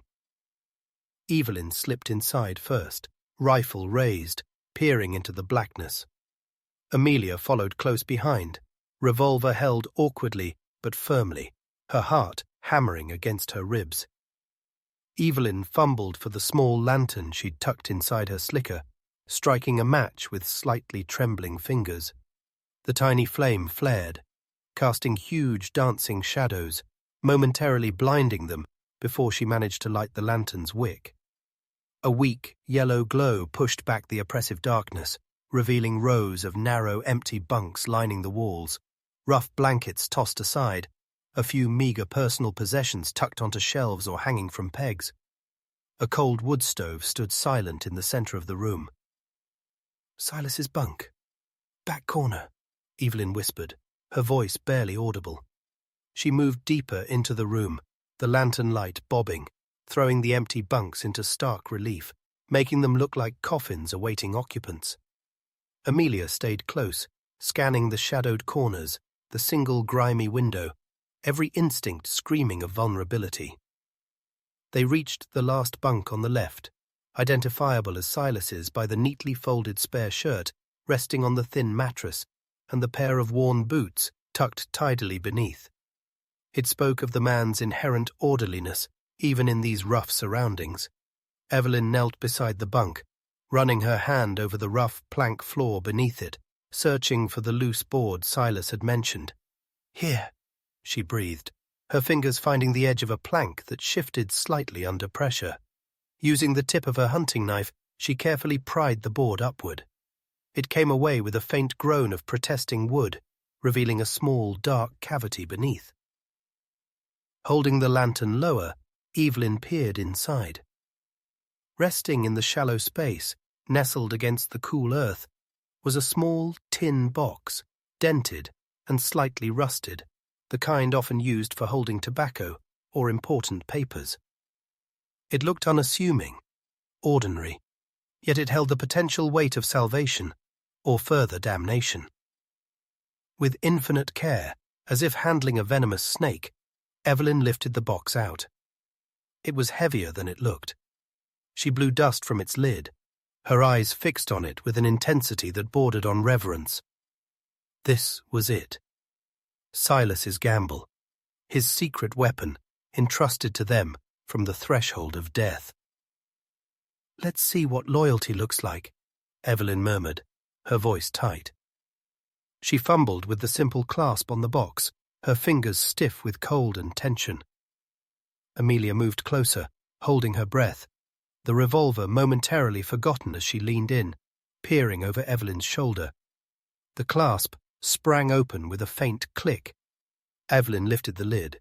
Inside, neatly bundled and tied with twine, were several stacks of papers, not just a few letters, but a significant cache. Evelyn carefully lifted out the top bundle. They were letters, written on thin, brittle paper in various hands, some dated years back. She unfolded the first one cautiously under the dim lantern light. Amelia scanned the looping script alongside Evelyn. It appeared to be correspondence between Larson and a livestock dealer back in Cheyenne, discussing prices, transport, and discrepancies in brand tallies. Subtle hints of altered numbers, stock seemingly vanishing between point of sale and arrival at Larson's ranch. Another letter mentioned difficulties with uncooperative neighbors and the need for discreet solutions. Nothing overtly criminal, perhaps, but certainly suspicious, painting a picture of shady dealings. The next bundle contained something different. Pages torn carefully from a ledger, the columns detailing feed purchases and shipping costs. Alongside them were handwritten notes, seemingly in Silas's own blocky script, comparing the recorded costs with prevailing market rates, highlighting significant overcharges from specific suppliers known to be favored by Larson. Again, suggestive, but perhaps explainable as aggressive bargaining or simple record-keeping errors. Beneath the letters and ledger pages lay a smaller, more tightly bound packet wrapped in oilcloth. This felt different, more personal. Evelyn's fingers trembled slightly as she unwrapped it. Inside were not business papers, but personal letters, tied with a faded ribbon. The handwriting was older, more feminine. The ink faded. They were addressed not to Silas, but to someone named Martha.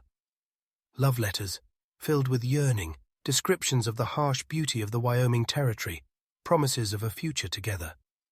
And they were signed, simply, Silas. Amelia and Evelyn exchanged a bewildered glance. Who was Martha?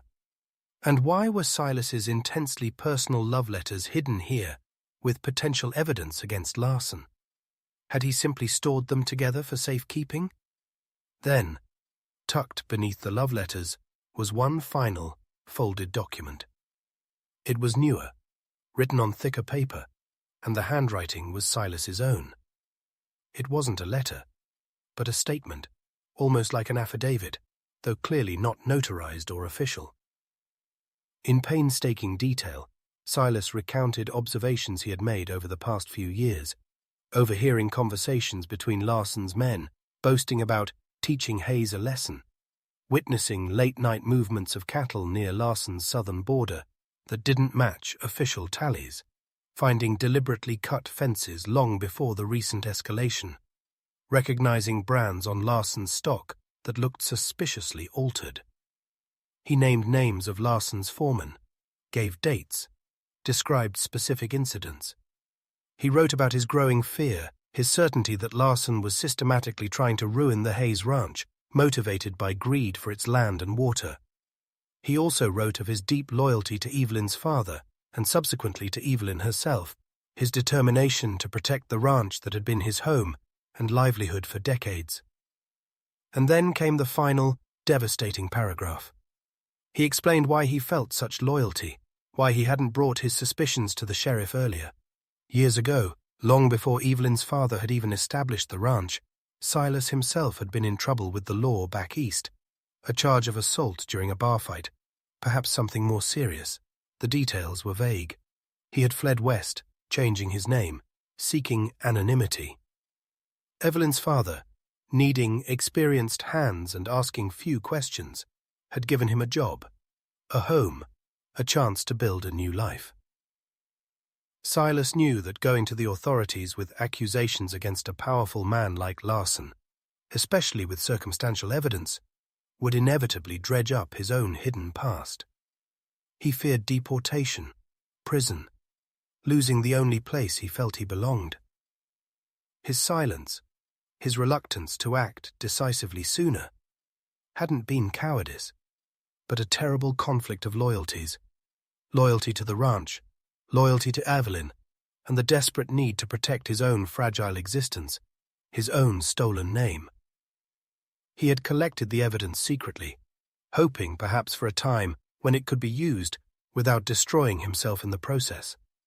The love letters to Martha, likely a sweetheart left behind or lost long ago, were perhaps the only remnants of his former life, hidden away with the dangerous secrets of his current one. A profound silence filled the small bunkhouse, broken only by the dripping rain outside and the low hiss of the lantern. The papers lay scattered on the rough wooden floor, revealing not just Larson's potential crimes, but the complex, painful history of the man fighting for his life back in the ranch house. Silas wasn't just a loyal foreman. He was a man living under his own shadow, bound by gratitude and fear, caught in a web of compromise. Evelyn stared at the papers, her face unreadable in the flickering light. The proof against Larson was there, circumstantial perhaps, but compelling when taken together. Yet it was inextricably tied to Silas's own vulnerability, his own hidden past. Using these papers to expose Larson, to sway Carmichael, might also mean exposing Silas, destroying the life he had so carefully rebuilt, potentially sending him back to face charges he had fled decades ago. Where did loyalty draw the line? Loyalty to the ranch? Loyalty to the man who had gathered this proof at such personal risk? Amelia felt a wave of deep compassion for the gruff foreman, understanding now the weight he carried, the impossible position he was in, his actions, his silence, his fierce loyalty. It all made a painful kind of sense. "Evelyn," Amelia began softly, "this changes things." Evelyn didn't look up immediately. She carefully, almost reverently, gathered the love letters to Martha, rewrapping them in the oilcloth and placing them back in the tin box.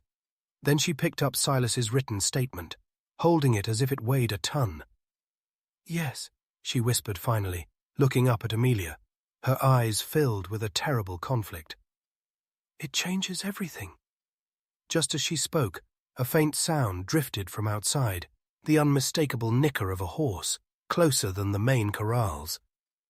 Both women froze, every nerve ending screaming alarm. They hadn't been alone out here. Someone was nearby.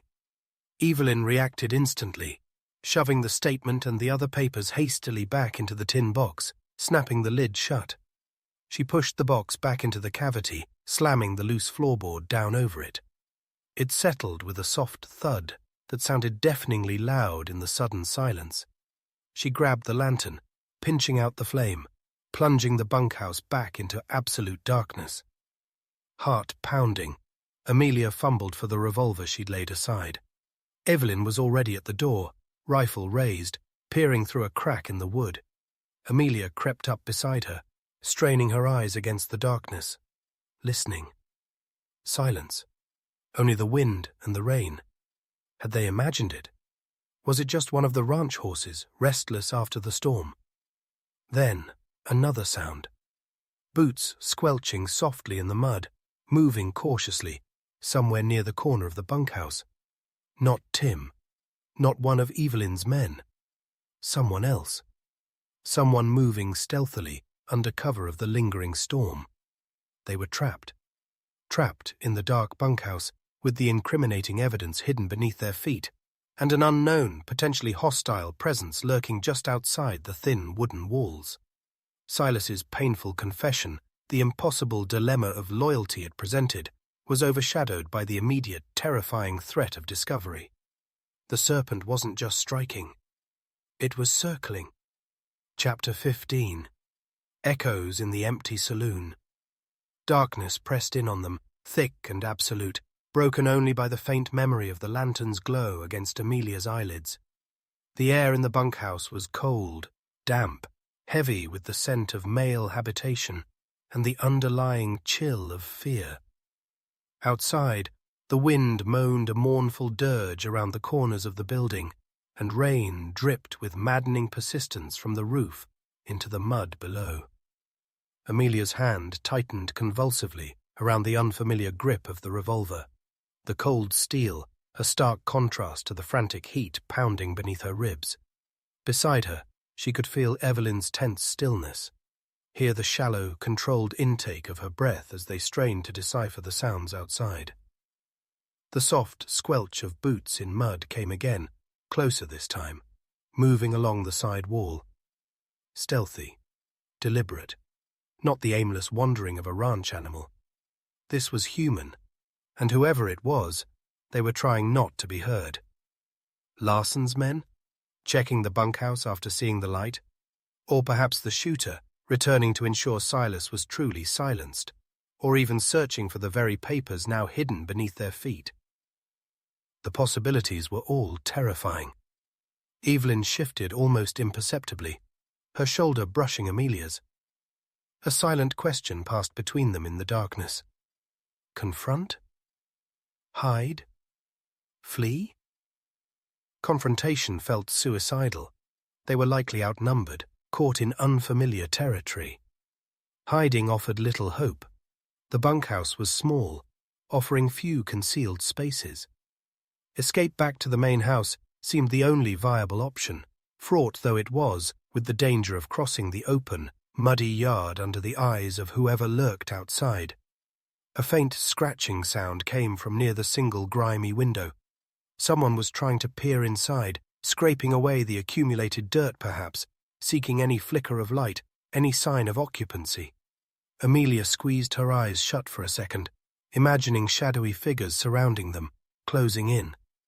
The weight of Silas's secrets, hidden just inches below the floorboards, felt immense, a dangerous anchor in the darkness. Evelyn leaned close, her lips brushing Amelia's ear, her whisper barely audible above the wind. The back. There's a small storage lean-to. Door sometimes sticks.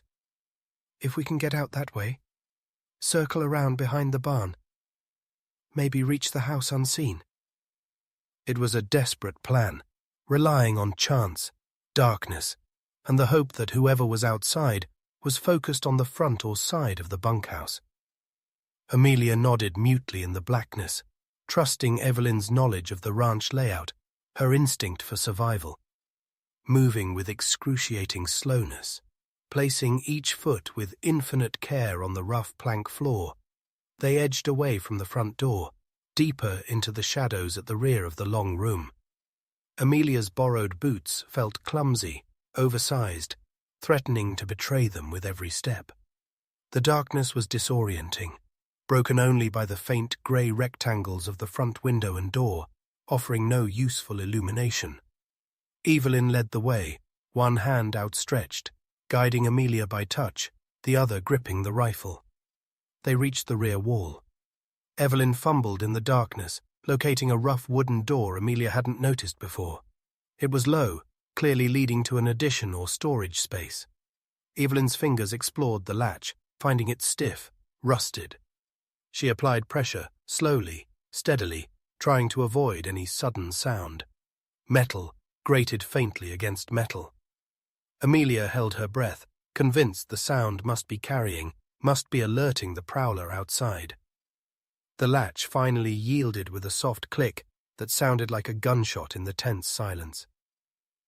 Evelyn eased the door inward, revealing not the outside, but another pocket of deeper darkness, the lean-to. It smelled strongly of damp earth, mildew, and stored grain. Taking Amelia's hand again, Evelyn pulled her inside the small, cramped space, then carefully, silently, pulled the inner door shut behind them, plunging them into absolute blackness once more. Here, the sounds from outside were muffled, indistinct. Had the prowler heard them? Were they even now circling around, alerted by the click of the latch? Evelyn felt along the rough outer wall of the lean-to, searching for the exterior door. Her hand found a simple wooden bar, securing it from the inside. She lifted it slowly, the wood scraping faintly. Then, she pushed. The outer door resisted, swollen shut by the dampness. Evelyn pushed harder, putting her shoulder into it. Wood groaned in protest. Amelia added her weight, pushing alongside Evelyn, their combined strength focused on this single point of escape. With a final, reluctant screech, the door gave way, opening a few inches onto the muddy ground behind the bunkhouse. Cool, rain-washed air, smelling of wet earth and sage, flowed into the cramped space. Peering through the narrow opening, they could see nothing but darkness, the vague shape of the large barn looming nearby, the ground a slick expanse of mud. No sign of anyone immediately behind the building. It was now or never. "Go!" Evelyn breathed, pushing Amelia gently forward. "Towards the barn. Stay low. I'm right behind you." Amelia slipped through the opening, her boots sinking instantly into the mire. She crouched low, revolver held ready, scanning the darkness. The main house felt impossibly far away, across an exposed, treacherous no-man's land. Evelyn emerged silently behind her, pulling the lean-to door partially closed again, leaving it slightly ajar rather than risking another revealing sound by latching it. Moving bent over, using the deeper shadows near the barn wall for cover, they began their desperate trek back towards the ranch house. The mud sucked at their boots, making every step an effort, the sound seeming terrifyingly loud in the relative quiet now that the storm's main fury had passed. Lightning still flickered intermittently on the eastern horizon, offering brief, unwanted illumination. During one flash, Amelia risked a glance back towards the bunkhouse. She thought she saw a dark shape detach itself from the corner, moving quickly towards the front door they had abandoned. Had they been seen? Or was the figure just now discovering their escape route? They didn't wait to find out. Reaching the corner of the barn, they paused, catching their breath, listening. Nothing. Only the wind and the drip of water. The ranch house porch light, shielded from the main yard, cast a weak, welcoming glow just ahead. "Now," Evelyn whispered, and they broke cover, scrambling across the last stretch of open, muddy ground towards the perceived safety of the house. They stumbled up the porch steps, slick with rain, Evelyn fumbling with the latch, while Amelia kept watch, revolver aimed uselessly into the darkness behind them. The door swung open, revealing Tim's pale, anxious face. He pulled them inside quickly, slamming the door shut and ramming the heavy bolt back into place. Safe. Or safer, at least. They leaned against the closed door, gasping for breath, soaked again, muddy, hearts pounding, the adrenaline leaving them shaky and weak. Tim stared at them, his eyes wide with fear and unspoken questions. "Anyone follow?" Evelyn managed to ask, pushing wet hair from her eyes. Tim shook his head. "Didn't see nothing. Just the lightning." He looked towards the still figure lying near the fire. "Silas." He stirred a bit, asked for water. Relief that Silas was still holding on warred with the terror of their near discovery. Evelyn and Amelia exchanged a look, the shared experience, the desperate flight through the darkness, forging another link in the chain binding them together. "Check on him," Evelyn instructed Tim, her voice still breathless. She stripped off the dripping oilskin slicker, revealing the damp, ill-fitting flannel shirt beneath. Amelia did the same, feeling chilled to the bone, despite the fire's warmth reaching across the room. Amelia immediately went to Silas's side. His colour was still worryingly pale, his breathing shallow, but his pulse felt perhaps a fraction stronger than before. He was sleeping now, the laudanum holding him in its grip. She adjusted his blankets, checked the bandage again, still clean, no fresh bleeding. He was holding his own, a small miracle in the face of such trauma. Evelyn joined her, kneeling beside the foreman, her expression softening with concern and a fierce loyalty that mirrored his own. "He's tough," she murmured, gently brushing a stray lock of grey hair from Silas's forehead. "Always has been." She looked up at Amelia, the conflict returning to her eyes. "Those papers. Amelia, what do we do? Using them feels like betraying him, especially now." "I know," Amelia said softly, sinking onto the floor beside Evelyn, exhaustion washing over her. "But not using them means letting Larson win. Means everything Silas risked, everything you've risked, might be for nothing." She thought of Agent Carmichael, waiting patiently back in Wind River Crossing, his impassive eyes missing nothing. "Carmichael needs proof, Evelyn, strong proof. Your word against Larson's, especially with the cloud hanging over the Evan Hayes identity. It won't be enough. Silas's statement, the letters, the ledgers, it's the only real weapon we have." "But the cost," Evelyn whispered, anguished. "Exposing Silas, ruining his life here, maybe sending him back to face God knows what. How can I do that to him? After everything he's done for my father, for me?" The dilemma hung heavy and suffocating in the room, more oppressive than the lingering humidity from the storm. Loyalty drew lines, sharp and painful. Loyalty to the injured man who had gathered the proof. Loyalty to the ranch he sought to protect. Loyalty to the memory of her father. Loyalty to her own survival. Which line could she cross? Which betrayal was the lesser evil? "Maybe," Amelia began slowly, thinking aloud. "Maybe there's a way to use some of it. The business letters, the ledger pages showing Larson's shady dealings, without revealing Silas's statement, without exposing his past." Evelyn considered this, chewing on her lower lip. "It might raise suspicion against Larson," she conceded. "But would it be enough? Enough to make Carmichael investigate Larson instead of focusing solely on my claim?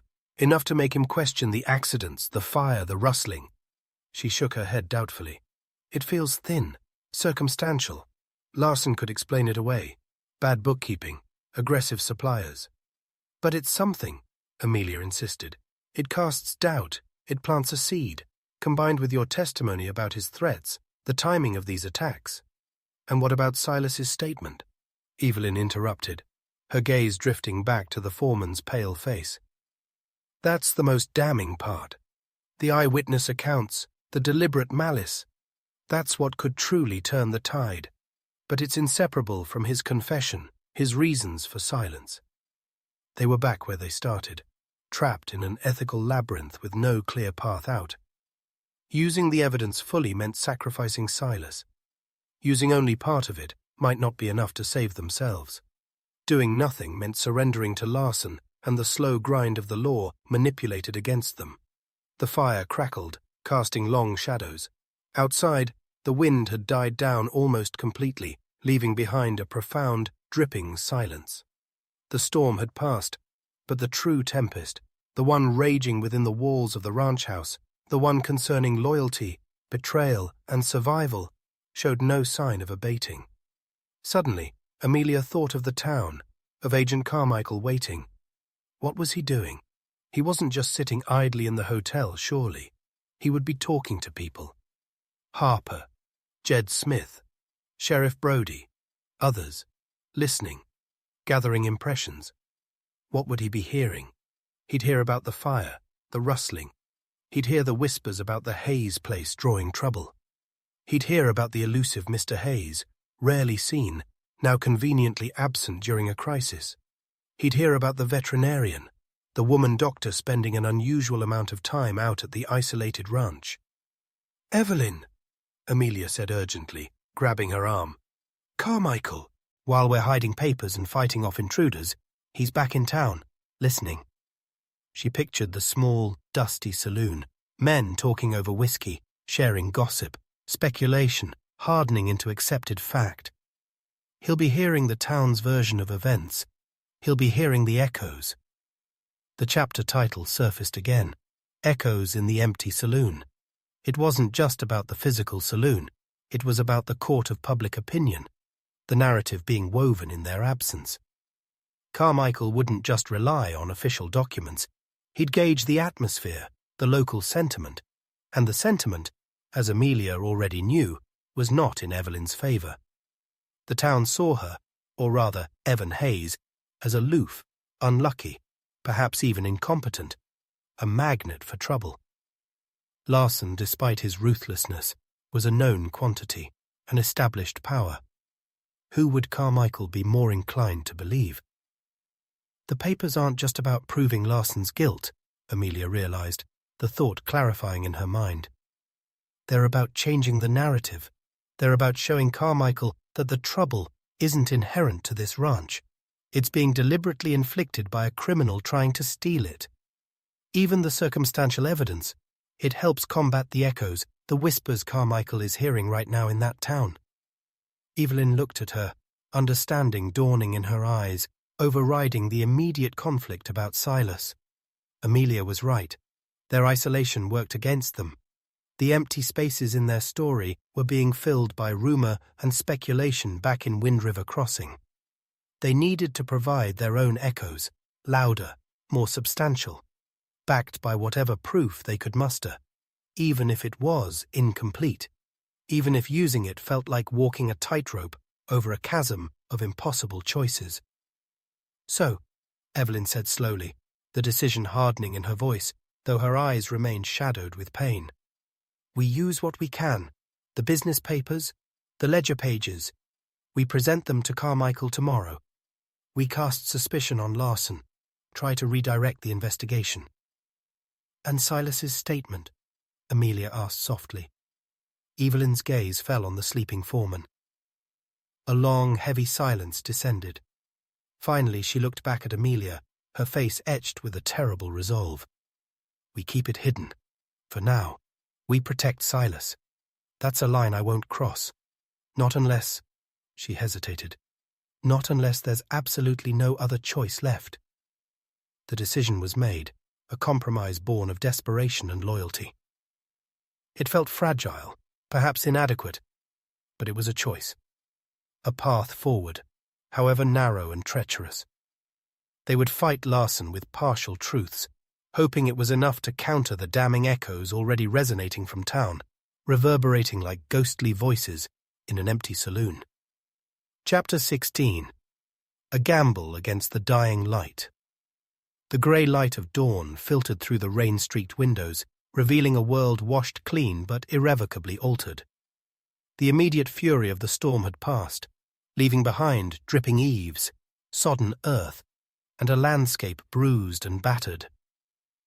Inside the ranch house, the fire had dwindled to glowing embers, casting a faint warmth that did little to dispel the chill of exhaustion and fear. Silas lay still beneath his mound of blankets, his breathing shallow but regular, holding on to life by a thread. Tim dozed fitfully in a chair near the bolted door, rifle across his lap, while Evelyn and Amelia kept a weary, strained vigil near the hearth. They hadn't spoken much since the decision regarding Silas's papers. The weight of it settled between them, heavy and unspoken. They had chosen a path, protecting Silas, using only the circumstantial evidence against Larson. But it felt like navigating a minefield blindfolded. Would the partial evidence be enough? Would Carmichael see past the carefully constructed facade? Or would their gamble fail, leaving them exposed, defenseless, with their most potent weapon still hidden away? As the light grew stronger, Evelyn rose stiffly, stretching muscles cramped from hours of sitting vigil. The oversized flannel shirt hung loosely on her frame, a stark reminder of the borrowed identity she struggled to maintain. "We need to prepare," she said, her voice raspy with fatigue but firm with renewed purpose. "Carmichael could return any time after sunup. We need the papers ready, our story straight."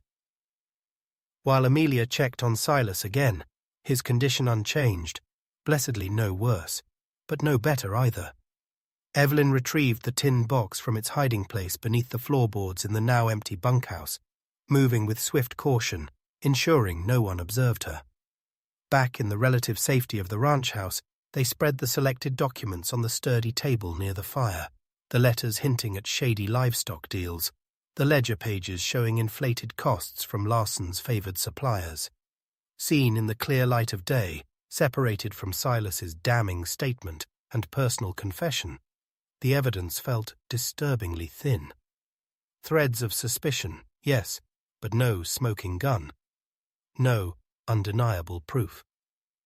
"It's not much," Evelyn murmured, tracing a suspicious entry in the ledger with a fingertip, her brow furrowed in concentration. "Carmichael could dismiss this easily. Larson will have explanations, denials." "But it forces Carmichael to ask Larson for those explanations," Amelia countered, trying to bolster her own flagging confidence as much as Evelyn's. "It shifts the focus, even slightly. It shows that Evan Hayes isn't just passively accepting these attacks. He's investigating, gathering evidence of his own. It makes the Phantom seem proactive." Evelyn nodded slowly, seeing the strategic value. "Proactive," she repeated, testing the word. "All right. We present this calmly. Suggest Mr. Hayes uncovered this during his investigation into the ongoing harassment. That it points towards Larson's motive, wanting this land badly enough to engage in potentially illegal activities elsewhere, suggesting he wouldn't hesitate to use illegal means here."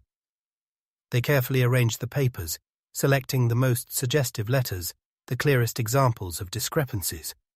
They rehearsed their story again.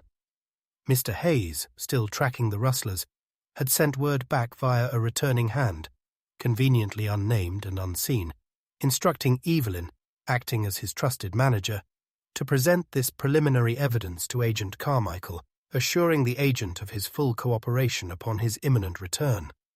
It felt convoluted, risky, relying on Carmichael accepting Evelyn's authority to act on behalf of the absent owner. As they worked, the sounds of the ranch slowly returning to life filtered in. The remaining hands emerged from the bunkhouse, their faces drawn and weary, surveying the storm damage and the scarred pasture with grim resignation. They moved towards the barn to tend the stock, their movements subdued. Loyalty kept them here, but the events of the past 24 hours, the fire, the theft, Silas's shooting, had clearly taken a heavy toll. How much more could they endure before their own resolve cracked?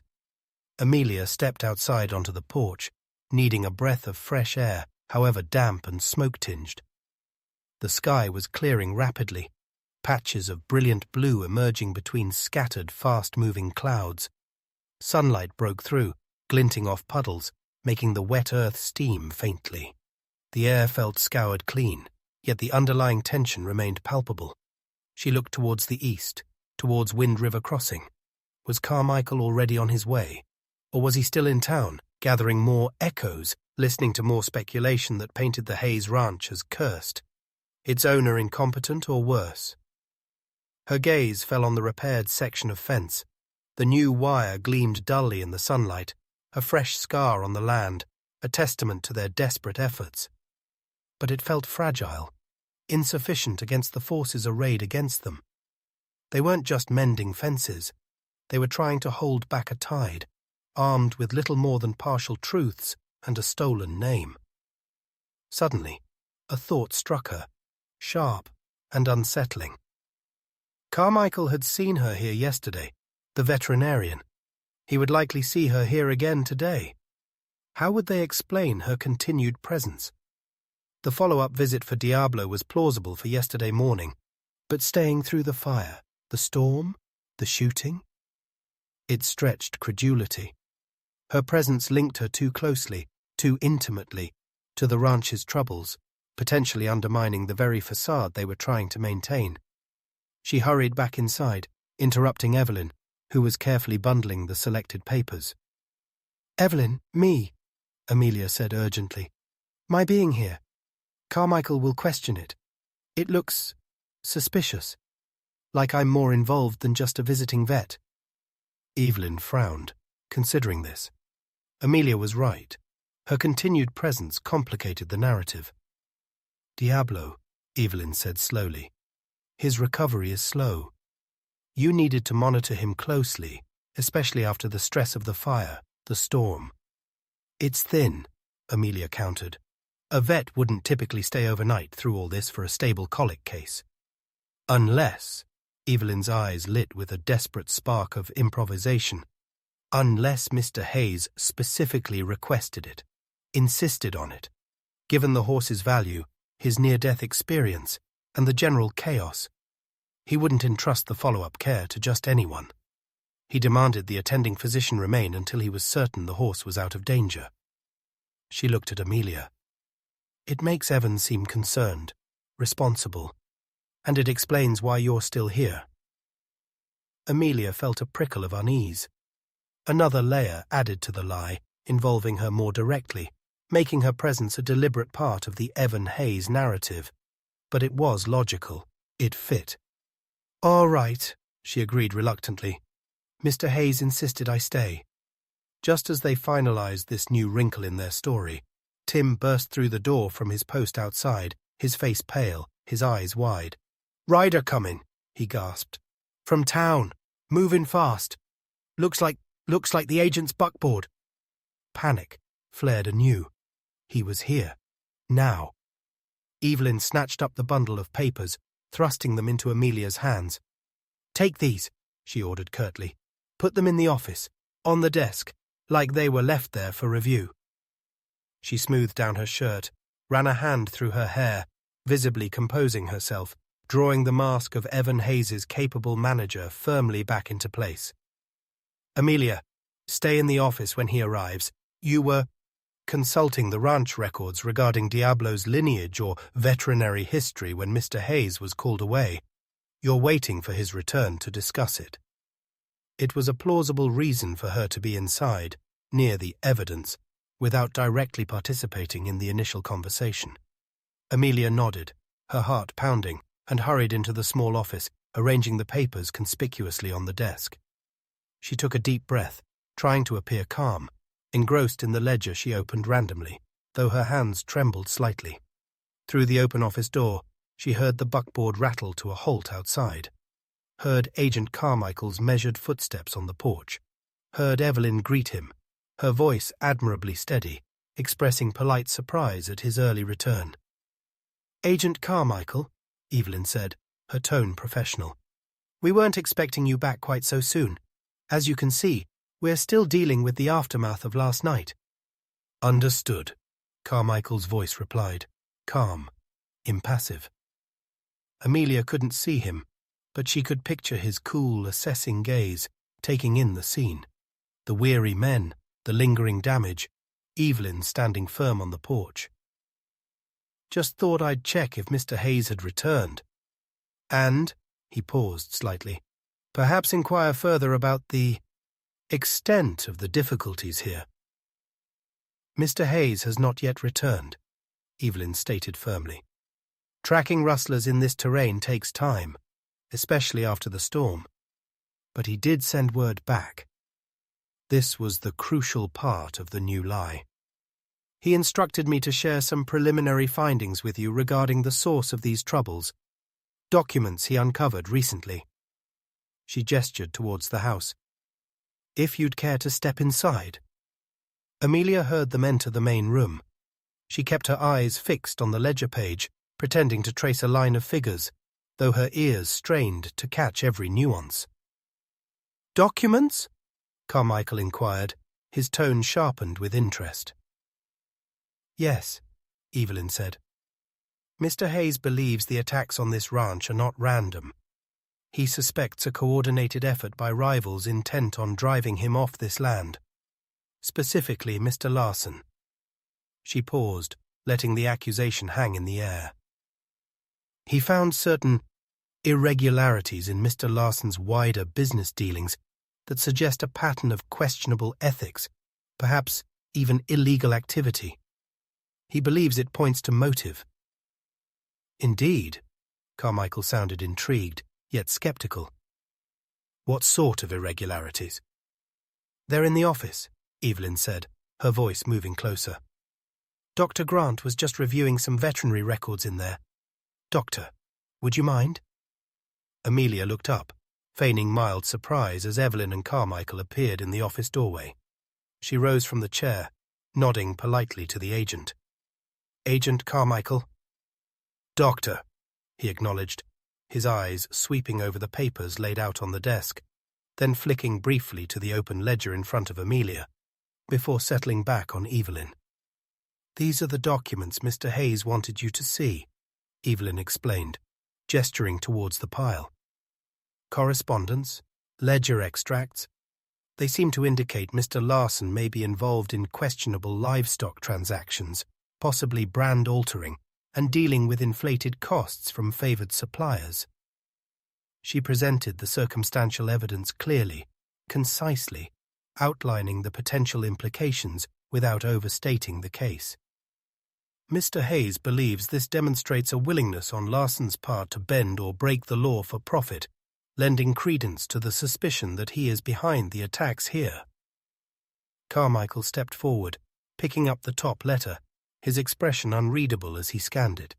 He moved deliberately through the small pile, examining each document, the hints of altered tallies, the notes on inflated costs. Amelia watched him, holding her breath. Would he see the desperation behind the offering? Would he dismiss it as flimsy, irrelevant? He spent several minutes examining the papers in silence, the only sounds the ticking of the mantel clock from the main room and the distant lowing of cattle. Finally, he laid the last paper down, tapping a thoughtful finger against the desktop. Interesting, he said slowly, his gaze lifting to meet Evelyn's. Circumstantial, of course, but interesting. He looked around the small office again, his eyes seeming to probe the very walls. Mr. Hayes compiled this himself. He did, Evelyn confirmed steadily. He has been gathering information quietly for some time, ever since Larson's threats began. And his sudden decision to track the rustlers himself, Carmichael mused, leaving this evidence behind for you to present. It seems somewhat dramatic. Evelyn bristled slightly, but kept her composure. When your property is set ablaze and your stock stolen after repeated threats, Agent, perhaps a dramatic response is warranted. Mr. Hayes is not a man to sit idly by. She was defending the phantom forcefully, giving him substance, agency. Carmichael didn't respond directly. Instead, his gaze shifted back to Amelia. And you, Doctor? You were here all night? Through the fire, the shooting of the foreman? Yes, Amelia replied, meeting his gaze as calmly as she could. Mr. Hayes insisted I remain to monitor his stallion, Diablo. The horse suffered severe colic the night before, and given the subsequent stress of the fire and storm, Mr. Hayes was unwilling to risk a relapse. He values that horse highly. She delivered the prepared explanation, hoping it sounded convincing. Carmichael nodded slowly, his eyes holding hers for a moment longer than necessary, a flicker of something unreadable. Doubt? Calculation? In their depths. Did he believe her? Or did he see the carefully constructed lie for what it was? He turned back to the desk, gathering the papers Evelyn had presented. I will take these under advisement, he stated formally. And I will, of course, need to speak with Mr. Larson regarding these allegations. A small victory. He wasn't dismissing it outright. He was going to confront Larson. However, he added, his voice hardening slightly, my primary duty here remains the verification of the Hayes claim, which requires confirmation of residency and identity for the claimant Mr. Evan Hayes. He looked directly at Evelyn. I will expect to meet with him upon his return. Tomorrow, without fail. The implicit ultimatum hung heavy in the air. Tomorrow. The gamble had bought them perhaps 24 hours, nothing more. The dying light they were gambling against was fading fast. He will be here, Evelyn stated, her voice betraying none of the desperation churning inside her. You have my word. As manager of this ranch. Carmichael gave a curt nod. Very well. I shall return tomorrow morning. He tucked the papers securely into his leather satchel.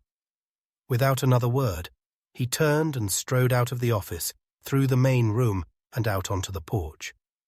Evelyn and Amelia watched from the doorway as he climbed back into the waiting buckboard. He settled himself, gave a signal to the driver, and the vehicle rattled away, leaving them once more in the echoing silence, the temporary reprieve feeling more like a tightening knot than a loosening one. They had placed their bet, played their hand with partial truths and desperate lies. Now, all they could do was wait for the turn of the card, for the arrival of a tomorrow that promised either salvation or ruin, gambling everything against the dying light. Chapter 17. The Weight of Unspoken Fears. The departure of Agent Carmichael's buckboard left a silence that felt heavier, more suffocating, than the storm clouds that had gathered the day before. The ultimatum hung in the air. Tomorrow, without fail, 24 hours, a ridiculously short fuse sputtering towards an explosion that threatened to consume everything Evelyn had fought to protect. The partial victory, getting Carmichael to take the papers, to agree to question Larson, felt hollow, overshadowed by the looming deadline for Evan Hayes to materialize. Evelyn stood motionless on the porch for a long time after the buckboard disappeared, staring out at the vast, indifferent landscape. Her shoulders slumped, the borrowed strength seeming to drain out of her with the receding sound of the wheels. The weight of the deception, the constant vigilance, the escalating violence, and now this ticking clock, seemed finally to press down with unbearable force. Amelia watched her from the doorway, her own heart heavy with a mixture of fear and a deepening protective concern. The gamble had bought them time, yes, but time for what? Time for a miracle? Time for Evan Hayes to somehow spring into existence? Or simply time for their carefully constructed lies to unravel completely? Finally, Evelyn turned, her face pale and drawn, her eyes holding a bleakness that chilled Amelia to the bone. Tomorrow, she whispered, the word barely audible. How, Amelia? How do we produce a man who doesn't exist? The question hung between them, stark and unanswerable. They retreated back inside the relative sanctuary of the ranch house, the reality of their predicament settling over them like a shroud. Tim, seeing the agent gone, nervously unbolted the door, his young face etched with worry. Is everything all right, boss? He asked hesitantly. Evelyn forced a reassuring smile that didn't reach her eyes. For now, Tim. Carmichael's gone back to town. He'll return tomorrow. She didn't add the part about needing to meet Evan Hayes. No need to spread the panic further. How's Silas? Sleeping mostly, Tim reported. Groaned a bit. Gave him some water like you said. Amelia immediately went to check on the foreman. His condition remained precarious, unchanged. Still breathing, pulse weak but present, feverish now beneath the blankets. She bathed his face again, adjusted the bandage, listened to his shallow breaths. Keeping him alive felt like holding back the tide with bare hands, a desperate, essential task that nonetheless felt dwarfed by the larger, existential threat facing the ranch. Every ragged breath he took was a testament to his toughness, but also a painful reminder of the violence inflicted upon him and the dangerous secrets he held. Evelyn paced the main room like a caged animal, her earlier defiant energy replaced by a restless, brittle tension. She stopped at the window, staring out, then turned abruptly to the bookshelves, pulling down a volume at random, flipping through the pages without seeing them before slamming it back into place. The carefully constructed composure she had presented to Carmichael was disintegrating, revealing the raw fear and desperation beneath. "There has to be a way," she muttered, more to herself than to Amelia. "Think, Evelyn, think!" She pressed her fingers to her temples, closing her eyes. "A disguise? Could I—" "No." She shook her head vehemently. "Too risky. My voice, my build. Carmichael is too observant. He'd see through it in an instant." "Someone else?" Amelia suggested tentatively, though the idea felt equally fraught. "One of the hands?" Evelyn considered it, then dismissed it with a weary wave of her hand. "Who?" "Tim. He's just a boy. The others, they're loyal, but none of them could pass as the owner, answer Carmichael's questions convincingly, and involving them directly in the deception puts them at even greater risk." She sank into the armchair near the hearth, burying her face in her hands. "It's impossible, Amelia. Utterly impossible." Seeing Evelyn so close to despair ignited a fierce protectiveness in Amelia. She couldn't let her give up, not now. She knelt beside Evelyn's chair, placing a hand gently on her arm. The contact felt electric, charged with the unspoken emotions that had been simmering between them since that first night under the stars. "Evelyn," Amelia said softly but firmly, "look at me." Evelyn slowly lowered her hands, her eyes red-rimmed, filled with a hopelessness that tore at Amelia's heart.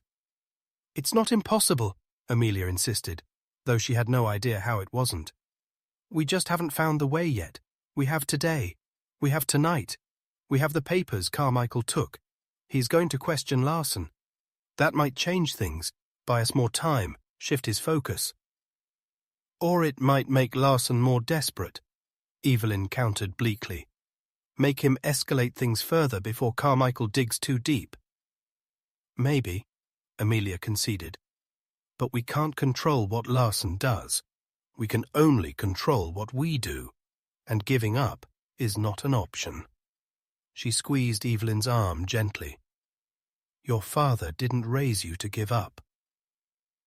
The mention of her father seemed to strike a chord. Evelyn straightened slightly, a flicker of the old defiance returning to her eyes. "No," she agreed, her voice regaining some strength. "He didn't." She took a deep, shaky breath. "All right. What do we do? How do we prepare for tomorrow?" They spent the next few hours in a state of suspended animation, caught between desperate planning and the overwhelming sense of impending doom. They talked through scenarios, contingencies. What if Carmichael demanded specific documents only Evan Hayes would possess? What if he insisted on riding the property lines with the owner? What if Larson, cornered by Carmichael's questions, retaliated immediately, violently? Each possibility seemed more terrifying than the last. Amelia focused on Silas, tending to his needs, offering sips of broth. Tim managed to heat on the stove, changing his bandage again, monitoring his fever. His continued survival felt like their only small victory, a fragile counterpoint to the looming disaster. Yet, even his survival presented a dilemma. The secret papers hidden beneath his bunk remained both their greatest hope and their most dangerous liability. Evelyn, needing action, went outside to oversee the ongoing fence repairs, though her movements lacked their usual decisiveness. She spoke quietly with the men, her voice low, trying to project confidence she clearly didn't feel. Amelia watched her from the window, seeing the immense burden she carried, the crushing weight of responsibility, for the ranch, for her men's safety, for Silas's life, for upholding her father's legacy, all while maintaining a life-threatening lie. The unspoken fears hung heavy in the air between them when Evelyn returned to the house later. Ni tu he yan wei hui zhi bu ju. They shared a simple meal of beans and leftover coffee, eating in silence, each lost in her own anxious thoughts. The carefully constructed barriers of their respective roles, rancher and vet, deceiver and confidant, felt almost entirely dissolved, leaving only two vulnerable individuals facing a shared threat, bound by circumstance and a growing unspoken connection. Amelia found herself watching Evelyn, noticing the way exhaustion shadowed her eyes, the way her hand trembled slightly as she lifted her coffee mug, the way she unconsciously squared her shoulders as if bracing against an invisible blow. She saw the strength, the resilience, but also the deep well of fear beneath. And she felt an overwhelming urge to reach out, to offer comfort, to somehow share the burden that was crushing Evelyn. "Evelyn," Amelia began hesitantly, setting down her mug, "whatever happens tomorrow, you're not alone in this." Evelyn looked up, her gaze meeting Amelia's across the small table. The weariness in her eyes was profound, but there was also a flicker of surprise, of gratitude. "I know," she whispered, "and that makes all the difference, Amelia. More than you know." She reached across the table, her calloused fingers briefly covering Amelia's hand. The touch was brief, fleeting, yet it sent a jolt of warmth, of unexpected intimacy through Amelia, startling in its intensity. Evelyn withdrew her hand quickly, as if surprised by her own boldness, a faint flush rising on her cheeks beneath the grime. She looked away, towards the fire, breaking the sudden, charged connection. But the moment lingered, shimmering in the air between them, adding another layer of complexity, another unspoken fear, the fear of acknowledging the feelings growing in the dangerous space they occupied. Was this connection real, born of genuine affection, or was it merely a product of shared trauma, a desperate clinging together in the face of overwhelming danger? And could they even afford to explore it, with disaster looming just hours away? As dusk began to settle, painting the clearing sky in shades of bruised purple and fiery orange, a new tension entered the house. Silas grew restless, his fever climbing. He tossed beneath the blankets, muttering incoherently, fragments about the ambush, about Martha, about papers and shadows. Amelia worked tirelessly to cool him, bathing his forehead, forcing sips of water, adjusting his position. His breathing grew more labored, punctuated by soft groans. "He's getting worse," Amelia murmured to Evelyn, her voice tight with worry as she checked his pulse yet again. It felt weaker, more thready. "The bullet. Infection setting in, maybe internal bleeding. Without help." Evelyn knelt beside Silas, her face pale with dread. "What can we do?" "Keep him comfortable," Amelia said grimly. "Pray the fever breaks. There's nothing more my medicine can do here." The admission felt like a failure, a stark reminder of her limitations in this raw, unforgiving land. Watching Silas struggle, hearing his fevered murmurs about the papers, reignited the debate within Evelyn. She paced the floor again, her earlier resolve wavering. "The statement," she whispered, stopping near the hearth, staring into the flames. Maybe it's the only way. If Carmichael saw it, if he understood the depth of Larson's depravity, Silas's reasons for silence.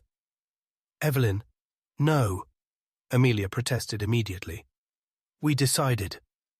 We protect Silas." "Protect him!" Evelyn cried, whirling to face Amelia, her voice cracking with anguish. "He's dying, Amelia. Dying because of Larson, because he tried to protect me. What good is protecting his past if he has no future? What if using that statement is the only way to ensure his sacrifice wasn't in vain? The only way to truly honor his loyalty?" The terrible logic of her argument struck Amelia. Was protecting Silas's secret more important than achieving the justice he had risked his life for? Was it more important than saving the ranch he loved?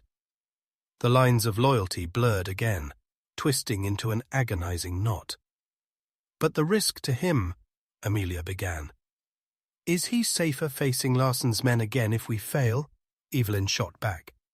"Is he safer if this ranch is lost, and he has nowhere left to go, assuming he even survives? Maybe facing his past is better than having no future at all." She looked utterly torn, wrestling with an impossible choice, the weight of Silas's life and secrets pressing down on her. Before Amelia could respond, before Evelyn could spiral further into the agonizing dilemma, Tim's urgent hiss came from the window. "Rider, coming from the east, just one." Fear, cold and sharp, lanced through Amelia. Carmichael? Returning early? Or someone else? Larsen's scout? Evelyn was instantly alert, the internal conflict shelved in the face of immediate external threat. She grabbed the rifle, moving swiftly to the window beside Tim, peering out into the gathering twilight. Amelia joined them, her own fear a cold lump in her stomach. A lone rider was indeed approaching, moving at a steady pace, clearly visible now against the fading light. Not Carmichael's buckboard, just a single horse and rider. As the figure drew closer, indistinct in the deepening gloom, Evelyn's breath caught. "It's not Larsen's men," she breathed, lowering the rifle slightly, confusion replacing the immediate fear. I don't recognize the horse." The rider continued steadily towards the ranch house, eventually drawing rein in the yard. It was a man, sitting tall in the saddle, his features obscured by the twilight and the brim of his hat. He looked around the yard slowly, taking in the scene, the damaged fence, the quiet buildings, the light spilling from the ranch house window. Then he dismounted deliberately and began walking towards the porch. He moved with a quiet confidence, an air of purpose. He wasn't dressed like a typical ranch hand or drifter. His clothes were dusty, travel-worn, but well cut. He carried no obvious weapon, yet there was an intensity about him, a sense of contained energy. Who was he? A lost traveler? A government official of a different stripe? He reached the porch steps, stopping just below, looking up towards the window where they watched, hidden in the shadows. He seemed to sense their presence. He removed his hat, revealing a face that was neither young nor old, marked by experience, but holding a certain unexpected refinement. His hair was dark, streaked with grey at the temples. His eyes, even in the dim light, seemed sharp, intelligent, assessing. He didn't speak immediately, simply stood there, his gaze fixed on the house, a silent, enigmatic presence arriving unannounced at the hour of their deepest desperation.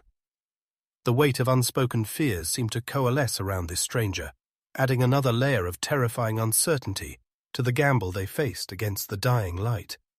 Who was he, and what did his arrival mean? Chapter 18. A Hand Offered in Shadow. The stranger stood at the bottom of the porch steps, a silhouette against the fading twilight, holding his hat respectfully in his hand. The silence stretched, thick with tension and unspoken questions. Inside the house, the only sounds were the frantic pounding of Amelia's own heart, the shallow breaths of the injured man near the fire, and the low moan of the wind through the eaves, a mournful remnant of the departed storm. Evelyn remained framed in the doorway, the rifle held loosely at her side but ready. The initial shock of the stranger's arrival was hardening into wary suspicion. Her voice, when she finally broke the silence, was steady, devoid of welcome, sharp with the edge of command honed by constant threat. "State your business. This is private property." The man didn't flinch from her challenging tone. His gaze remained fixed on her, calm, assessing. "My apologies for the intrusion, especially at such an hour, and after what appears to have been considerable trouble." His voice was cultured, educated, strikingly out of place amidst the rough-hewn reality of the ranch. "My name is Arthur Pendleton, I'm looking for the proprietor of this ranch. Mr. Evan Hayes?" He paused, then added, his eyes narrowing slightly as he took in Evelyn's appearance more closely in the dim light. "Or perhaps Miss Evelyn Hayes?" The use of her real name, spoken so calmly by this unknown man, struck Evelyn with the force of a physical blow. Her breath hitched, her grip tightened on the rifle stock. How? How could he know? Had Carmichael sent him? Was this a trap? A final cruel twist of the knife? Amelia, watching from the shadows behind Evelyn, felt a cold dread seep through her. This wasn't random. This man knew something. His arrival wasn't coincidence. It was targeted. Seeing the shock and suspicion on Evelyn's face, Pendleton raised a placating hand slowly. "Forgive me," he said, his tone softening slightly. "I realize my appearance is unexpected. Perhaps my credentials might offer some reassurance." He reached slowly inside his coat, a movement that made Evelyn tense, raising the rifle barrel slightly, but produced only a worn leather billfold. He extracted a card.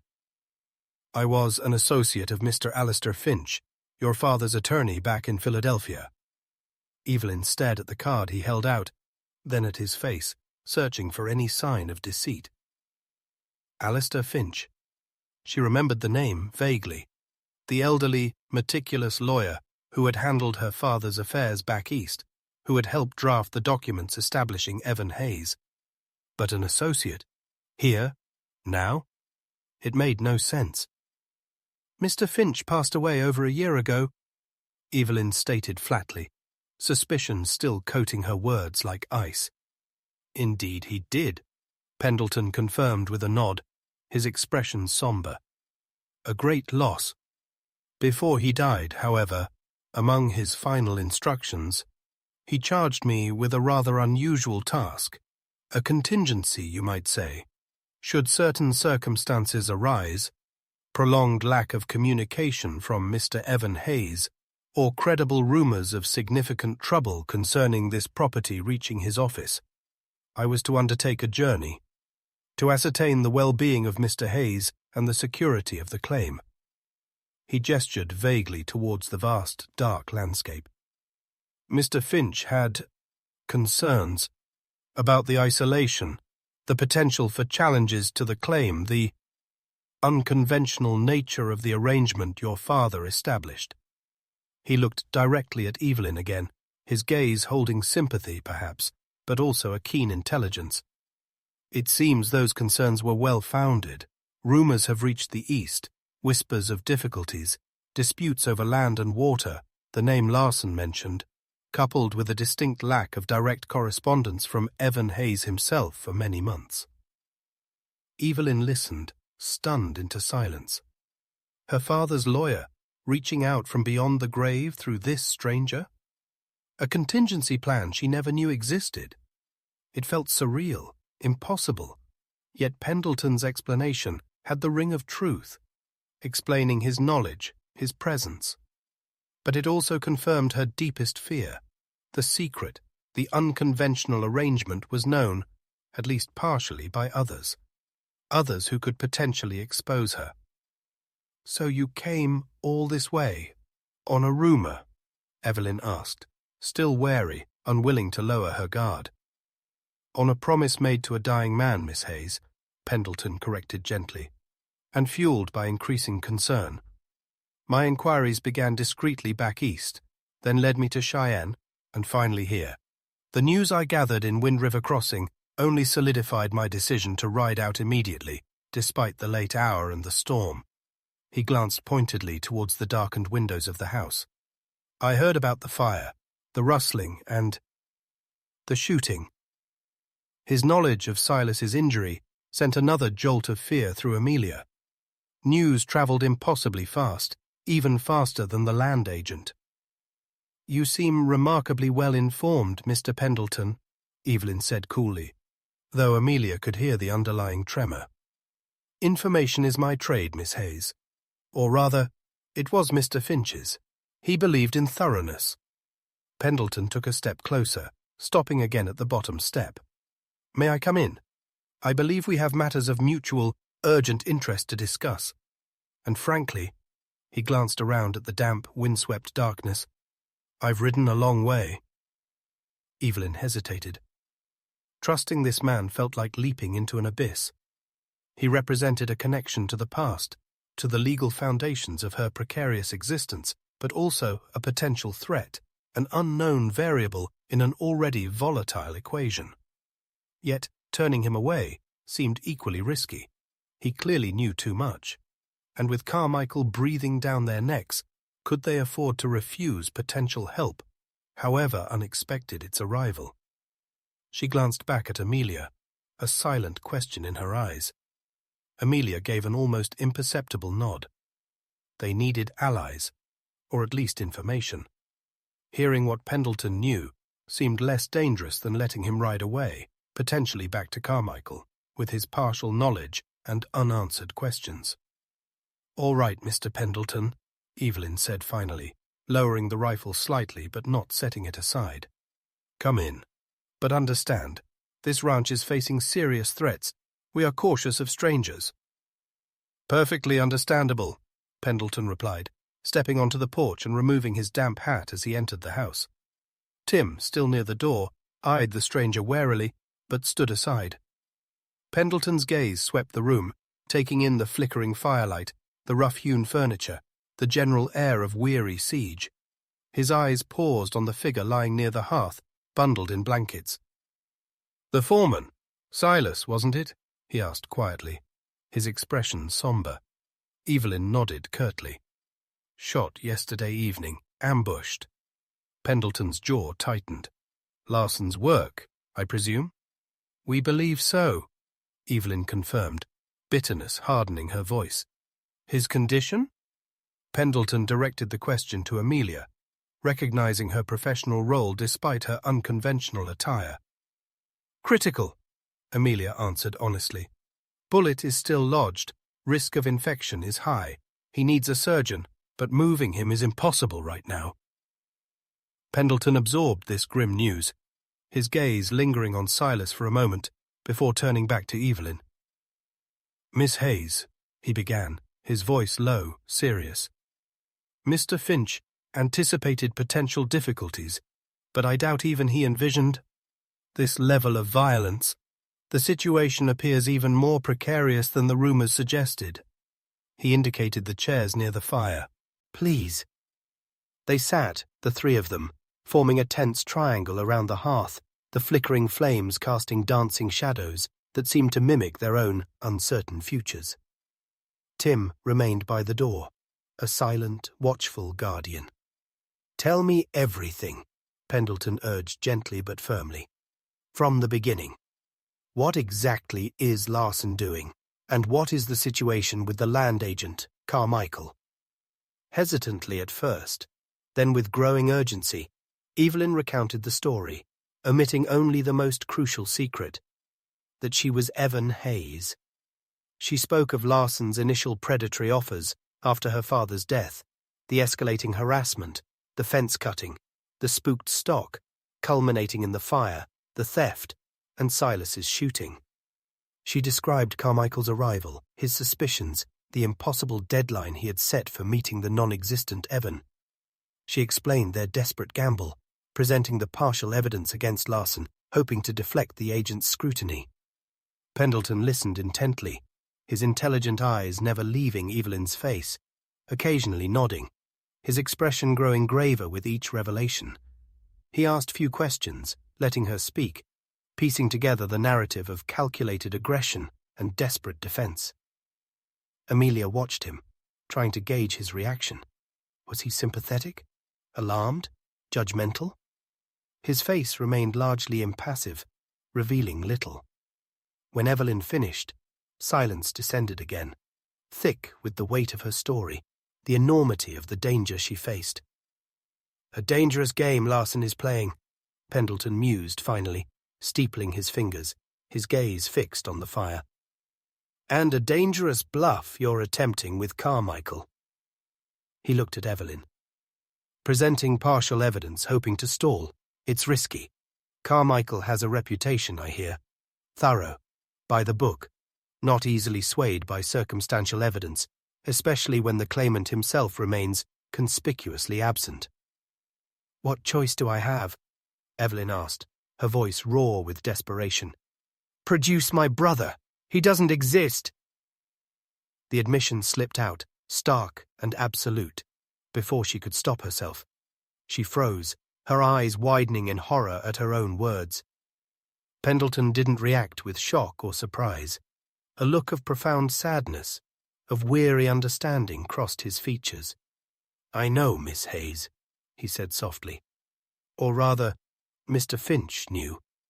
He suspected the truth of Evan Hayes almost from the beginning. The vagueness in your father's correspondence, the lack of any independent confirmation of his son's existence. Finch was too shrewd not to piece it together. Evelyn stared at him, speechless. Finch had known, all along, and hadn't exposed them? "He respected your father's fierce determination," Pendleton continued quietly, "and he understood the injustice of the laws that forced such a deception. His instructions to me were not to expose the arrangement, but to offer assistance if it ever seemed threatened, to provide legal counsel, explore options, protect the claim if possible, within the bounds of the law. Or perhaps," he added, a wry glint in his eye, "slightly outside them, if necessity demanded and discretion allowed." A wave of disbelief, followed by a fragile, tentative surge of hope, washed over Evelyn. This man wasn't a threat. He was help, an ally sent by her father's foresight, arriving at their darkest hour. Tears she had held back for so long suddenly welled in her eyes, blurring the firelight. Amelia felt her own tension ease slightly, replaced by a cautious optimism. Pendleton seemed genuine, his connection to Evelyn's father offering a measure of trust. "Then, can you help us?" Evelyn whispered, the question fraught with desperate hope. "Carmichael returns tomorrow morning. He demands to meet Evan." Pendleton leaned forward, his expression serious. "Meeting him is impossible, obviously. Continuing the bluff is becoming increasingly untenable. Carmichael will verify residency. He will demand identification, signatures that match filings. The moment he suspects the truth, the claim is likely forfeit, and you, Miss Hayes, could face serious charges." He paused, letting the grim reality sink in. "However, there might be other avenues." "What avenues?" Evelyn pressed, leaning forward eagerly. "Firstly, the evidence against Larson," Pendleton said. "The papers you showed Carmichael are a start, but they are circumstantial. You mentioned your foreman, Silas. That he had gathered more? Perhaps something more concrete?" Evelyn and Amelia exchanged a quick, conflicted glance. Silas's papers, the hidden box, the terrible dilemma. Evelyn hesitated, then took a deep breath. She trusted Pendleton now, or felt she had no choice but to. She explained about the tin box, Silas's statement, the detailed accusations against Larson, and the foreman's own hidden past that made using the full evidence so perilous. Pendleton listened intently, his brow furrowed. "I see," he murmured when she finished. "A double-edged sword indeed, damning evidence against your enemy, tied to the potential ruin of your most loyal hand." He tapped his fingers together thoughtfully.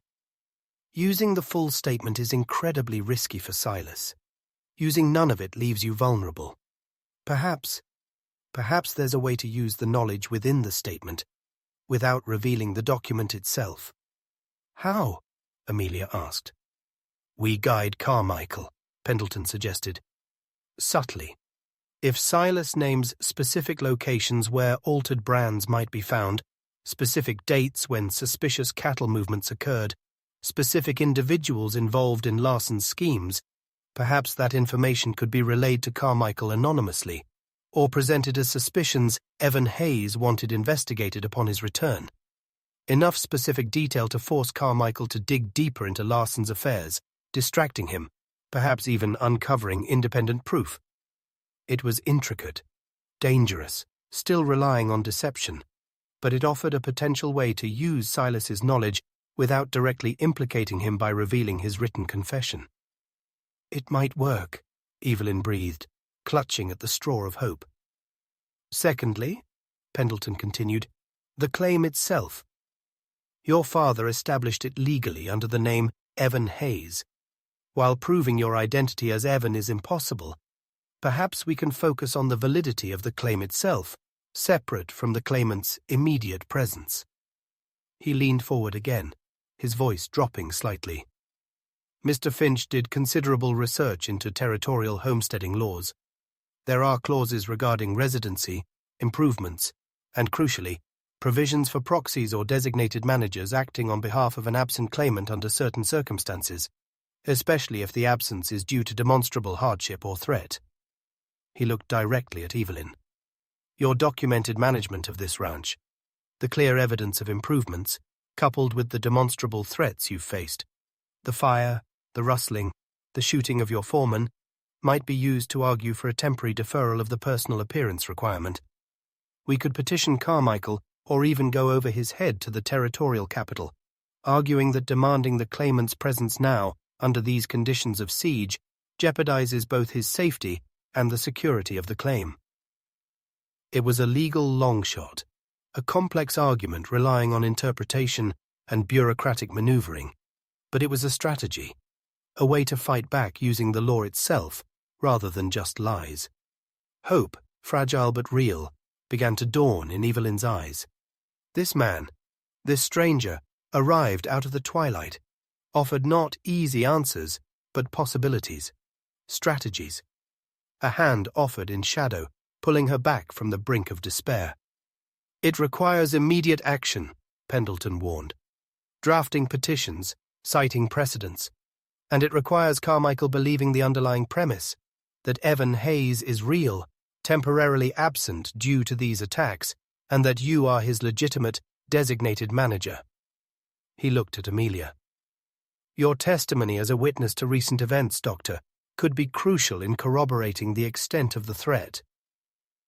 Amelia nodded, understanding her role solidifying. She wasn't just a passive accomplice anymore. She was a potential witness, her professional standing lending weight to their claims. The weight of unspoken fears hadn't lifted, but it had shifted. The fear of certain doom was being replaced by the fear of a desperate fight, a gamble with marginally better odds, but a fight nonetheless. "All right, Mr. Pendleton," Evelyn said, her voice firm, decision made. "Tell us what we need to do. We have until tomorrow morning." The alliance was forged, the rancher living a lie, the doctor bound by loyalty and circumstance, and the lawyer armed with knowledge and contingencies from the past.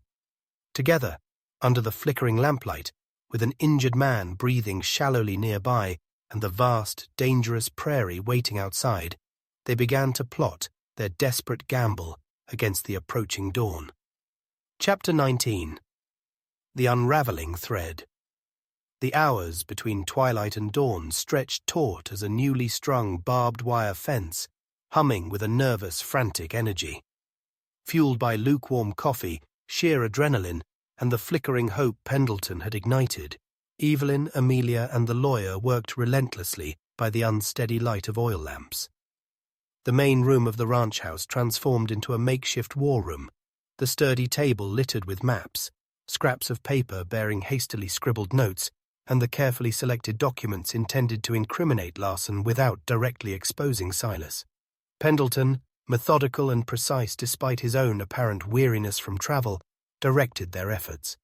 His legal mind dissected the situation, identifying potential weaknesses in Carmichael's assumed position, exploring loopholes in territorial land law, and crafting arguments designed to delay, distract, and defend. He questioned Evelyn exhaustively, probing for details about her father's initial claim filing, the exact wording of deeds and tax records kept under Evan Hayes's name, the history of Larson's offers and threats, the specific dates and nature of the escalating attacks. He needed every piece of ammunition they possessed. Evelyn, drawing on years of managing the ranch's affairs, answered crisply, her memory sharp, her knowledge intimate. The initial shock of Pendleton's arrival had given way to a focused intensity. Having an ally, someone who knew the truth and offered not judgment but strategy, seemed to galvanize her, sharpening her resolve. She recounted incidents, recalled conversations, sketched layouts of pastures and water sources, her hands moving decisively across the maps spread before them. Amelia's role shifted. While continuing to monitor Silas, whose condition remained worryingly unchanged, his fevered presence a constant silent reminder of the stakes, she also acted as scribe, witness, and occasional sounding board. Pendleton valued her outsider's perspective, her medical assessment of Silas's condition, which corroborated the severity of the violence inflicted, and her potential testimony regarding the events she had witnessed since her arrival. She wrote as Pendleton dictated draft petitions, took notes during Evelyn's recollections, her neat handwriting filling page after page with the details of their desperate defense. Their strategy coalesced around two main prongs, as Pendleton had outlined. First, solidify the narrative of Evan Hayes as a real, albeit temporarily absent, claimant actively defending his property. This involved preparing a formal request to be presented by Evelyn as ranch manager for a deferral of Carmichael's residency verification. Pendleton drafted the document carefully, citing territorial statutes regarding hardship and duress, referencing the documented attacks, the fire, the theft, the shooting of the foreman, as clear evidence that requiring the claimant's presence now constituted an unreasonable risk and burden. The petition emphasized Mr. Hayes's full intent to cooperate once the immediate threat was neutralized, and requested Carmichael focus his immediate attention on investigating the criminal acts perpetrated against the Hayes Ranch, specifically those potentially linked to larceny, based on the preliminary evidence already provided. The second prong involved subtly guiding Carmichael's investigation towards larceny, using the specific, actionable details gleaned from Silas's hidden statement, without revealing the statement itself or its author. This was the most perilous part, requiring a delicate balance. Pendleton, Evelyn, and Amelia pored over Silas's handwritten account, extracting key pieces of information: the approximate location near Larson's South Canyon where altered brands might be found on recently acquired stock, the name of a disgruntled former employee of Larson's, mentioned by Silas as having knowledge of shady dealings, who now supposedly worked a small claim near Three Forks, the specific dates Silas had noted seeing unusual late-night cattle movements. "We cannot present this as direct knowledge," Pendleton cautioned, tapping the list they had compiled. "It must be framed as persistent rumors that Mr. Hayes had intended to investigate further, or perhaps anonymous information received." He looked at Evelyn. "Could you plausibly claim an anonymous note was left, perhaps?" Evelyn considered it. "It's thin," she admitted, "but perhaps no thinner than the rest of this charade." She sighed. "Yes. If Carmichael presses for specifics on why Evan suspects Larson beyond the business papers, I can claim an anonymous tip provided these details. Enough, perhaps, to pique Carmichael's professional curiosity, make him feel obligated to investigate Larson further before closing the file on my claim." It felt like weaving a web of lies, each thread fragile, threatening to unravel at the slightest touch. Yet it was their only defense against the tightening knot of Carmichael's deadline. Amelia meticulously copied the extracted details onto a separate sheet of paper, written in a deliberately neutral hand, ready to be presented as the anonymous tip, if needed. As they worked, the weight of unspoken fears pressed down on Amelia. The lie about Evan Hayes felt increasingly precarious. The danger from Larson felt imminent, potentially explosive if he learned Carmichael was asking questions based on their accusations. And the growing connection she felt with Evelyn. It was a dangerous distraction, a vulnerability neither of them could afford, yet it pulsed beneath the surface of their frantic preparations, present in shared glances across the table, in hands brushing as they reached for the same map, In the instinctive way they offered each other coffee or a weary smile of encouragement. It was a fragile bloom in scorched earth, beautiful and terrifyingly out of place. Around 3 a.m, exhaustion blurring the edges of her vision, Amelia went to check on Silas again. He was restless, muttering, his skin burning hot to the touch despite her efforts to cool him. His pulse felt weaker, more erratic. Fear, sharp and cold, gripped Amelia. He was slipping away. "Evelyn," she called softly, urgency roughening her voice. Evelyn was instantly beside her, her face paling as she saw the change in the foreman. She knelt, taking Silas's limp hand, her expression anguished. "Silas, can you hear me?" His eyes fluttered open briefly, unfocused, clouded with pain and fever. "Martha," he whispered, the name a ghostly echo from his hidden past. Then his eyes closed again, his breathing becoming alarmingly shallow. "He's fading," Amelia stated grimly, checking his pupils with the beam from her small lantern. The response was sluggish. "The infection, or internal bleeding. Without intervention." She didn't need to finish the sentence. Evelyn stared down at her loyal foreman, the man who had served her father, protected her, risked everything, now dying before her eyes. The carefully constructed composure she had maintained throughout the night finally shattered completely. A low sob escaped her lips, quickly stifled. The conflict that had tormented her earlier, protect Silas's secret or use his statement to save the ranch, returned with unbearable intensity, sharpened by the immediacy of his decline. "The statement," Evelyn breathed, looking wildly at Amelia, her eyes filled with desperate, frantic energy. Maybe it's the only thing that matters now, getting justice for him, exposing Larson for this." She gestured towards the dying man. "To hell with the ranch, to hell with the claim, if using it means Larson pays for shooting him." "Evelyn, wait," Amelia pleaded, grabbing her arm, trying to anchor her against the storm of grief and rage. "Think.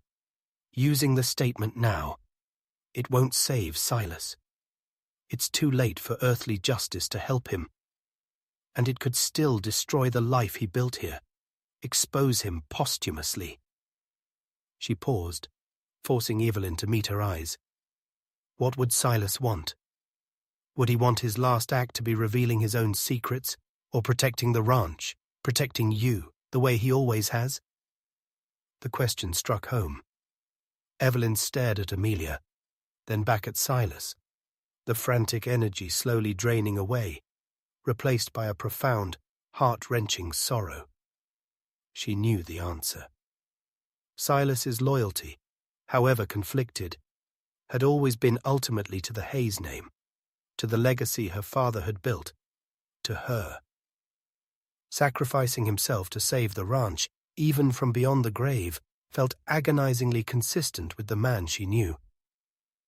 "Protecting me," Evelyn whispered, tears finally tracking clean paths through the grime on her cheeks. She sank back onto her heels, bowing her head, the weight of the decision crushing her. They would stick to the plan. They would protect Silas's secret, his stolen name, even as his life slipped away. It felt like a betrayal, yet also like the ultimate act of loyalty, honoring his sacrifice by trying to win the war he had died fighting. The mood in the room shifted, imbued with a somber gravity. The frantic planning gave way to a quiet, determined focus. They finished drafting the petition for deferral, reviewed the circumstantial evidence against Larson one last time, finalized the details of the anonymous tip. Every word, every document, felt weighted with Silas's silent presence, his unspoken sacrifice. Just before dawn, as the first pale streaks of grey began to lighten the eastern sky, Silas's breathing grew shallower still, then stopped altogether. Amelia felt for a pulse, her fingers pressing against the still warm skin of his neck. Nothing. She listened with her stethoscope against his chest. Silence. She looked up at Evelyn, her own eyes stinging, and gently shook her head. Evelyn closed her eyes, tears escaping from beneath the lids, her hand still clasping Silas's lifeless one. A long, shuddering sigh escaped her lips. Grief, exhaustion, perhaps even a measure of relief that his suffering was over. Tim, watching from the doorway, bowed his head, tears streaming silently down his young face. They sat in silence for several moments, the presence of death stark and absolute in the small room, dwarfing the legal papers scattered on the table, rendering the impending arrival of Agent Carmichael momentarily insignificant. They had lost a loyal friend, a steadfast defender. The serpent's strike had proven fatal. But the pause couldn't last. The sun was rising. Carmichael would be coming. Grief would have to wait. Evelyn gently released Silas's hand, rising to her feet, her face pale but set with a new, almost frighteningly cold resolve. The last vestiges of fear seemed to have burned away, replaced by a grief-stricken determination. "All right," she said, her voice low, steady. "Let's finish this. For Silas." They made the final preparations. Evelyn changed back into her own clothes, sturdy trousers, shirt, vest, resuming the mantle of Evan Hayes's manager, though the disguise felt thinner now, more transparent against the backdrop of raw grief. Amelia tidied the room, removing overt signs of their frantic night-long work session, ensuring the office looked plausibly interrupted. She packed her valise, ready to play her role as the veterinarian concluding her necessary vigil. They moved Silas's body respectfully into Evelyn's private room, covering him with a clean sheet. Dealing with his burial, notifying the town, would have to wait until after Carmichael, after the immediate crisis had passed or consumed them. For now, his death was another secret they had to keep, another thread threatening to unravel their fragile tapestry of lies. As the sun fully cleared the horizon, painting the ravaged land in hues of gold and rose, Tim gave the warning signal from outside. "He's coming! Buckboard just cleared the eastern ridge." Evelyn and Amelia exchanged a final look. Fear, grief, determination, and the unspoken weight of their shared secrets and burgeoning feelings mingling in that single glance. Evelyn took a deep breath, squaring her shoulders. Amelia picked up her valise, composing her features into an expression of professional calm. They stepped out onto the porch together, blinking in the bright morning light, ready to face Agent Carmichael, ready to play their desperate hand, keenly aware that the slightest misstep, the smallest inconsistency, could unravel the thread entirely, leaving them exposed and utterly ruined. The gamble against the dying light had become a gamble against the dawn. Chapter 20. Standing Against the Tide. Agent Carmichael arrived not in the dusty buckboard of the previous day, but on horseback, accompanied by two other riders. One Amelia recognized with a jolt as Sheriff Brody, his portly figure looking uncomfortable in the saddle, his face etched with a mixture of official duty and profound reluctance. The other was a younger man, lean and hard-eyed, wearing the badge of a deputy, someone Amelia hadn't seen before, likely brought in from a neighboring jurisdiction, or perhaps specifically requested by Carmichael. The official presence was amplified, more intimidating. This wasn't just a follow-up inquiry. It felt like an escalation, a formal show of force. They reined in their horses a respectful distance from the porch, their arrival casting a long shadow in the bright morning sun. Carmichael dismounted deliberately, his movements precise, his gaze sweeping over the ranch yard before settling on Evelyn and Amelia, standing side by side on the porch like reluctant sentinels. Sheriff Brody and the deputy remained mounted, their expressions carefully neutral, yet their presence undeniably shifted the power dynamic. "Miss Hayes," Carmichael greeted, his voice as impassive as ever, though perhaps with a sharper edge than before. He nodded curtly towards Amelia. "Doctor." He didn't offer apologies for the escort. Their presence spoke for itself. "I trust Mr. Hayes has returned?" the dreaded question, delivered without preamble. Evelyn met his gaze squarely, the grief from Silas's passing carefully banked behind a wall of steely composure. "Unfortunately, Agent Carmichael, no. He has not." She launched immediately into the rehearsed explanation. "We received word during the night. One of the hands he took with him returned briefly. The tracks led further south than anticipated, onto difficult terrain near the border of Larson's property.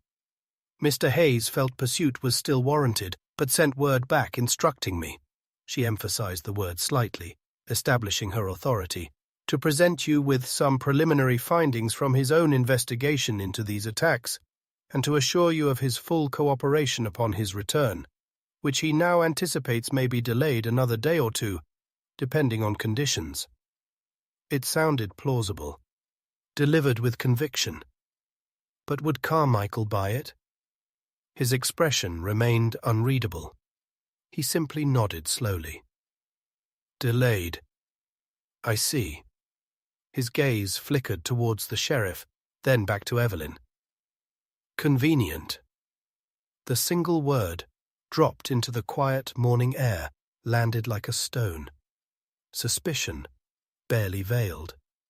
Evelyn stiffened, but held her ground. "Convenient, perhaps, Agent, but understandable, given that his stock was stolen, his property burned, and his foreman shot." Her voice held a defiant edge. "Mr. Hayes is defending his livelihood." "Indeed," Carmichael murmured. "And these findings?" "They are inside," Evelyn said, gesturing towards the house, "along with a formal petition regarding the circumstances." She turned, expecting him to follow. But Carmichael didn't move immediately. He looked past Evelyn, his gaze fixed on the ranch house itself. "Before we discuss documents, Miss Hayes," he said, his tone hardening almost imperceptibly, "Sheriff Brody has expressed concerns regarding the shooting incident. As this now involves potential attempted murder within his jurisdiction, he feels a preliminary inspection of the premises is warranted.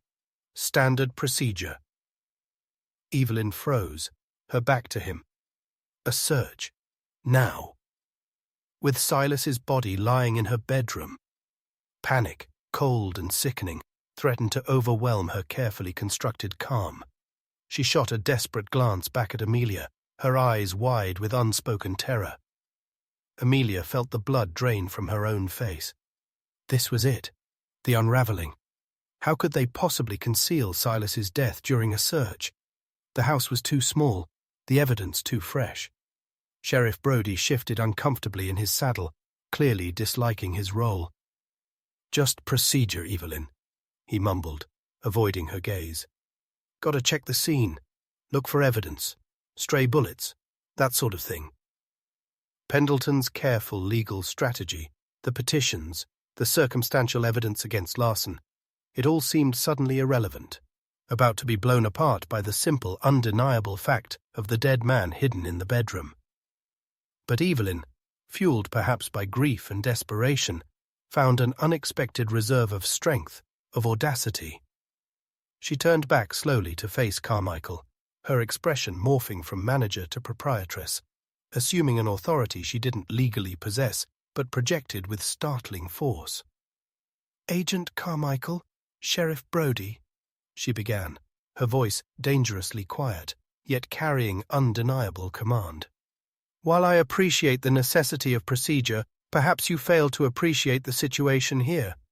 She gestured widely, encompassing the scarred land, the weary men watching from the fence line. "This ranch has been under deliberate, sustained attack.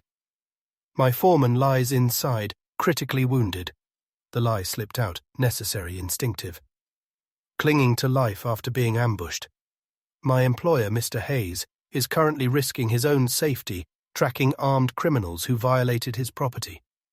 She stepped forward, down one step, closing the distance slightly, forcing them to meet her intense gaze. "You arrive with armed escort, demanding access, expressing concerns, while the man responsible for this violence, Mr. Larson, sits comfortably on his own land, likely laughing at your procedures." Her voice dripped with scorn. Before you inspect my house, Sheriff, perhaps you should be inspecting Mr. Larson's corrals for stolen yearlings. Before you verify my employer's residency, Agent, perhaps you should verify Mr. Larson's alibi for the time of the fire and the shooting. She paused, letting her words hang in the air, challenging their priorities, their assumptions. Mr. Hayes has provided evidence suggesting Larson's motive and culpability. He has requested, through me, his designated manager in this crisis, that you focus your investigation there first. He has also petitioned for a temporary deferral of residency verification due to these attacks constituting extreme duress. Those documents are inside. She straightened, regaining the top step, reclaiming the slight advantage of height. You are welcome to review them. Dr. Grant, she turned to Amelia, can attest to the severity of my foreman's condition and the events she has witnessed. She looked back at Carmichael and Brody. But a disruptive search of this house, while my foreman fights for his life and the owner is absent defending his claim, seems inappropriate, premature, perhaps even deliberately obstructive given the circumstances.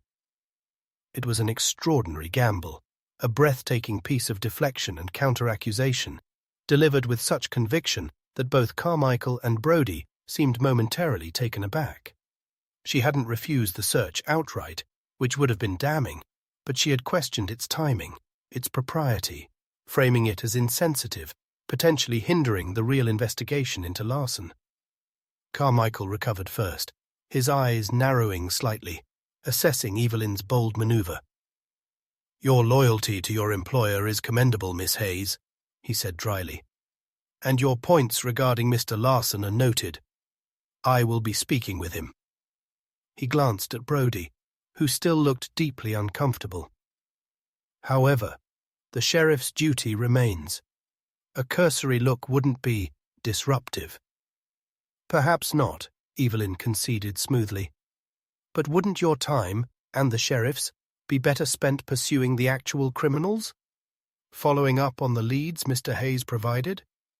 Or would you prefer the rustlers get further away, the evidence grow colder, while you inspect my hearth? Brody squirmed. He clearly had no appetite for confronting Larson, nor for dealing with the messy reality of Silas's shooting beyond the bare minimum required by Carmichael's presence.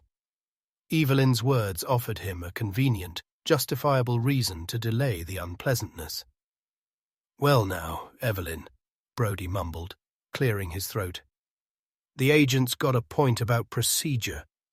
But maybe we talk to Larson first, see what he says.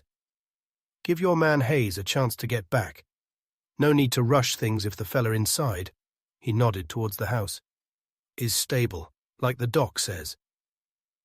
He latched onto the lie about Silas being alive, using it as his own shield.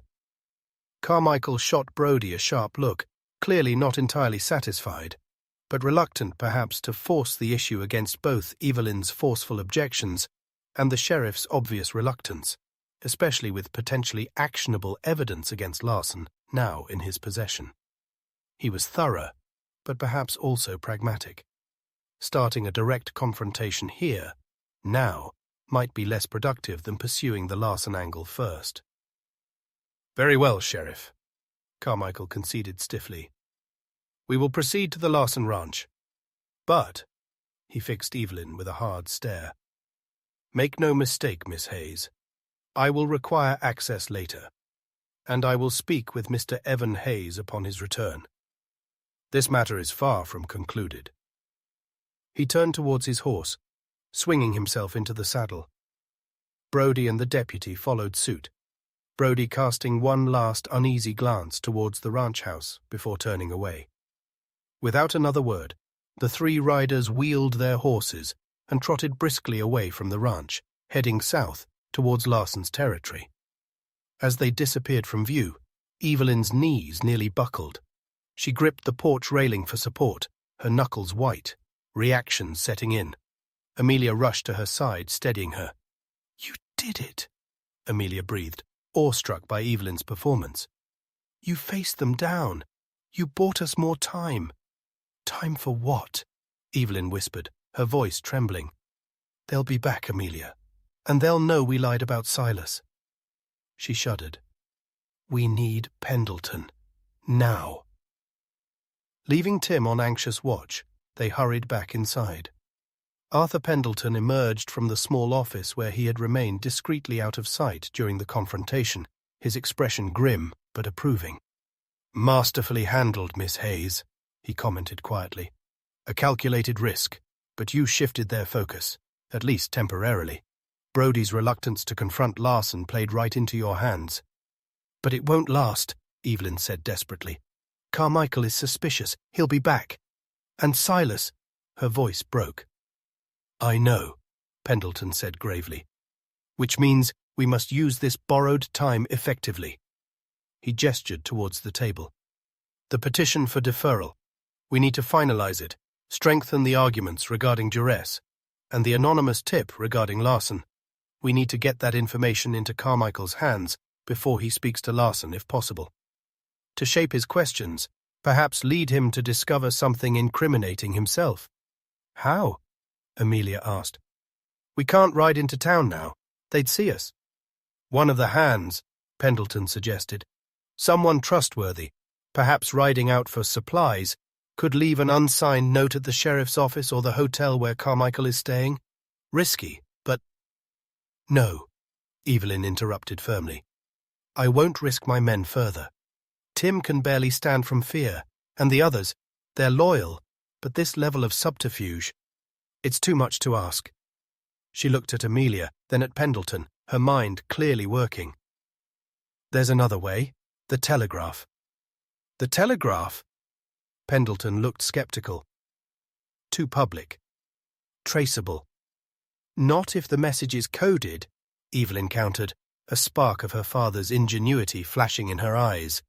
My father. He sometimes used a simple book code with Mr. Finch for sensitive matters, based on page, line, word number, in a specific agreed-upon book. She strode towards the bookshelves. He kept meticulous records. He must have noted the code key somewhere. While Pendleton quickly drafted a concise message containing the key details from Silas's statement, the South Canyon location, the name of the disgruntled former employee near Three Forks, the suspicious dates, Evelyn frantically searched her father's old ledgers and journals stored in the office. Minutes stretched into an agonizing eternity. Silas lay silent in the next room. Carmichael and Brody rode towards a confrontation with Larson. Their own borrowed time dwindled with every tick of the mantel clock. Finally, Evelyn gave a cry of triumph, pulling out a small, leather-bound diary. Tucked inside the back cover, written in her father's precise script, was a notation. Code Ref. Finch. Hayes. Walden. Thoreau. First Ed. Walden, Evelyn breathed, scanning the bookshelves again and pulling out a worn, familiar volume.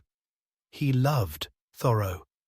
Working together feverishly, using the code key, they translated Pendleton's concise message into a seemingly nonsensical string of numbers. It was painstaking work, cross-referencing pages, lines, and words.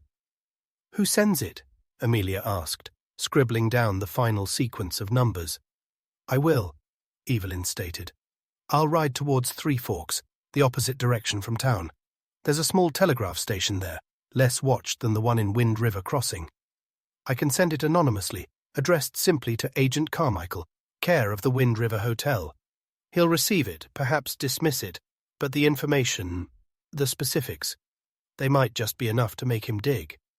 Evelyn, you can't ride out alone, Amelia protested immediately. Not after last night. What if Larson's men are watching the trails? It's less risky than sending one of the men, Evelyn argued. I know the terrain, the hidden paths, and, she added, her jaw set, it's something I need to do. For Silas.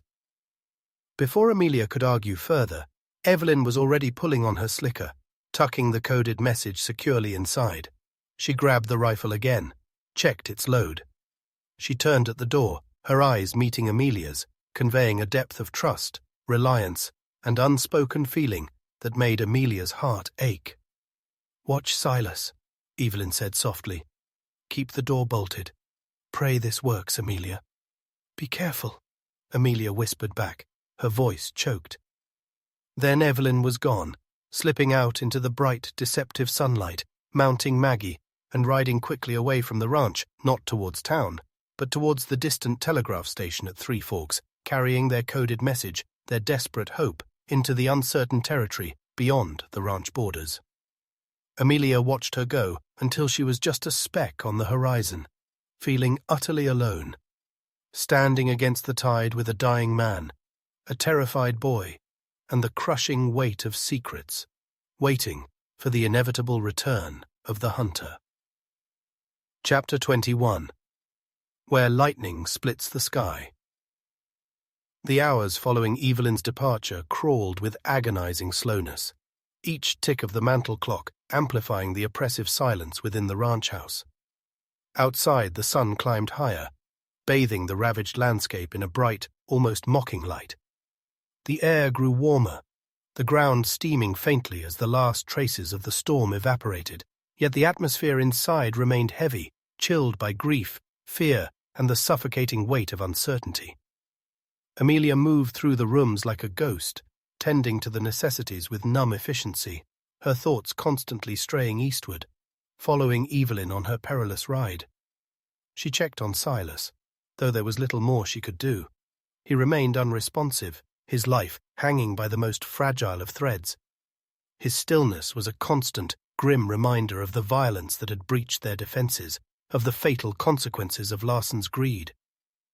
Looking at his peaceful, pale face, Amelia felt a fresh wave of anger towards Larson, but also a renewed determination to see their desperate plan through, to ensure Silas's sacrifice wasn't meaningless. She gently bathed his face again, adjusted the blankets, whispering futile words of encouragement into the unhearing silence. Protecting his secrets felt like the only service she could offer him now. Tim remained huddled near the bolted door, his youthful face pale and strained, jumping at every distant sound, the lowing of cattle, the whinny of a horse from the barn, the creak of the house settling.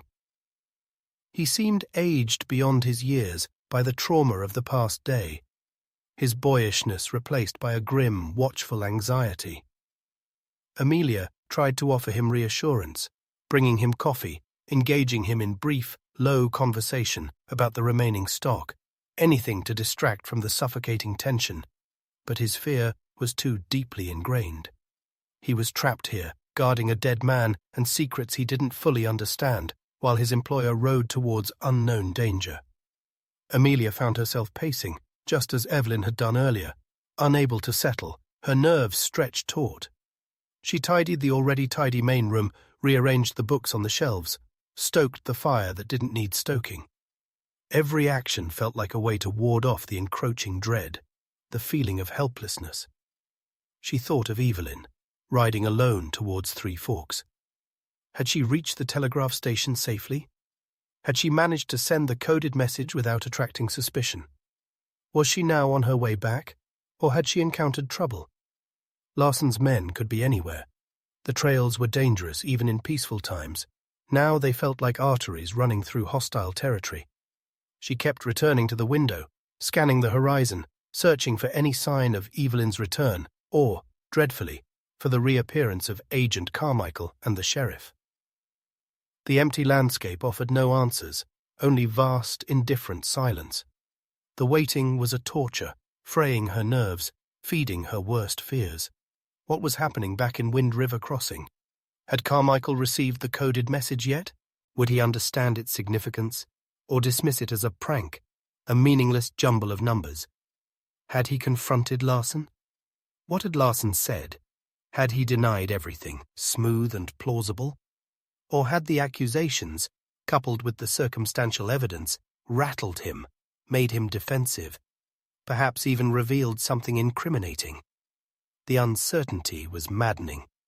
Their entire plan hinged on Carmichael taking the bait, on his professional curiosity outweighing his suspicion of the Hayes claim. It was a fragile hope, easily shattered. Late afternoon shadows began to lengthen across the yard, painting the landscape in softer hues, but bringing no relief from the tension. If anything, the approaching twilight deepened the sense of forbearance.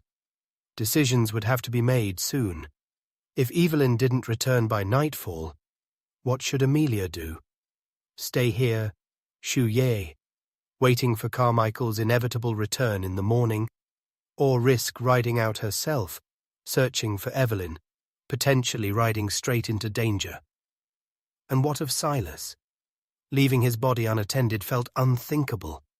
Yet staying meant facing Carmichael alone, armed only with lies and the burden of concealment. Just as the sun dipped low towards the western peaks, painting the sky in streaks of fiery orange and blood red, Tim let out a sharp gasp from the window. "Rider! Coming fast! From the east!" Amelia's heart leaped into her throat. "Evelyn? Please let it be Evelyn." She rushed to the window, peering out. A single rider, pushing their horse hard across the open prairie, silhouetted against the dramatic sunset. The rider was slight, familiar. Yes, it was Evelyn, her figure unmistakable even at a distance. Relief washed over Amelia, so potent it left her weak-kneed. She was safe. She was returning. But the relief was short-lived. As Evelyn drew closer, Amelia could see the frantic urgency in her posture, the way she spurred Maggie relentlessly, glancing back over her shoulder as if pursued. Something was wrong. Terribly wrong. Evelyn didn't slow as she reached the ranch yard. She practically threw herself from the saddle before Maggie had fully stopped, shouting towards the house, her voice high-pitched with panic. "Amelia! Trouble! Carmichael, he's coming back! And Larson is with him!" The words hit Amelia like a physical blow. Larson? With Carmichael? What could that possibly mean? Had Larson somehow convinced the agent of his innocence? Turned the tables? Or was Carmichael bringing Larson here for a direct confrontation? The possibilities were all disastrous. Evelyn stumbled onto the porch, her face pale, her breathing ragged. "I sent the wire," she gasped, leaning against the doorframe. "Made it back onto the main trail. Saw them riding out from town. Carmichael, Brody, the deputy, and Larson, riding together, heading this way." She looked wildly at Amelia. "He must have talked his way out of it. Convinced Carmichael I'm the liar, the fraud. They're coming to arrest me, Amelia. Or worse." Panic, cold and absolute, seized them both. This was the worst possible outcome. Larson, allied with the law, riding towards the ranch where they hid a dead man and clung to a desperate lie.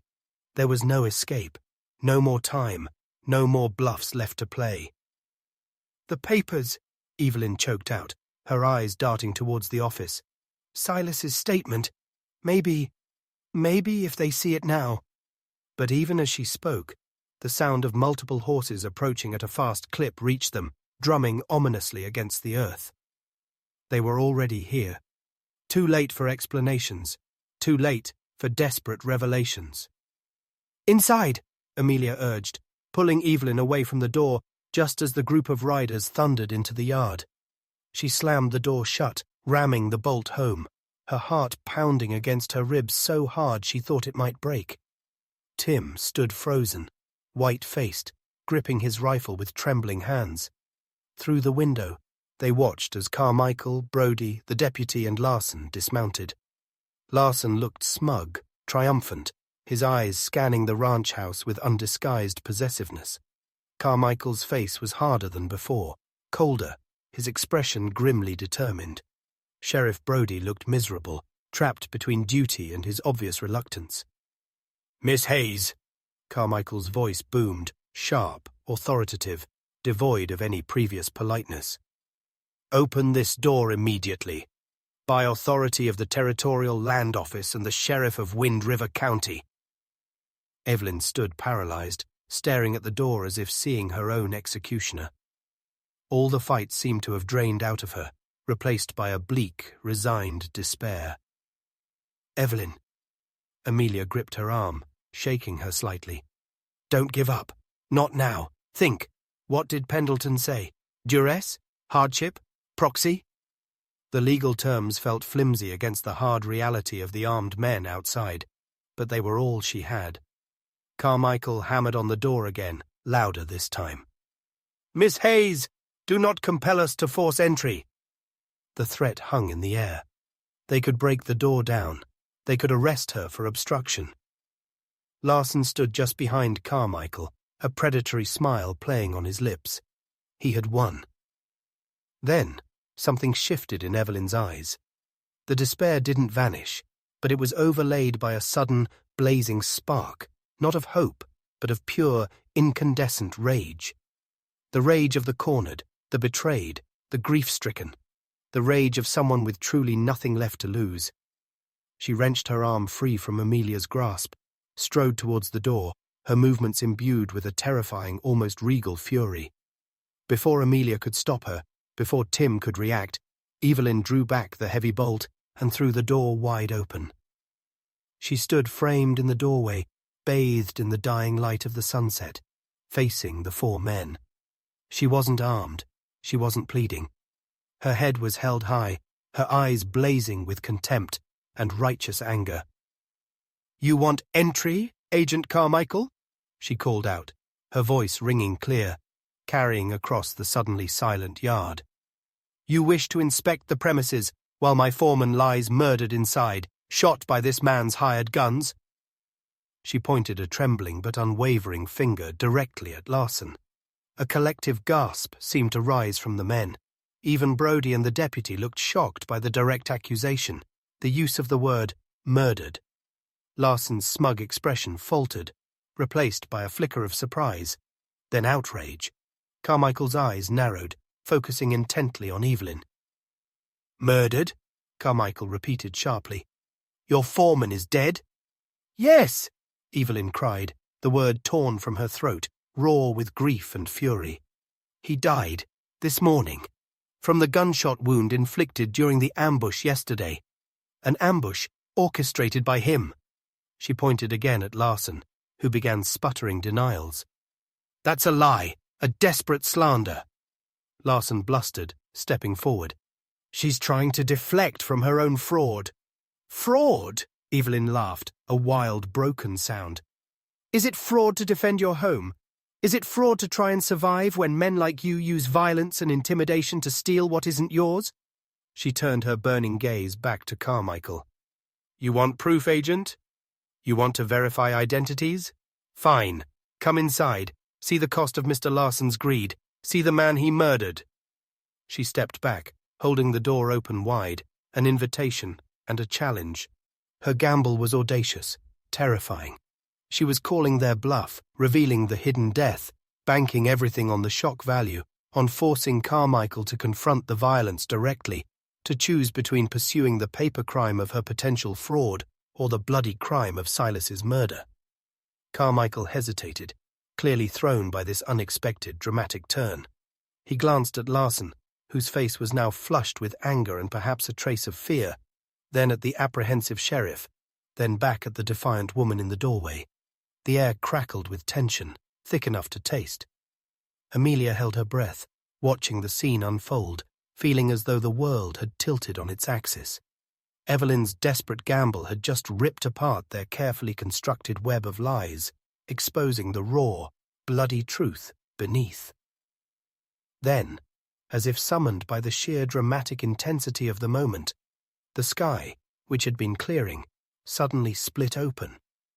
A blinding fork of lightning arced directly overhead, illuminating the scene in an instantaneous, brutal flash of white light, followed immediately by a deafening crash of thunder that shook the very ground beneath their feet.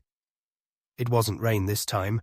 It was a dry bolt, a raw discharge of atmospheric tension mirroring the human drama playing out below. In the stunned silence following the thunderclap, everyone seemed frozen. Evelyn in the doorway, Carmichael and his men in the yard, Larson caught mid-denial. The lightning had rent the sky, splitting the twilight, stripping away pretense, leaving only the stark confrontation, the terrible truth revealed, hanging in the electric air. The final act had begun, under a sky torn open by celestial fire. Chapter 22. Ashes and Dawn. The thunderclap echoed, rolling away across the darkening prairie, leaving behind a silence so profound it felt like the world was holding its breath. The aftermath of the lightning strike lingered, the sharp scent of ozone in the air, the ghostly image of the scene momentarily burned onto retinas. Evelyn remained framed in the open doorway, defiant, exposed, her gamble laid bare under the bruised twilight sky. Agent Carmichael stood frozen at the foot of the steps, his face a mask of stunned disbelief, caught completely off guard by her raw, grief-fueled confession. Larson sputtered, his blustering denials momentarily silenced by the sheer audacity of Evelyn's accusation and the dramatic punctuation from the heavens. Even Sheriff Brody and his deputy seemed paralyzed, unsure how to react to this sudden, violent tearing of the script. Into this charged silence stepped Arthur Pendleton. He emerged quietly from the shadows of the main room, moving to stand just behind Evelyn's shoulder, a calm, steady presence amidst the swirling chaos. His arrival was unexpected by the men in the yard, adding another layer of complexity to the scene. "Agent Carmichael," Pendleton said, his cultured voice cutting cleanly through the tension, drawing all eyes to him. "Sheriff Brody, perhaps before any further accusations are leveled or actions taken, it would be prudent to establish certain facts." He held up a hand as Larson started to interrupt again. "Mr. Larson, you will have your chance to speak. Right now, a man lies dead inside this house, murdered according to Miss Hayes, as a direct result of the ongoing violent harassment campaign against this ranch, a campaign Miss Hayes alleges you orchestrated." He turned his piercing gaze on Carmichael. "Miss Hayes has already provided you with preliminary evidence suggesting Mr. Larson's motives and questionable business practices. Furthermore," Pendleton continued, his voice gaining strength, "I am Arthur Pendleton, acting on behalf of the late Alistair Finch, legal counsel to the Hayes estate. I can attest that Mr. Finch himself held grave concerns regarding potential challenges to this claim and the safety of the claimant, concerns which led him to establish certain legal contingencies I am here to enact." Pendleton's calm assertion of legal standing, his connection to the established estate, visibly shifted the dynamic again. He wasn't just a random stranger, he represented legitimacy, legal process, a connection to the very framework Carmichael operated within. "Contingencies?" Carmichael repeated sharply, recovering some of his composure, his eyes narrowing as he assessed this new player. "Indeed," Pendleton affirmed smoothly, "including petitioning for deferral of residency verification under conditions of duress, as Miss Hayes has already informed you. The murder of the ranch foreman certainly constitutes extreme duress, wouldn't you agree?" He didn't wait for an answer. "Furthermore, Agent, while the claimant, Mr. Evan Hayes, is tragically absent pursuing the criminals who attacked his property, his manager," he nodded towards Evelyn, subtly reinforcing her designated role, "has acted diligently to protect his interests and cooperate with your inquiry to the best of her ability under siege." He then played their carefully prepared card. "In fact, Agent, shortly before your arrival, we received further information, anonymously, containing specific details regarding Mr. Larson's operation that might corroborate the suspicions raised by the documents Miss Hayes provided. Details concerning potentially misappropriated livestock currently held in his South Canyon corrals, and the name of a disgruntled former employee, one Jedediah Stone near Three Forks, who may possess direct knowledge of Mr. Larson's methods." Pendleton delivered the anonymous information coolly, precisely, loading it with just enough specific detail to sound credible, actionable. Carmichael listened intently, his expression unreadable but clearly processing this new information. Anonymous tips, specific locations, named witnesses. This was far more concrete than vague rumors. It demanded investigation. Larson, however, exploded. "Lies! All lies!" he roared, his face contorted with fury. "She's fabricating everything to protect herself. She and this fancy lawyer. There is no Evan Hayes. It's her. She's the one running this scam, probably killed the old man herself. Search the house. You'll find proof she's the only one here." His accusations tumbled out, wild, desperate, fueled by the sudden fear that his own carefully constructed narrative was crumbling. "Mr. Larson," Pendleton cut him off sharply, his voice like chilled steel. "Your accusations are bordering on slander, and your agitation is illuminating." He turned back to Carmichael and Brody. "Gentlemen, you have a choice. You can proceed with an immediate, disruptive search of this besieged property based on the panicked accusations of a man already under suspicion, potentially compromising evidence related to the foreman's murder. Or," he paused for emphasis, "you can pursue the credible specific leads concerning Mr. Larson's activities, investigate the murder through proper channels, starting with the scene of the ambush, and allow Miss Hayes, the legal representative on site, time to grieve and secure this property before demanding further cooperation regarding the claim verification once Mr. Hayes returns." He had laid out the options clearly, framing one as impulsive and potentially illegal, the other as rational, procedural, and focused on the more serious crime of murder and Larson's potential involvement. He appealed directly to Carmichael's sense of order, to Brody's desire to avoid messy confrontations, and subtly shifted the burden of proof back onto Larson. Sheriff Brody seized the lifeline Pendleton offered. "Now hold on, Larson," he said, finding his voice, asserting a semblance of authority. "Calm yourself. We got a murder investigation now. That takes precedence. Accusations flying ain't helping." He looked towards Carmichael, seeking confirmation. "Agent? Maybe we secure the scene here. Let the doc," he nodded towards Amelia, "give her official statement about the foreman's death.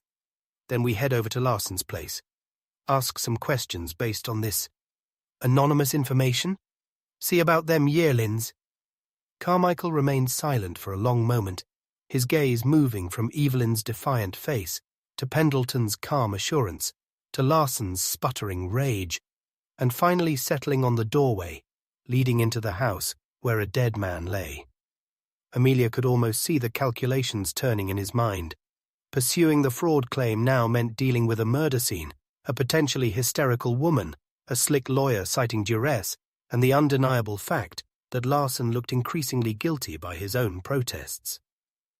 Investigating Larson first, following the specific leads provided, was procedurally cleaner, potentially yielding concrete results and addressing the more serious crime. It also allowed him to temporarily sidestep the thorny, legally ambiguous issue of Evan Hayes's existence and Evelyn's true identity. Finally, Carmichael gave a curt, decisive nod. "Very well, Sheriff. Procedure dictates we prioritize the homicide investigation." He looked directly at Larson, his voice cold. "Mr. Larson, you will accompany us back to your ranch. You will grant us full access to your property, including the South Canyon corrals, and you will answer our questions regarding these allegations and your whereabouts during the fire and the time of the shooting.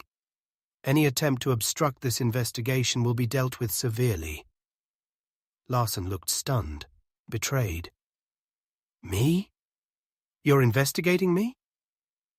"We are following the evidence, Mr. Larson," Carmichael stated flatly, "starting with the potential location of stolen livestock and a potential witness." He turned to the deputy. "Keep an eye on him." The deputy moved his horse subtly closer to Larson, his hand resting near his sidearm. Carmichael then addressed Evelyn, his tone still formal, but lacking the earlier overt suspicion. "Miss Hayes, my condolences on the loss of your foreman. Sheriff Brody will require a statement from you and Dr. Grant regarding the circumstances of his death and discovery. Secure this house.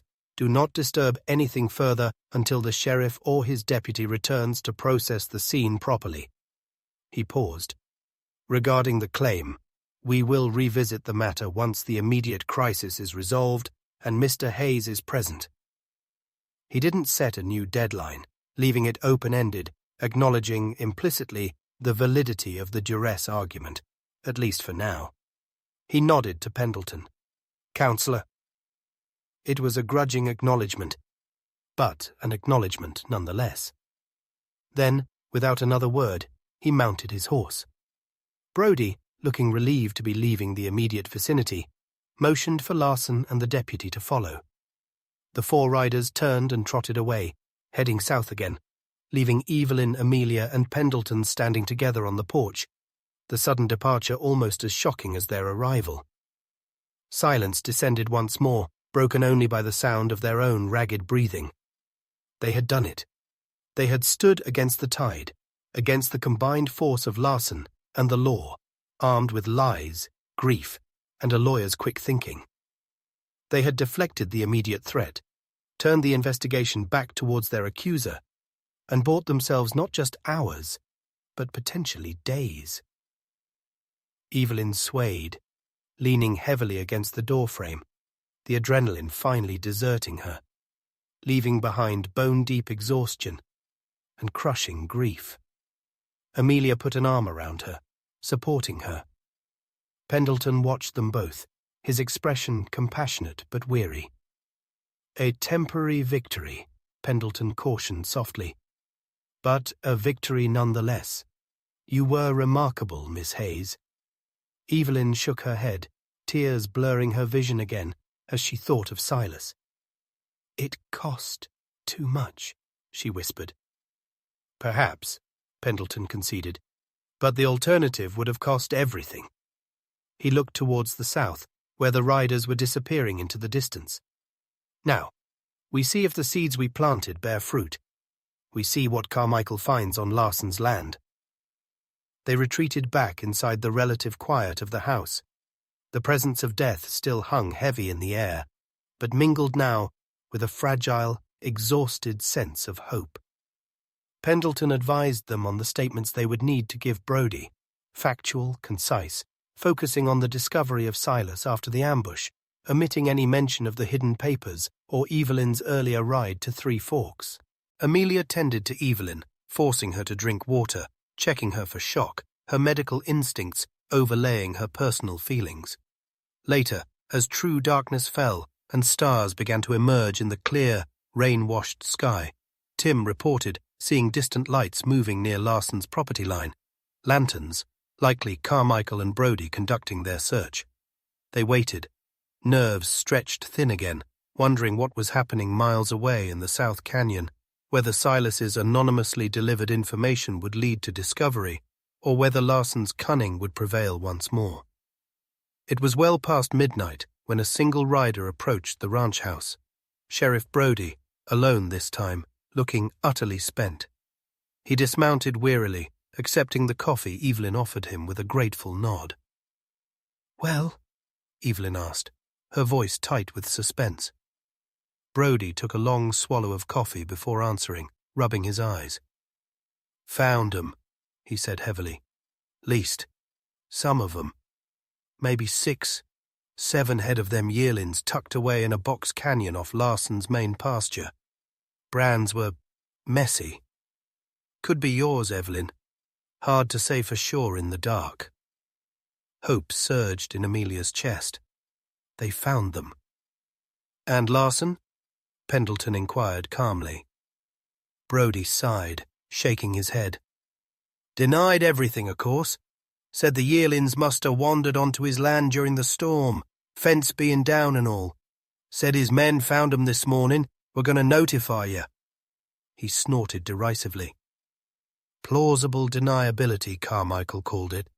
Not enough to arrest him on, not without clear proof the brands were altered, or someone saw his men drive 'em. The hope deflated as quickly as it had risen. Circumstantial. Not enough.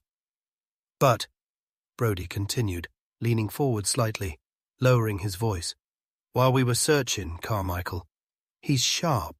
Noticed some fresh horse tracks leading away from that canyon, heading towards Three Forks. Asked Larson about 'em. Larson got agitated, said it was probably just some drifter, but Carmichael didn't seem convinced. He looked at Evelyn, then Pendleton. And that name you gave Carmichael, Jedediah Stone.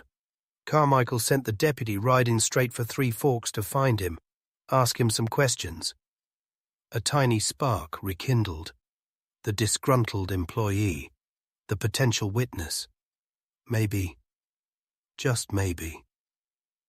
So, Brody concluded, pushing himself wearily to his feet. Carmichael's letting Larson stew for now, but he ain't closing the book. Not yet. He told me to tell you, he looked at Evelyn, that he'll be back. Maybe not tomorrow, but soon. And he still expects answers. He paused at the door. And Evelyn, I'm truly sorry about Silas. He was a good man. He tipped his hat awkwardly and left, disappearing back into the night. Silence returned, heavier this time, filled with the bittersweet taste of partial victory and lingering dread. They had deflected Carmichael, implicated Larson, perhaps even set a real investigation in motion. But Silas was dead. Larson was still free, likely furious and plotting revenge. And Agent Carmichael was still coming back, his suspicions likely narrowed, his determination undimmed. Evelyn walked to the window, looking out at the star-filled sky. The dawn had come, bringing not resolution, but a continuation of the struggle, a brief respite before the next wave crashed against them. The ashes of the fire still lay black upon the land, mingled now with the ashes of grief for a loyal friend. Yet, in the clear, cold light, there was also a faint glimmer. They had stood against the tide, and for now they were still standing. The fight wasn't over, but perhaps, just perhaps, the tide was beginning to turn. Epilogue. The horizon that remains. Spring came late to the Wind River Range that following year, hesitant at first, then bursting forth with the fierce, tenacious beauty peculiar to high-altitude lands recovering from a harsh winter. Patches of snow lingered stubbornly in the shadowed folds of the mountains, but down in the basin where the Hayes Ranch lay nestled, life was reasserting itself with quiet determination. Tender green shoots pushed through the blackened earth of the burned pasture, a fragile fuzz reclaiming the scar left by Larson's malice. The mended fence line stood firm, new wire gleaming dully, no longer a symbol of violation, but of resilience. The cottonwoods along the creek rustled with new leaves, their branches alive with the chatter of returning birds. Inside the ranch house, the rhythm of life had found a new, quieter cadence. The air no longer felt thick with imminent danger, though the echoes of the past lingered, in the empty space near the hearth where Silas used to sit, in the carefully guarded expression that sometimes shadowed Evelyn's eyes, in the weight of secrets still held close. Arthur Pendleton had departed weeks after the confrontation, his immediate work done, leaving behind meticulously filed petitions with the territorial authorities in Cheyenne, legal arguments citing duress and managerial proxy, and a thick file detailing the evidence against Martin Larson. His departure felt like the receding of a tide, leaving behind a changed shoreline. Agent Carmichael had, true to his word, pursued the leads. The deputy sent to Three Forks had located Jedediah Stone, the disgruntled former employee named in Silas's anonymously delivered message.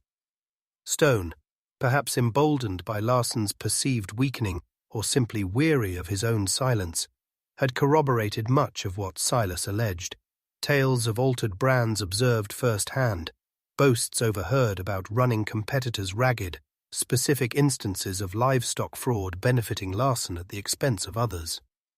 While Stone possessed no direct proof linking Larson to the fire or Silas's shooting, his testimony painted a damning picture of Larson's character and methods, lending significant weight to the circumstantial evidence Evelyn had provided.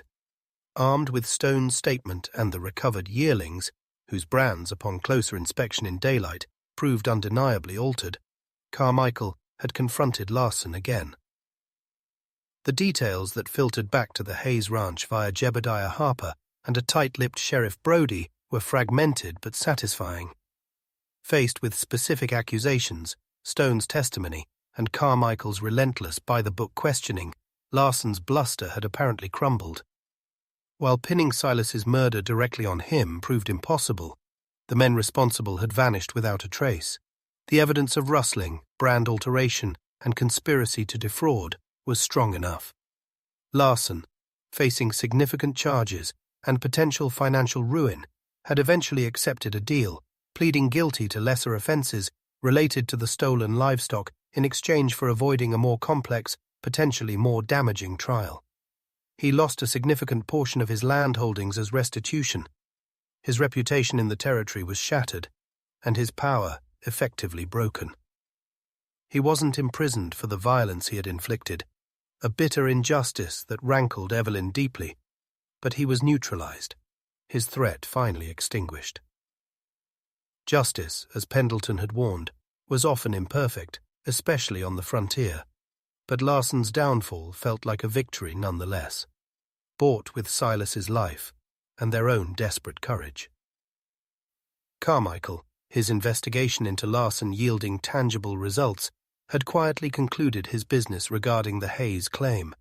Perhaps influenced by Pendleton's legal pressure, perhaps swayed by the clear evidence of victimization and the confirmation of Larson's criminality, or perhaps simply weary of the complexities surrounding the elusive Evan Hayes, he had submitted a report back to Cheyenne.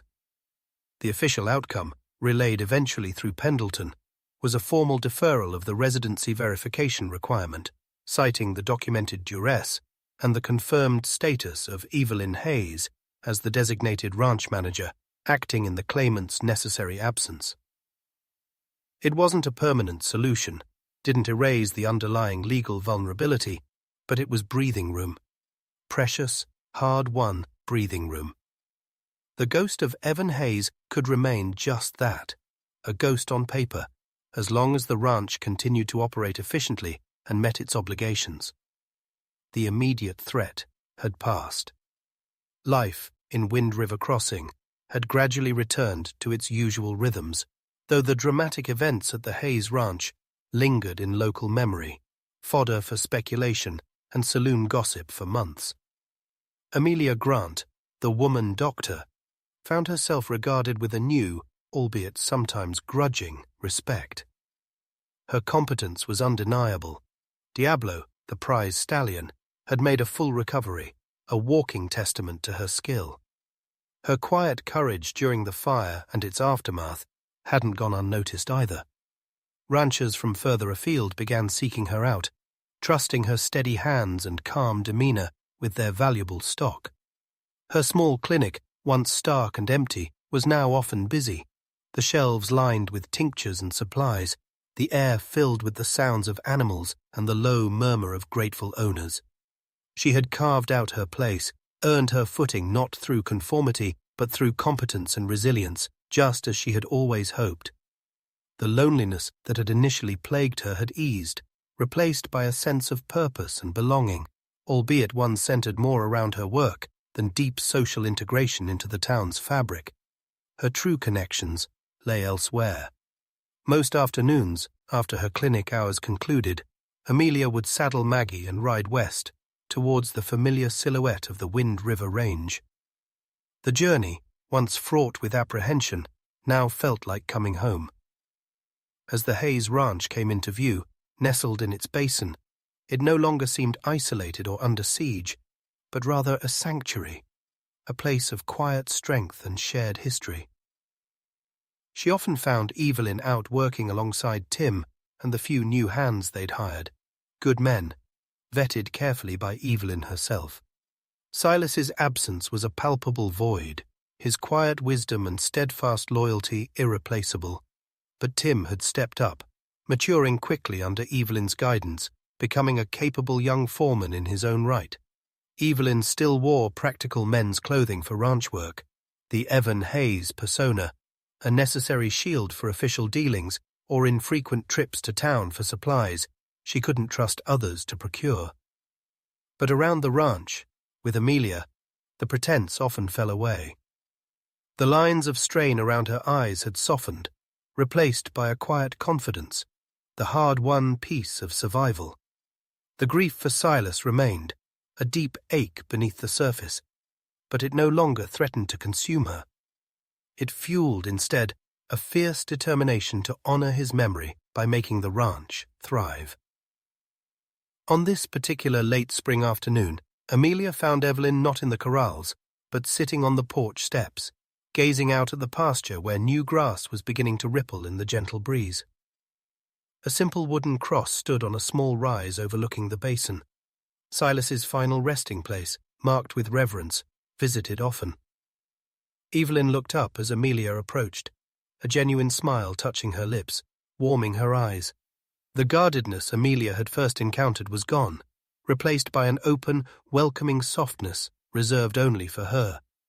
"You're late," Evelyn teased gently, patting the step beside her. "Mrs. Henderson's prize sow decided today was the day to have 14 piglets," Amelia replied, sinking down beside Evelyn, gratefully accepting the tin mug of cool water Evelyn offered. "Took some doing." 14? Evelyn raised an eyebrow. "Ambitious?" They sat in comfortable silence for a few moments, watching the lengthening shadows, listening to the sounds of the ranch settling into evening. The easy quiet between them was a testament to the deep bond forged in the crucible of shared danger, grief, and secrets. "Pendleton sent a letter," Evelyn said finally, breaking the silence. "Arrived on the stage yesterday." Amelia looked at her questioningly. "Good news, I hope?" Evelyn nodded slowly. He believes with Larson neutralized and the ranch stable, the territorial office is unlikely to revisit the residency issue anytime soon, especially if Evan Hayes continues to meet all tax obligations and land use requirements promptly through his designated manager. She smiled faintly. "It seems the ghost is safe, for now." "That's wonderful news, Evelyn," Amelia said sincerely, relief washing over her. The constant, low-level fear of exposure had been a shadow hanging over them both. "It is," Evelyn agreed, though her gaze remained distant, thoughtful. "But it means—" The name remains. The lie continues, at least on paper. "Does that bother you?" Amelia asked softly. Evelyn considered. "Less than it used to," she admitted. "It's part of the story now, part of my father's legacy, Silas's sacrifice." She turned to look at Amelia, her blue eyes clear and direct.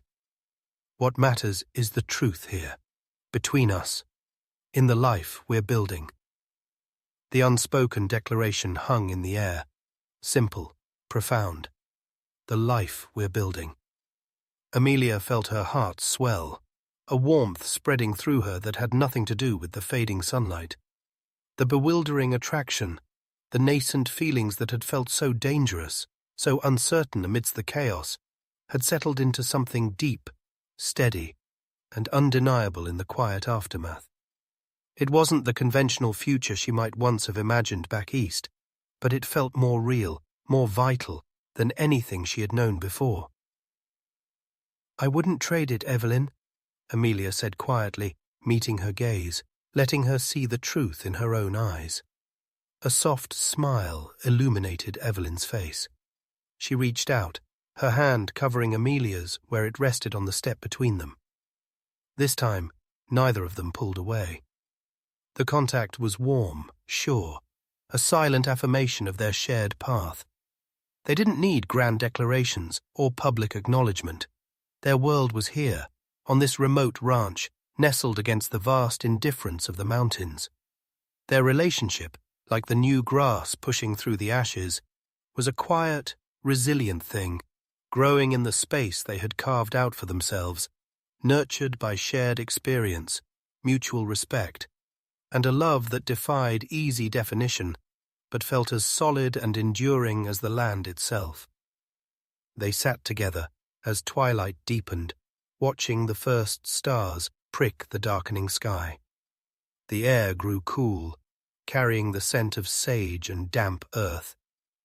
The sounds of the night returned, the chirp of crickets, the distant call of a coyote, the soft nicker of a horse from the barn.